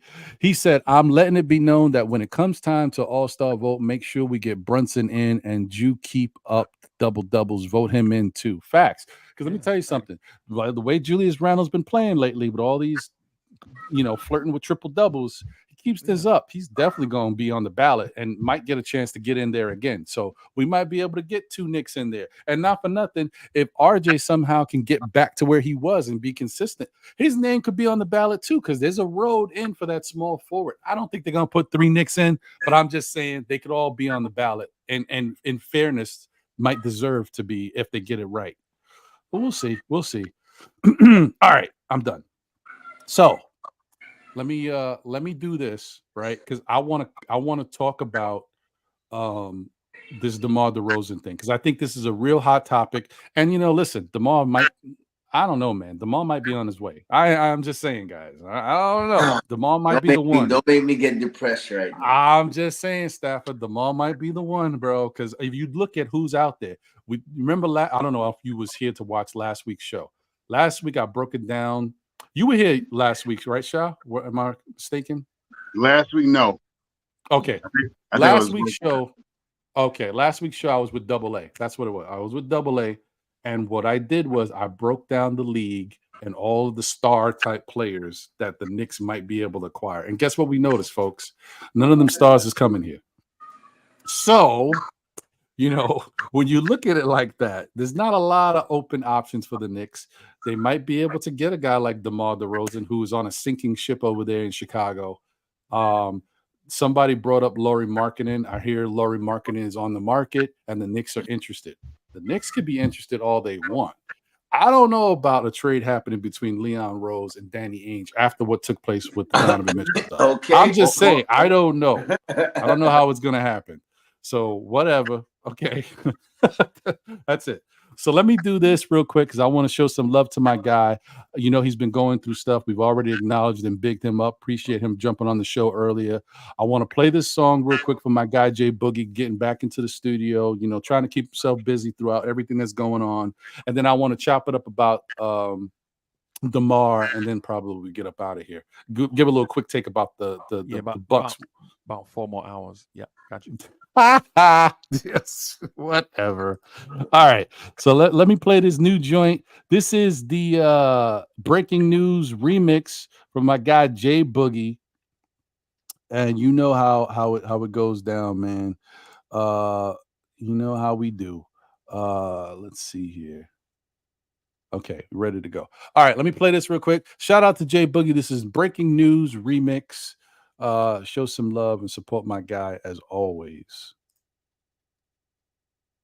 Let me how do I make this full screen? Daddy, are the Knicks gonna make a trade? You say that like you got a podcast or something. I don't know, baby, but if they do, it's gonna be breaking news. It's a beautiful feeling, but I don't know if you got the same feeling like me. I know they don't want to see us make a move, but this here's a chess move. And I'm calling it a checkmate. I said I'm calling this a checkmate. This is the remix. Get him. Somebody tell me back, I need breaking news. Somebody tell Dexter Henry, I need breaking news. Somebody tell Bill Pito, I need breaking news. Soon as it break, I'm breaking off with breaking news. Somebody tell Alan Hahn, I need breaking news. Somebody tell Ali Zerb, I need breaking news. Somebody tell Mike McNutt, I need breaking news. Soon as it break, I'm breaking off with breaking news. They keep telling me Boogie just remain calm. I need MSGS and Y after the Woj bomb. You heard it, I need MSGS and Y to break it down and pass it off to the podcast so we can chop it up in the street. They keep telling me Boogie just remain calm. I need MSGS and Y after the Woj bomb. The next trade, Leon bring us that superstar to go at this Captain Clutch in his prime point guard. All I see right now, orange and blue skies. The beat knocking them trembles with a little highs. I thought I told you already, yeah, the city lit. I'm out the window, the streets look like a movie script. Around me, I'm secured, bunch of Knicks fans. Shout out to Liv, they playing over in Brooklyn. I feel like Lionel when he left from the Commodores. That fade side, Joe Clark got them chain doors. I know you feeling like really, yeah, the truth hurts. Across the street, MSG, that's the network. I'm like Miss Fattin' and Whitehead, ain't no stopping. The game on, tell them that you Nick watching. Somebody tell Ian Beg, I need breaking news. Somebody tell Dexter Henry, I need breaking news. Somebody tell Bill Pito, I need breaking news. Soon as it break, I'm breaking off with breaking news. Somebody tell Alan Hahn, I need breaking news. Somebody tell Ali Zerb, I need breaking news. Somebody tell Mike McNutt, I need breaking news. Soon as it break, I'm breaking off with breaking news. The playoffs come this year, we're showing no fear. Signal the mouth, the Brunson burner, this the new gear. That new wave, but they say we ain't cool no more. Katie just joined his third team, but that ain't cool no more. New York City, we ain't back, we ain't never left. Just stay away from Jay Reed when he ain't on my F's. I'm so impressed way we doing our thing outside in every gym. Kids playing with that Spalding. The best column so far that's on a Nick page. Came from 21 down, that's on a Nick page. How you leave from your floor seat and think we lose when we don't care about Riley with the shiny shoes? That orange blue right now, such a pretty view. You look around, we taking over the YouTube. That Nick Love, we the best on the podcast. Monopoly money, 200 every time we go past. Somebody tell Ian Beg, I need breaking news. Somebody tell Dexter Henry, I need breaking news. Somebody tell Bill Pito, I need breaking news. Soon as it break, I'm breaking off with breaking news. Somebody tell Alan Hahn, I need breaking news. Somebody tell Ali Zerb, I need breaking news. Somebody tell Mike McNutt, I need breaking news. Soon as it break, I'm breaking off with breaking news. I hope you feeling like I'm feeling, cause I'm feeling like something is about to happen. And when it do, we all gonna celebrate it. We gonna break news all over the place, from MSG to networks, to SNYs, to all the podcasters. If you down with us, then be down. If not, you gonna get remixed. This is the remix.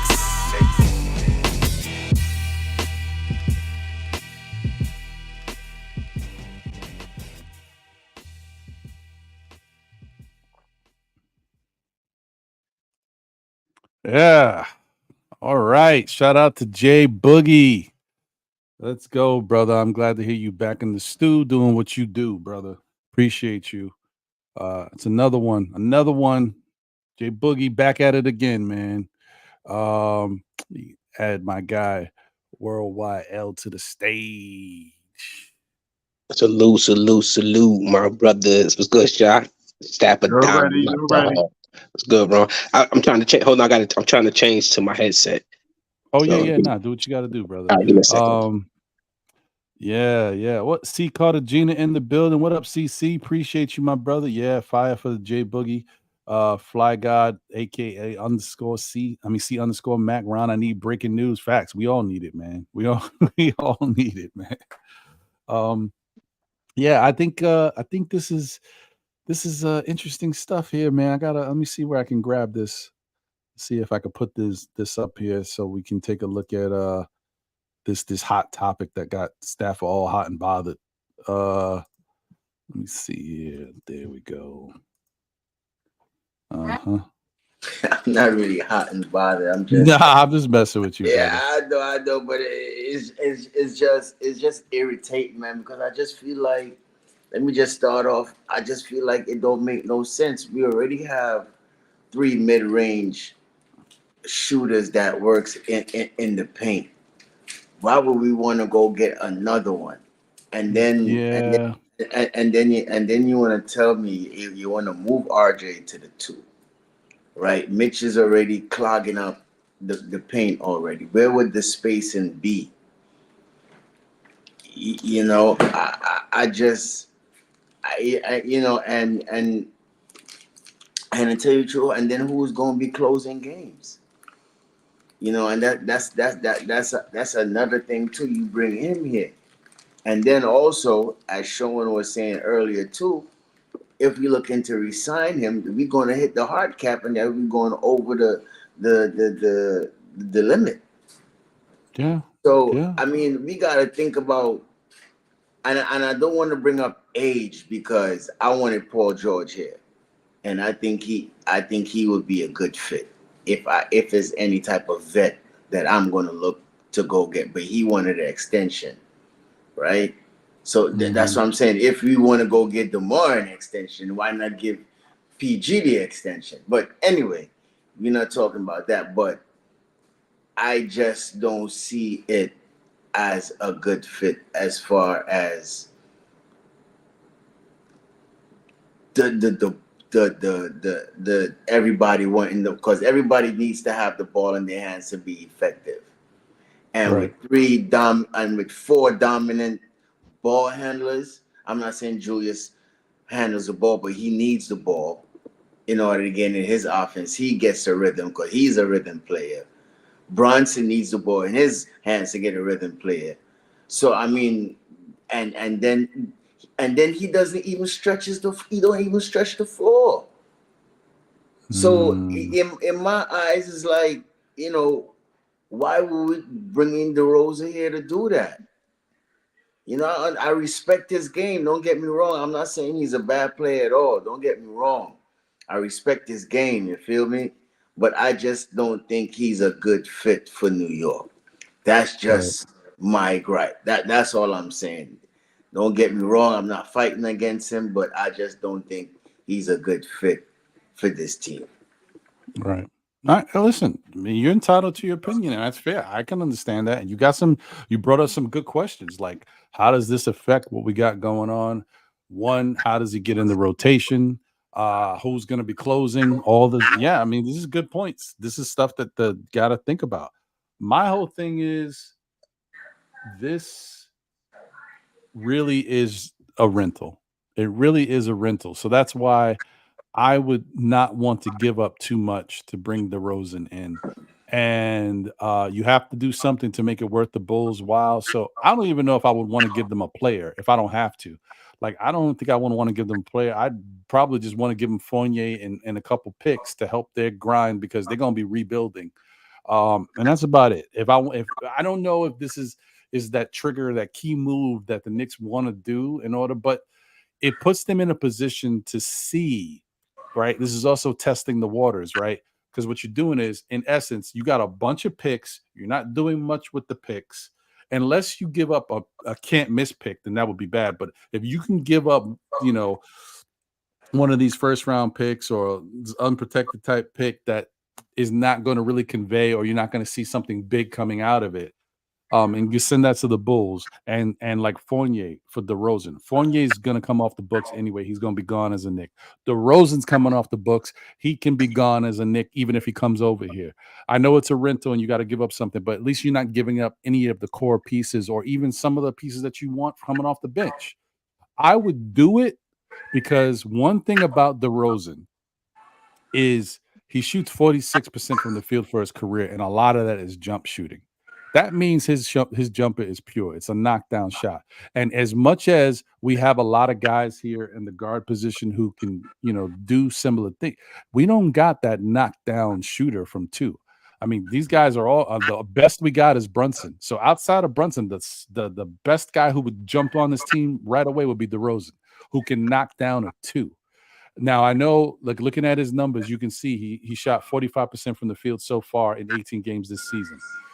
That is like one of his worst numbers in the past, who knows, maybe 6-7 years. I don't know. But he's also on a really bad Chicago team. You got Zach LaVine, who don't want to be there. He don't even want to do press conferences. You got some other stuff going on there between a couple players on the team. It's not a bad look. I mean, it's not a good look over there right now. And Lonzo Ball's out for the season once again. Like, it's just a bad place to play at the moment. And I don't think his heart's in it. I don't think, you know, sometimes that affects guys overall. So that being said, the dude is still averaging 21 points. He's shooting 81% from the free throw line. He's shooting 36% from three, even though he's not a three-point shooter. He's shooting 45% from the field, which is not bad. It's just we expect a little bit better from him. So could the Knicks use that? Yeah. And my whole thing is it's not about just adding another player. Plus, he's 6'6", guys, so he's taller than a lot of the guards that we have outside of RJ. We could use it, and I just think that when he's in a position where you need a big shot, he's one who's taken them in the past, and as long as it's within a certain distance, I like the chances of him knocking down that shot. If, say, the defense tries to double team Jalen Brunson, he can kick that ball over to DeRozan. DeRozan can go to work, hit that too, and we good. Or vice versa. DeRozan can kick the ball over to Jalen. Then we good on that side. I think it's like a two-headed closer type monster when it comes to hitting a two. That's the only benefit I see in it. He's not going to help us defensively. And, you know, he is older. So the energy level that he gives, he's still active, but, you know, he ain't going to give us the same energy that a young player would give us. So, but that's the key. Just having that guy who you know can really knock down a 2-point shot when we need a basket to stop the bleeding. That's that type of guy. So that's the only thing I'm thinking about. So, but I hear you, Staffer. Sha, I know we kind of talked about it a little bit. So, do you think there's a reason not to do it? It all depends on who we give up. You know, the big thing, I'm not opposed to having him on the team. He can knock down the shot. He is a quasi closer, if you want to call him that. But it all depends on who we give up to get him. If we could, I mean, it all depends on who we could give up. I know Fournier's in there, but aside from Fournier, who are we really going to give up to get, just like you said, a rental? This guy is only going to be here. We may not be able to sign him after this year. Is he worth giving up Evan Fournier, Quentin Grimes, and IQ, and a couple of first-round picks for one season? Is he going to take us all the way there? I'm not sure of that. So with that, I'm a little bit opposed for him to come here. I'm not knocking it. If he comes here, I'm pretty sure that the front office and the New York Knicks and Tom Thibodeau will figure out a way to get him minutes on the court. But who are we giving up for him in this 9-man rotation to make it really work? Right. I mean, listen, I said this before, and I'm gonna go back to get over to Worldwide L. Like, you know, one of the things I talked about when it comes to Bogdanovich for the Knicks looking at him, Bogdanovich don't play great defense either.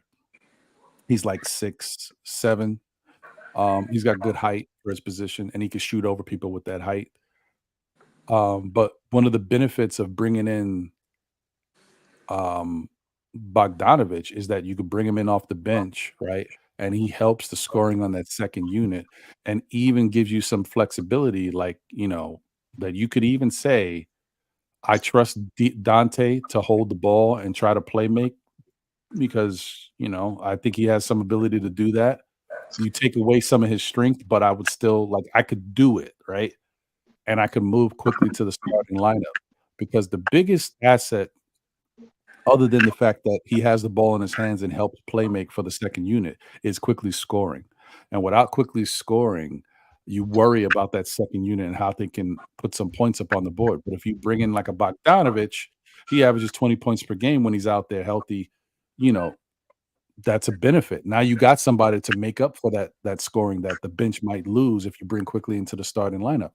The same thing can go for DeRozan. DeRozan's averaging 21 points per game, and I actually think DeRozan would benefit better for this Knicks team being primarily off the bench. Of course, Thibodeau would play him however he wants, but being that guy that we can feed the ball to so he can score his points and get his attempts, right? But if that's the case, then that's still so would that be a 10-man rotation?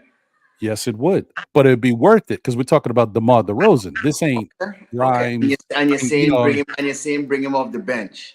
Yes, I would bring him off the bench. I don't know if Tom Thibodeau would feel that way, but I think at this point, at some point in every NBA player's career, they realize that they are not necessarily the number one go-to guy on the team. They have other guys ahead of them that are younger, that are thriving.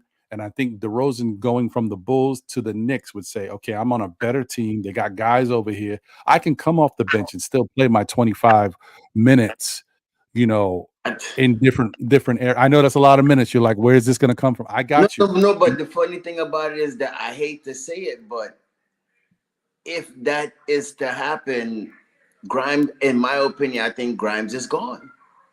And because you know what? They gonna need a young player. Right. That's exactly it. Grimes is in that deal with Fournier and maybe IQ. And Tibbs is still gonna roll with that 9-man rotation. So it has to be somebody that's going to be reputable, that's going to be coming in, that he is going to trust, that's going to play right away, Ron. Right. Yeah, and you know what, Staffa? No, I don't want to cut you off. I think you're right. I've been trying to kind of avoid throwing it out there as much, but I've said it earlier. I think Grimes would be the guy who would probably get up out of here. Because I don't think the Knicks ain't going to do, some people were saying, oh, RJ might have to go. No, the Knicks ain't giving up on a player who's under contract, who has an upside, to go throw him to the Bulls for an expiring contract in an old aging DeRozan who had why would they do that? No, it's going to be a Fournier who can make the money match. Exactly. And it's going to be a young player because that team is going to have to rebuild over there. Exactly. So I could see it being a Grimes. I don't, and I don't see it being IQ because I think the Knicks want to retain IQ. But if they traded IQ, that tells you that they definitely wasn't going to pay him. But I don't think they'll do it. But and I honestly don't think they'll re-sign DeRozan, to be honest with you. I think this would just be a rental. We get away from Fournier and we'll have a player that actually can contribute to the team. And yes, I think we could go to a 10-man rotation, but I wouldn't be surprised if it stays a 9-man. And the difference is quickly comes into the starting lineup. And DeRozan off the bench. DeRozan comes off the bench and he's the primary focus. But you see the easy thing about it, I don't think where's DeRozan contract, first of all, because I don't think a player his reputation will be willing to come off the bench. I know it's a good idea, but I don't think he will be willing to do that. You coming from a starting position from in Chicago to come off the bench. Well, okay, but hold on, Stafford. Think about it like this, too. This is his 15th season, all right? He's already been in this league 15 years. And as I said, at some point, every NBA player goes from that I'm a starter thing to I have to play a role on a team. Now, that doesn't mean that after this season, he won't go back to being a starter somewhere else. Because I already told you, I don't think the Knicks are going to re-sign him. I just think this is a rental. It gets us out from under Fournier, gives us a player who can help contribute to us now. Also allows us to look. Well, I see that part. You know what I mean? At that part. But hold on. You know what it also does, Staffa? If the Knicks do that, I'm not saying the Knicks would do that. Right. This also gives us that moment to be able to see that question that we've always wanted to know. And this really is a really good scenario for the Knicks overall to see a lot right now, because it allows us to bring in DeRozan, who you know can score, comes off the bench, but it allows you to put quickly in the starting lineup to give him what he wants, right? And to see how we benefit from that with this current team. Is he as effective? Can he continue? Can you, do we miss a beat? It allows you to do all that because you can really say to yourself, is there a way that this can happen? Because if this is quickly sticking point, I need to be a starter, then this is the way to see if it could work so that both sides can be happy. I don't know. Worldwide L, you here, buddy? Yeah, I'm here, bro. What's your thoughts on this, bro? What you think? I was covering all my little good points I was gonna make. My bad, bro. I ain't want to interrupt your staff. I know I was touching on all my good points. My thing with DeRozan, it was whoa. How I sound? Is that me? I don't know. It might be me. I don't hear it now. When I talk. Nah, I don't hear it right now. Go ahead, continue. Okay, so one of my things with DeRozan was I looked at it from all angles. I said, yeah, all right, where he's gonna go? How we gonna share the ball? But the thing I ended up coming back to was if he wants to be here, and this is if the report is true, saying that it's either here or Miami. Both teams have occupied is at guard heavy, so it's like somebody's there that plays that position, right? Now, when I look at the Knicks, I say, okay, we can afford to give away Grimes in the pick and add Fournier to the deal, right?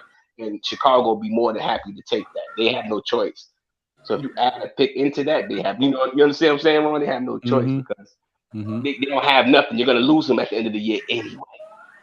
So you take what you can get, a little first round pick, you get Fournier for the contract money, and then we'll give you Grimes. Because Grimes right now, unfortunately, is sort of, even though he goes out there, he do his job each and every night, and that's all you can ask from anybody on any professional level, and he don't complain about nothing. But he kind of don't. When the ball go to him, to me, he don't do what he's supposed to do with the ball. Just always hesitate, and while you hesitating, when somebody comes behind you, the guys that's coming behind you, they not hesitating with the ball. They shooting it. And he needs to shoot the ball, to shoot it and live with the results. That's my thing. Don't play with the ball. Don't get the ball and do a jab step knowing you're not gonna go to the basket, knowing you're not gonna shoot the ball. You know what I mean? My thing with Grimes. So I would add Grimes, Fournier, a pick for DeMar DeRozan. He's coming to New York. If he wants to come here, he has to. He evidently he knows the situation, so he knows either Mendes is going to go down. Definitely your touches is going to go down when you got three heavy ISO players on the team already, so he has to know that, but he has to be looking at both of these teams and saying he's in need. I can help both of those teams. You understand what I'm saying, Ron? That's what I came back with. If he's saying the Knicks to Miami, that means he see a weakness where if I bring myself to that team, I can help that team. Whether it's closing out games, giving us another option with Brunson, RJ, and him, I'm gonna say them three. I'm gonna leave Randle out of it because he doesn't do what I need him to do in close time. You understand what I'm saying? Until he learns how to draw the defense in and kick it out down the stretch, I don't want him part of my closing team. Now I'm not mad at Randle. Randle's been balling. I've been loving the way Randle's been playing. I ain't got no problem with Randle. Just closing the games we're talking about. Who has the ball in their hand in crunch time? So then, but he's gonna be still on the court, but just exactly, Stafford. Exactly. He'll be there, but not with the ball in his hand. You know what I mean? Right. And another thing that could happen too. So many different scenarios. Another thing that could happen too is. And shout out to Felicia Lee. You may be right in that fact, but I will say, unfortunately for Grimes, some things have changed since all that took place. You know what I mean? Time has gone past, and so Grimes doesn't look the same way he looked at the time when they were trying to include him for Donovan Mitchell. You know what I mean? So that's the thing. Like, I hear it, but I'm just saying, you never know. You never know. But Vaughn, look at it like this, right? Look at it like this. You when a player asks he asks to be traded, or he has a team, or you kind of lose your leverage of how you want to negotiate. You see what I'm saying? So you don't have that leverage no more. Teams lose that leverage when a player puts that out there. Teams lose leverage. So now you have to say to yourself, I'm Chicago Bulls. He's saying that he wants to be traded. These are the two teams. What do you have to give me? Okay, New York, you got a couple of picks. All right. Now, the pick that I probably give it will probably be the Milwaukee pick because they look like they're going to be a top 3 team. So I would definitely give up that pick because that's going to end up being at the bottom, right? That's going to be a low pick, right? So I would give that pick up. And then that's it. Right. Add Grimes, add Fournier, and now you bring another closer in. Which always adds to a team. So always can help a team. You know what I mean? Yep. No, I mean that's fair. I mean, it makes sense. And I honestly don't think that even if the Knicks traded for DeRozan, I don't think there's any way he's coming back unless the Knicks are letting IQ go. So I'm really just looking at it as a rental.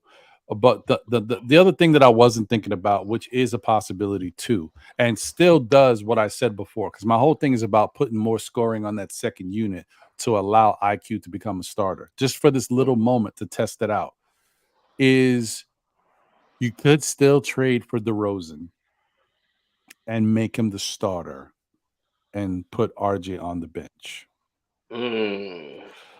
Now, you might say, would RJ want to be on the bench? Would he want to do this? Probably not, But if there was ever a person that could get him to do it that he would respect, it's DeRozan. Because not only does he value DeRozan, did he go to DeRozan to try to get him to work with him in the offseason on his different moves and stuff? DeRozan played for his hometown team. Like, he used to watch them and watch DeRozan. So he DeRozan is someone he admires. DeRozan might be the one guy that could, RJ might say, well, we got DD over here, and I appreciate him. We got 2 DDs, by the way, but we got DD over here, and I appreciate him. So the move had to happen. I'll do what needs to be done for the team. I could see him doing that for DeRozan. I don't, Ron. I don't. No, you don't think he moved to the bench for DeRozan? Absolutely not. Why would you? I wouldn't do it.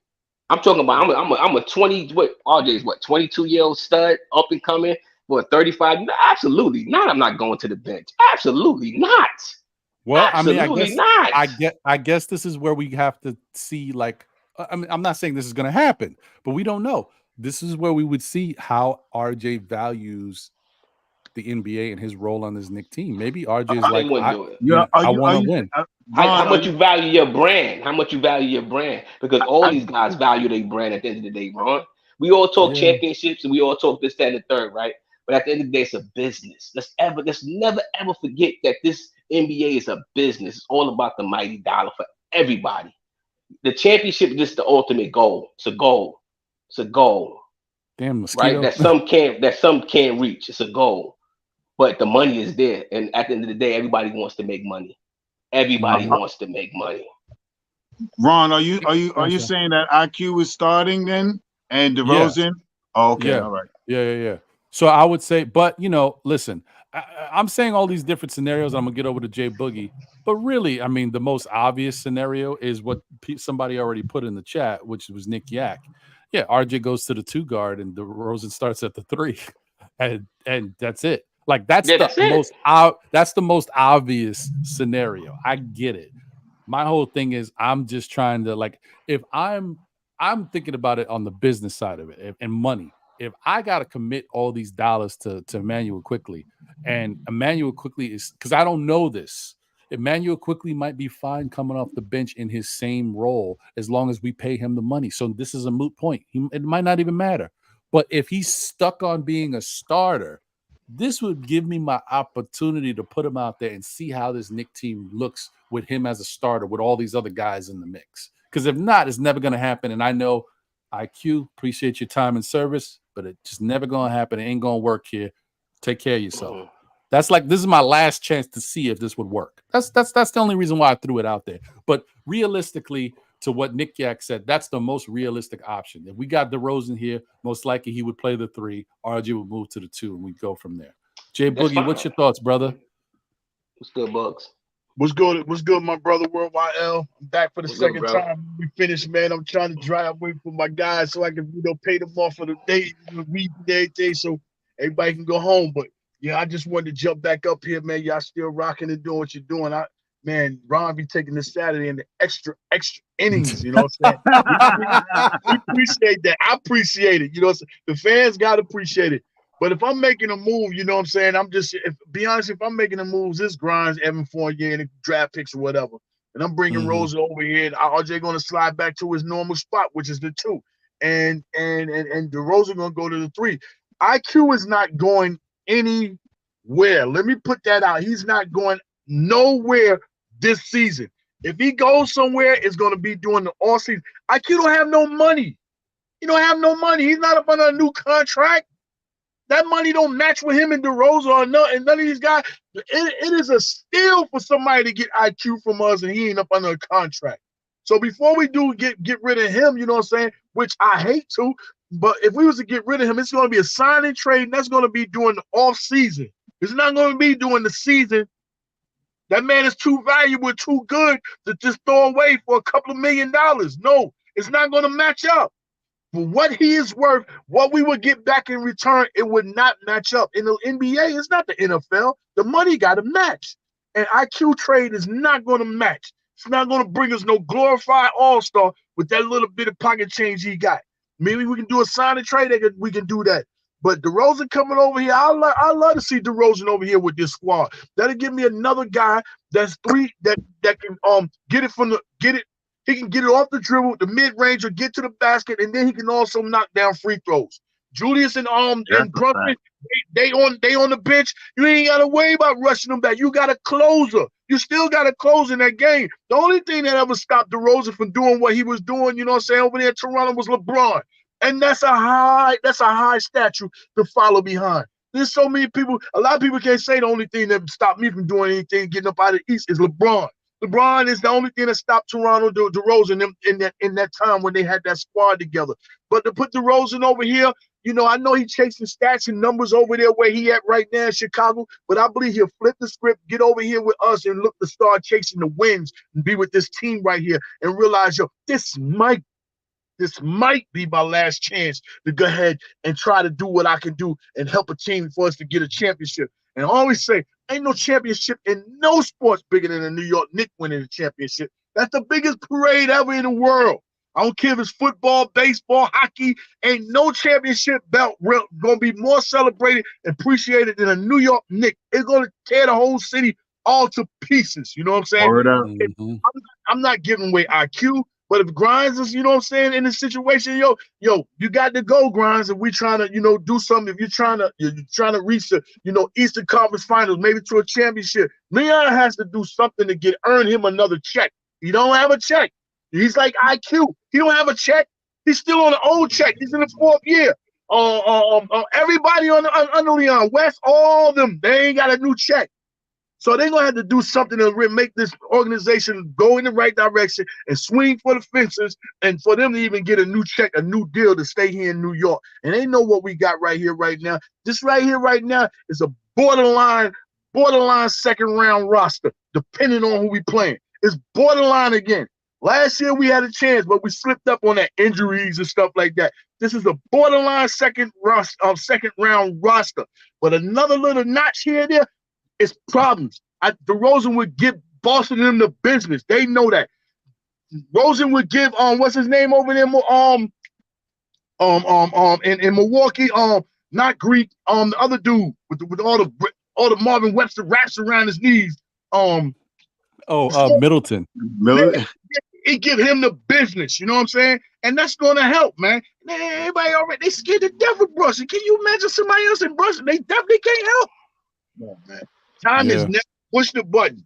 That's why I'm telling y'all breaking news. I'm telling them people I need that. I'm going to break something real fast. Yo, Book, I was thinking about the same thing. I was thinking about the same way when I kept coming back to it. Like, you add DeRozan to the team. Because he knows the situation. He knows what they doing already. He know who the stars of that team is. He know who the players is, and he just feel like, oh, you put me to that team, I can help that team. And it just adds another dimension to the team. Will it take us over the hump? I don't think so. I'm with you. That's a minor move. We still got major moves to make. That's a minor move. That's not going to cost us nothing, and it shouldn't cost us nothing. That's a minor move. That just rearranges a couple of pieces that we're not really utilizing. Can you imagine if Grimes gave us double figures as a starter? He's a starter in the NBA. He's a starting 2 guard. Let's imagine if he gave us starting 2 guard numbers. Even if he gave us 12, 15 points, imagine where this team would be at. Right. Grimes don't even have to give us starting 2 guard numbers. You know what Grimes can do? And shout out to my man Purple Left, you know what I'm saying? Because he said that, so I'm only repeating what he said.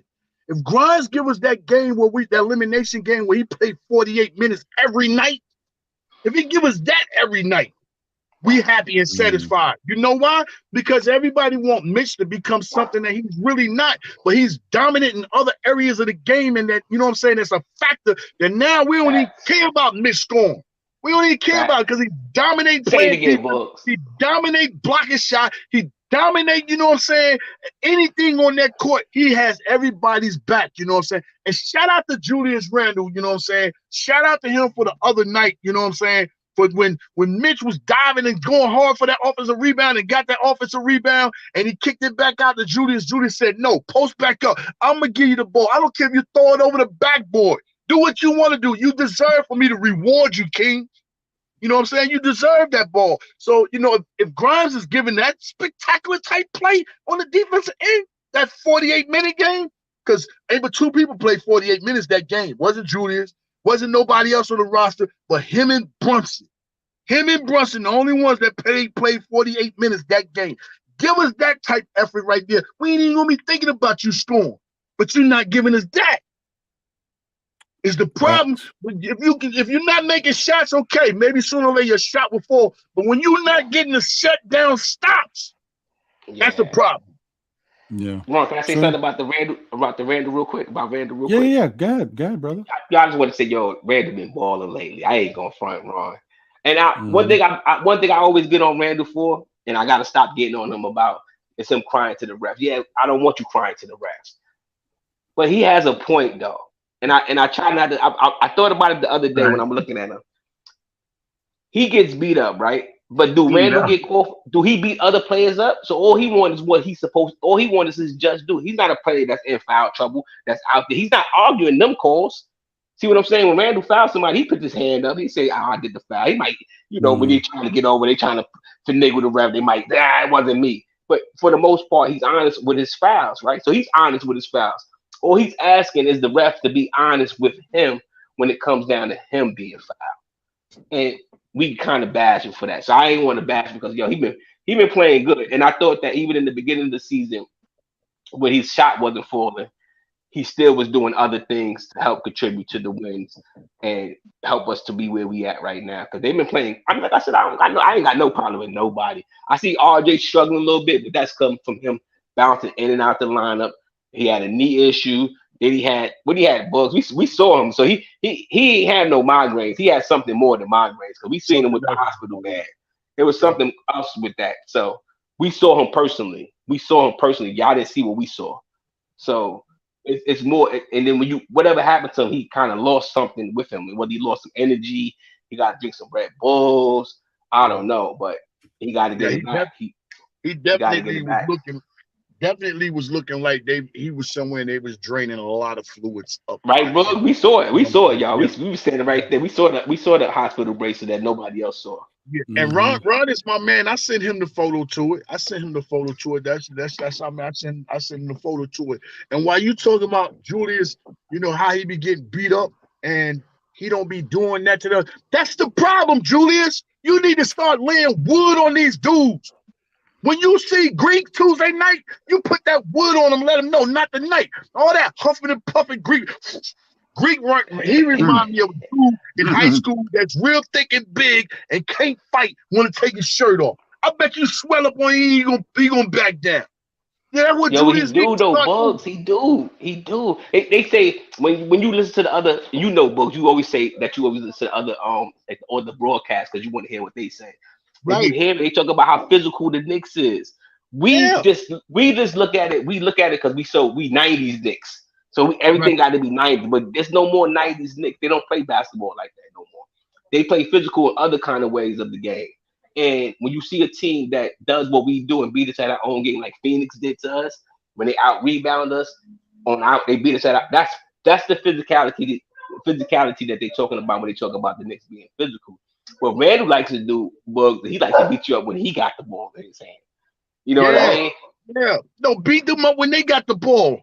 Punish them. When they come in there with that side step, no, you 6'11", you ain't supposed to do it. Slide them on the floor one time, tell them not tonight. I'm going to take one for the team, not tonight. Get on the floor. I know you faking, Greek. Yeah, listen, y'all ain't lying, man. And like we talked about earlier, man, shout out to Julius. He has been playing much better, almost having a triple-double, every night, man. He's out there doing it. Got to give him credit for that. I appreciate what I've been seeing. I think that the Knicks are not in bad shape, man. Whether we make the move or not, I want to see something that could help, but if they don't, they don't, and we just got to rock with it. But I'm not at least I can say that they haven't played their best yet. And somehow with all these back-to-backs and all this stuff, I feel like a broken record, but I'm saying it because it's true, guys, and we got to continue to think about it. They've been through it. The schedule's been wild, man, and they have been able to be 12-7 right now throughout all of it. So it can't go unnoticed that there's been a lot of good that's come out of this stretch of games. And this month of December is going to be another rough one. So we hope they continue to play the way they've been playing. Shout out to everybody in the chat. Please smash that like button for the show and show your love, man. RG, the OG, I see you. Salute to you. Thank you for being here. Long Island Sound in the building. What's good, my guy? Appreciate you, brother. Yeah, man. There's just a lot for us to be excited and happy about. Today was there was a lot of critiquing of certain players, but it's like I said, it's only good. It's things for us to keep in mind and just to look at. And hopefully the coaches, listen, I don't know what I would pay a coach for, but as a fan, we see what we see, but we don't have the experience that these coaches have. I know these coaches getting paid to look at these players and see what's not going well and what they can do about it. So I would hope and assume that the Knicks coaches, all 12 of them or whatever they got over there, that's what they doing. The 12 days of coaches in the Knicks organization. I hope that's what they're doing. So I appreciate the team for what it is, man. But once again, before I get out of here, what's your thoughts? Well, we kind of already gave like a little brief thing, but what's your thoughts on what you expect in this game against Milwaukee? Who you think is going to be able to come out with the victory? You don't have to give a score if you don't want to, but just, how you think the Knicks look against Milwaukee? Sha?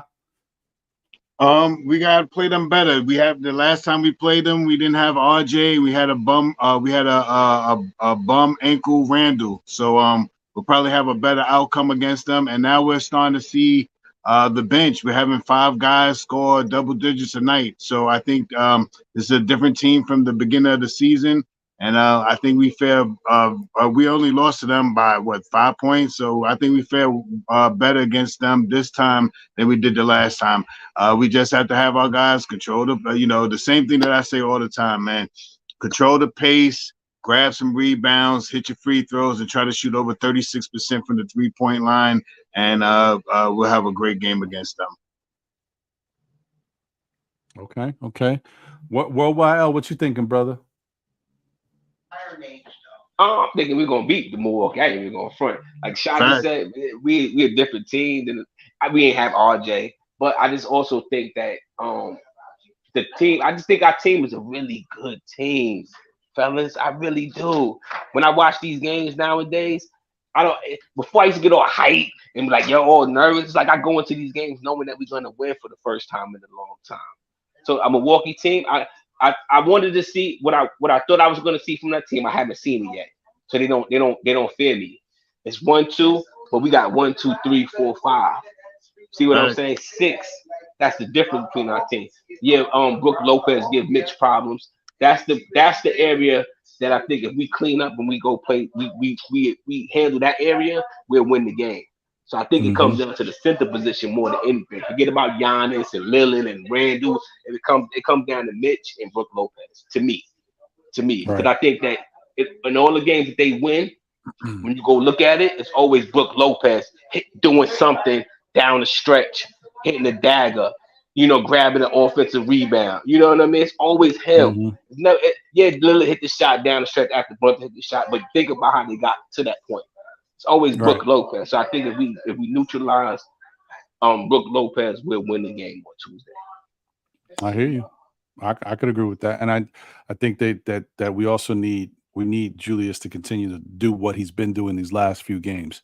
Because like we talked about before, Julius, who wasn't right when they played the first time around. So we didn't get everything we could have gotten from Julius offensively. Now, I'm not saying he was horrible, because in that game he did have 12 rebounds. I think he had 4 or 5 assists. So he did add something. He added value. It's just that we need that scoring punch from him too. The going back and forth between him and whoever's defending him, him guarding Giannis, and then going back and giving Giannis points. So he has to work. Like, we need all of that. But and then we had Boston the next night. Then we had we had a back-to-back with them that first time we played them, right? It was a back-to-back. Either we was going into a back-to-back or we was coming off a back-to-back. There was some crazy with that Milwaukee game. Hold on. I'll tell you, I could look at that real quick. Just give me 1 second. Let me see here. Boom. Where's the Milwaukee game? Oh, can I see all? Put me in December. I don't want to be in December. Let me go back to it. Maybe it was. Maybe it was this November. Had to be November. Yeah, give me a second. November. Boom. Here we go. So Milwaukee. That was no, it wasn't a back-to-back. We had Cleveland right before them. On Wednesday we played Milwaukee on the Friday, November 3rd, and then we had the Clippers on November 6th, the Monday. Okay.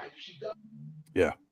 So yeah, man, I just we'll see what happens, but I think that the Knicks have a good chance to win on Tuesday, I think, against Milwaukee. I feel good about it. I think they, like I said, they're a better team than they were then. And I hope Grimes can step up and add something, because Grimes is like, it's like having Grimes is like a guy, like it's almost like the Knicks are playing with house money. I don't know, it sounds weird to say in this situation, but it's like we know what we're getting from Grimes. Grimes is still playing out throughout all of this. I said his confidence is being affected, but he's still playing good defense. We can get more out of him if we get his confidence the way it needs to be, man. So shout out to Fabian Williams once again. And I appreciate all you guys. More Knicks TV is in the building. Salute to you, More Knicks. Thank you for tuning in. So I'm just going to say this real quick, and then I'm going to do what I haven't done ever on this show. I'm going to get it over to J Boogie, the closer.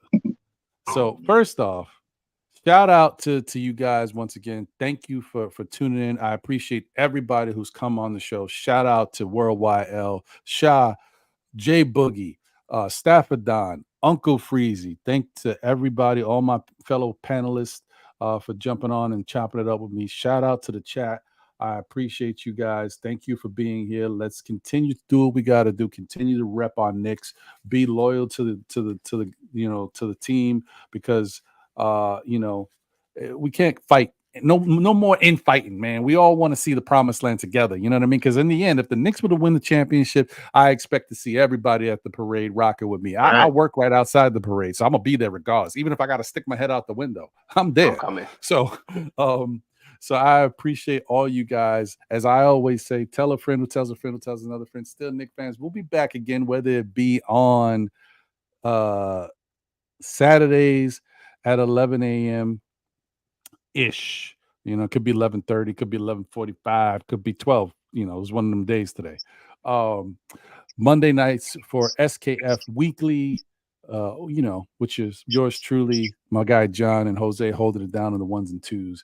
And then and that's at 9 p.m. on Monday nights. And then we got the NBA wrap up at 8:30 on Thursdays. There was no wrap up this past Thursday because of the Knicks game, but we're hoping to get one back out there this next Thursday coming up. So stay tuned for that, man. Appreciate you guys once again. And now let me get it over to the man, the myth, the legend himself, the closer, the one and only Mr. J Boogie.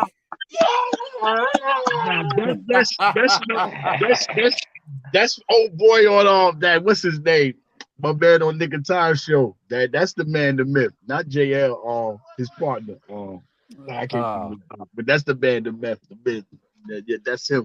But anyway, the Knicks is focused, y'all. I want you to know they real focused, because the Detroit Pistons was a one of them type games where I'm looking to pass you. I ain't even thinking about you. I can slip up and lose this game, but I'm not going to lose this game because everybody think we ain't playing up the par. We supposed to smash them. I'm looking forward. I'm thinking about getting on this flight and going to Toronto, going through baggage claim, dealing with all that there, and then going in there and play Toronto and know I got to beat this team right there and handle my business. So the Knicks are focused. They know what they got to do. Now it's time to go, like I said earlier in the show, it's time to go to Milwaukee. It's time to not go in there to play the game, not go in there to win a game, to go in there and take a game.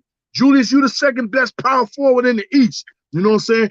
Brunson, right now, you the number one point guard, whether Perkins want to say it or not. I seen your lists. You got, you know what I'm saying, on Trae Young up there. You got Murray up there. We don't kill them dudes since last year.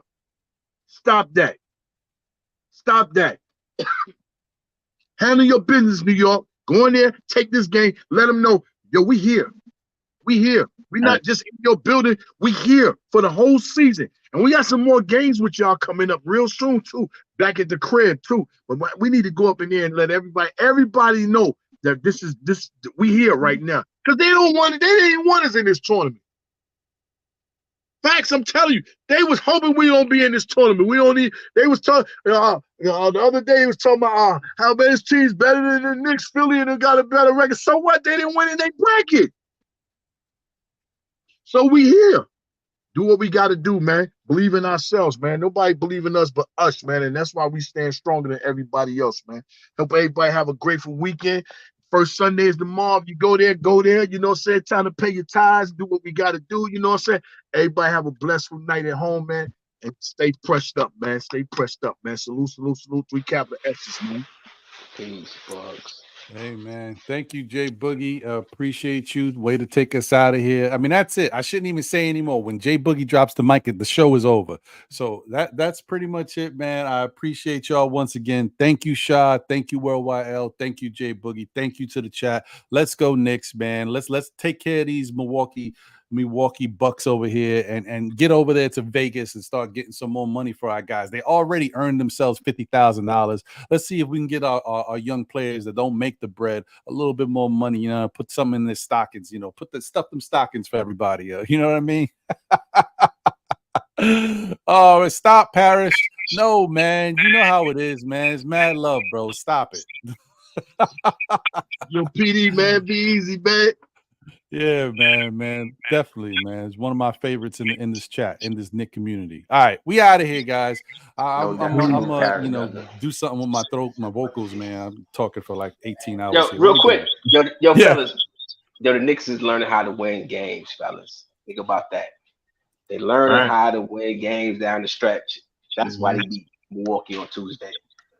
100%. It started when we brought in Jalen Brunson. It continued when we brought in Josh Hart, and now we've got the third Villanova boy piece. But it's not even about that. It's just he's a good, solid, smart basketball player. Yeah, exactly. That helps you got these good games IQ out. players. You got good Right. IQ players.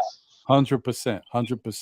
All right, we out of here. Catch you on the next one. Take care. Make sure you tune in to Worldwide L for the love of the game and Shah and Knicks Real Talk with Divine when they come back on. I'm sure they're gonna be popping on Tuesday and doing what they do. I don't, you know, is that the next show, Shah? Yeah, I think we're going to try to squeeze one in there before, but more than likely it will be. We do the post at the same day as the pre. So that's how we running it now. Cool. All right. Well, I look forward to supporting everybody, man. All right, we out of here, man. Take care, y'all. Have a great rest of your Saturday. Yeah.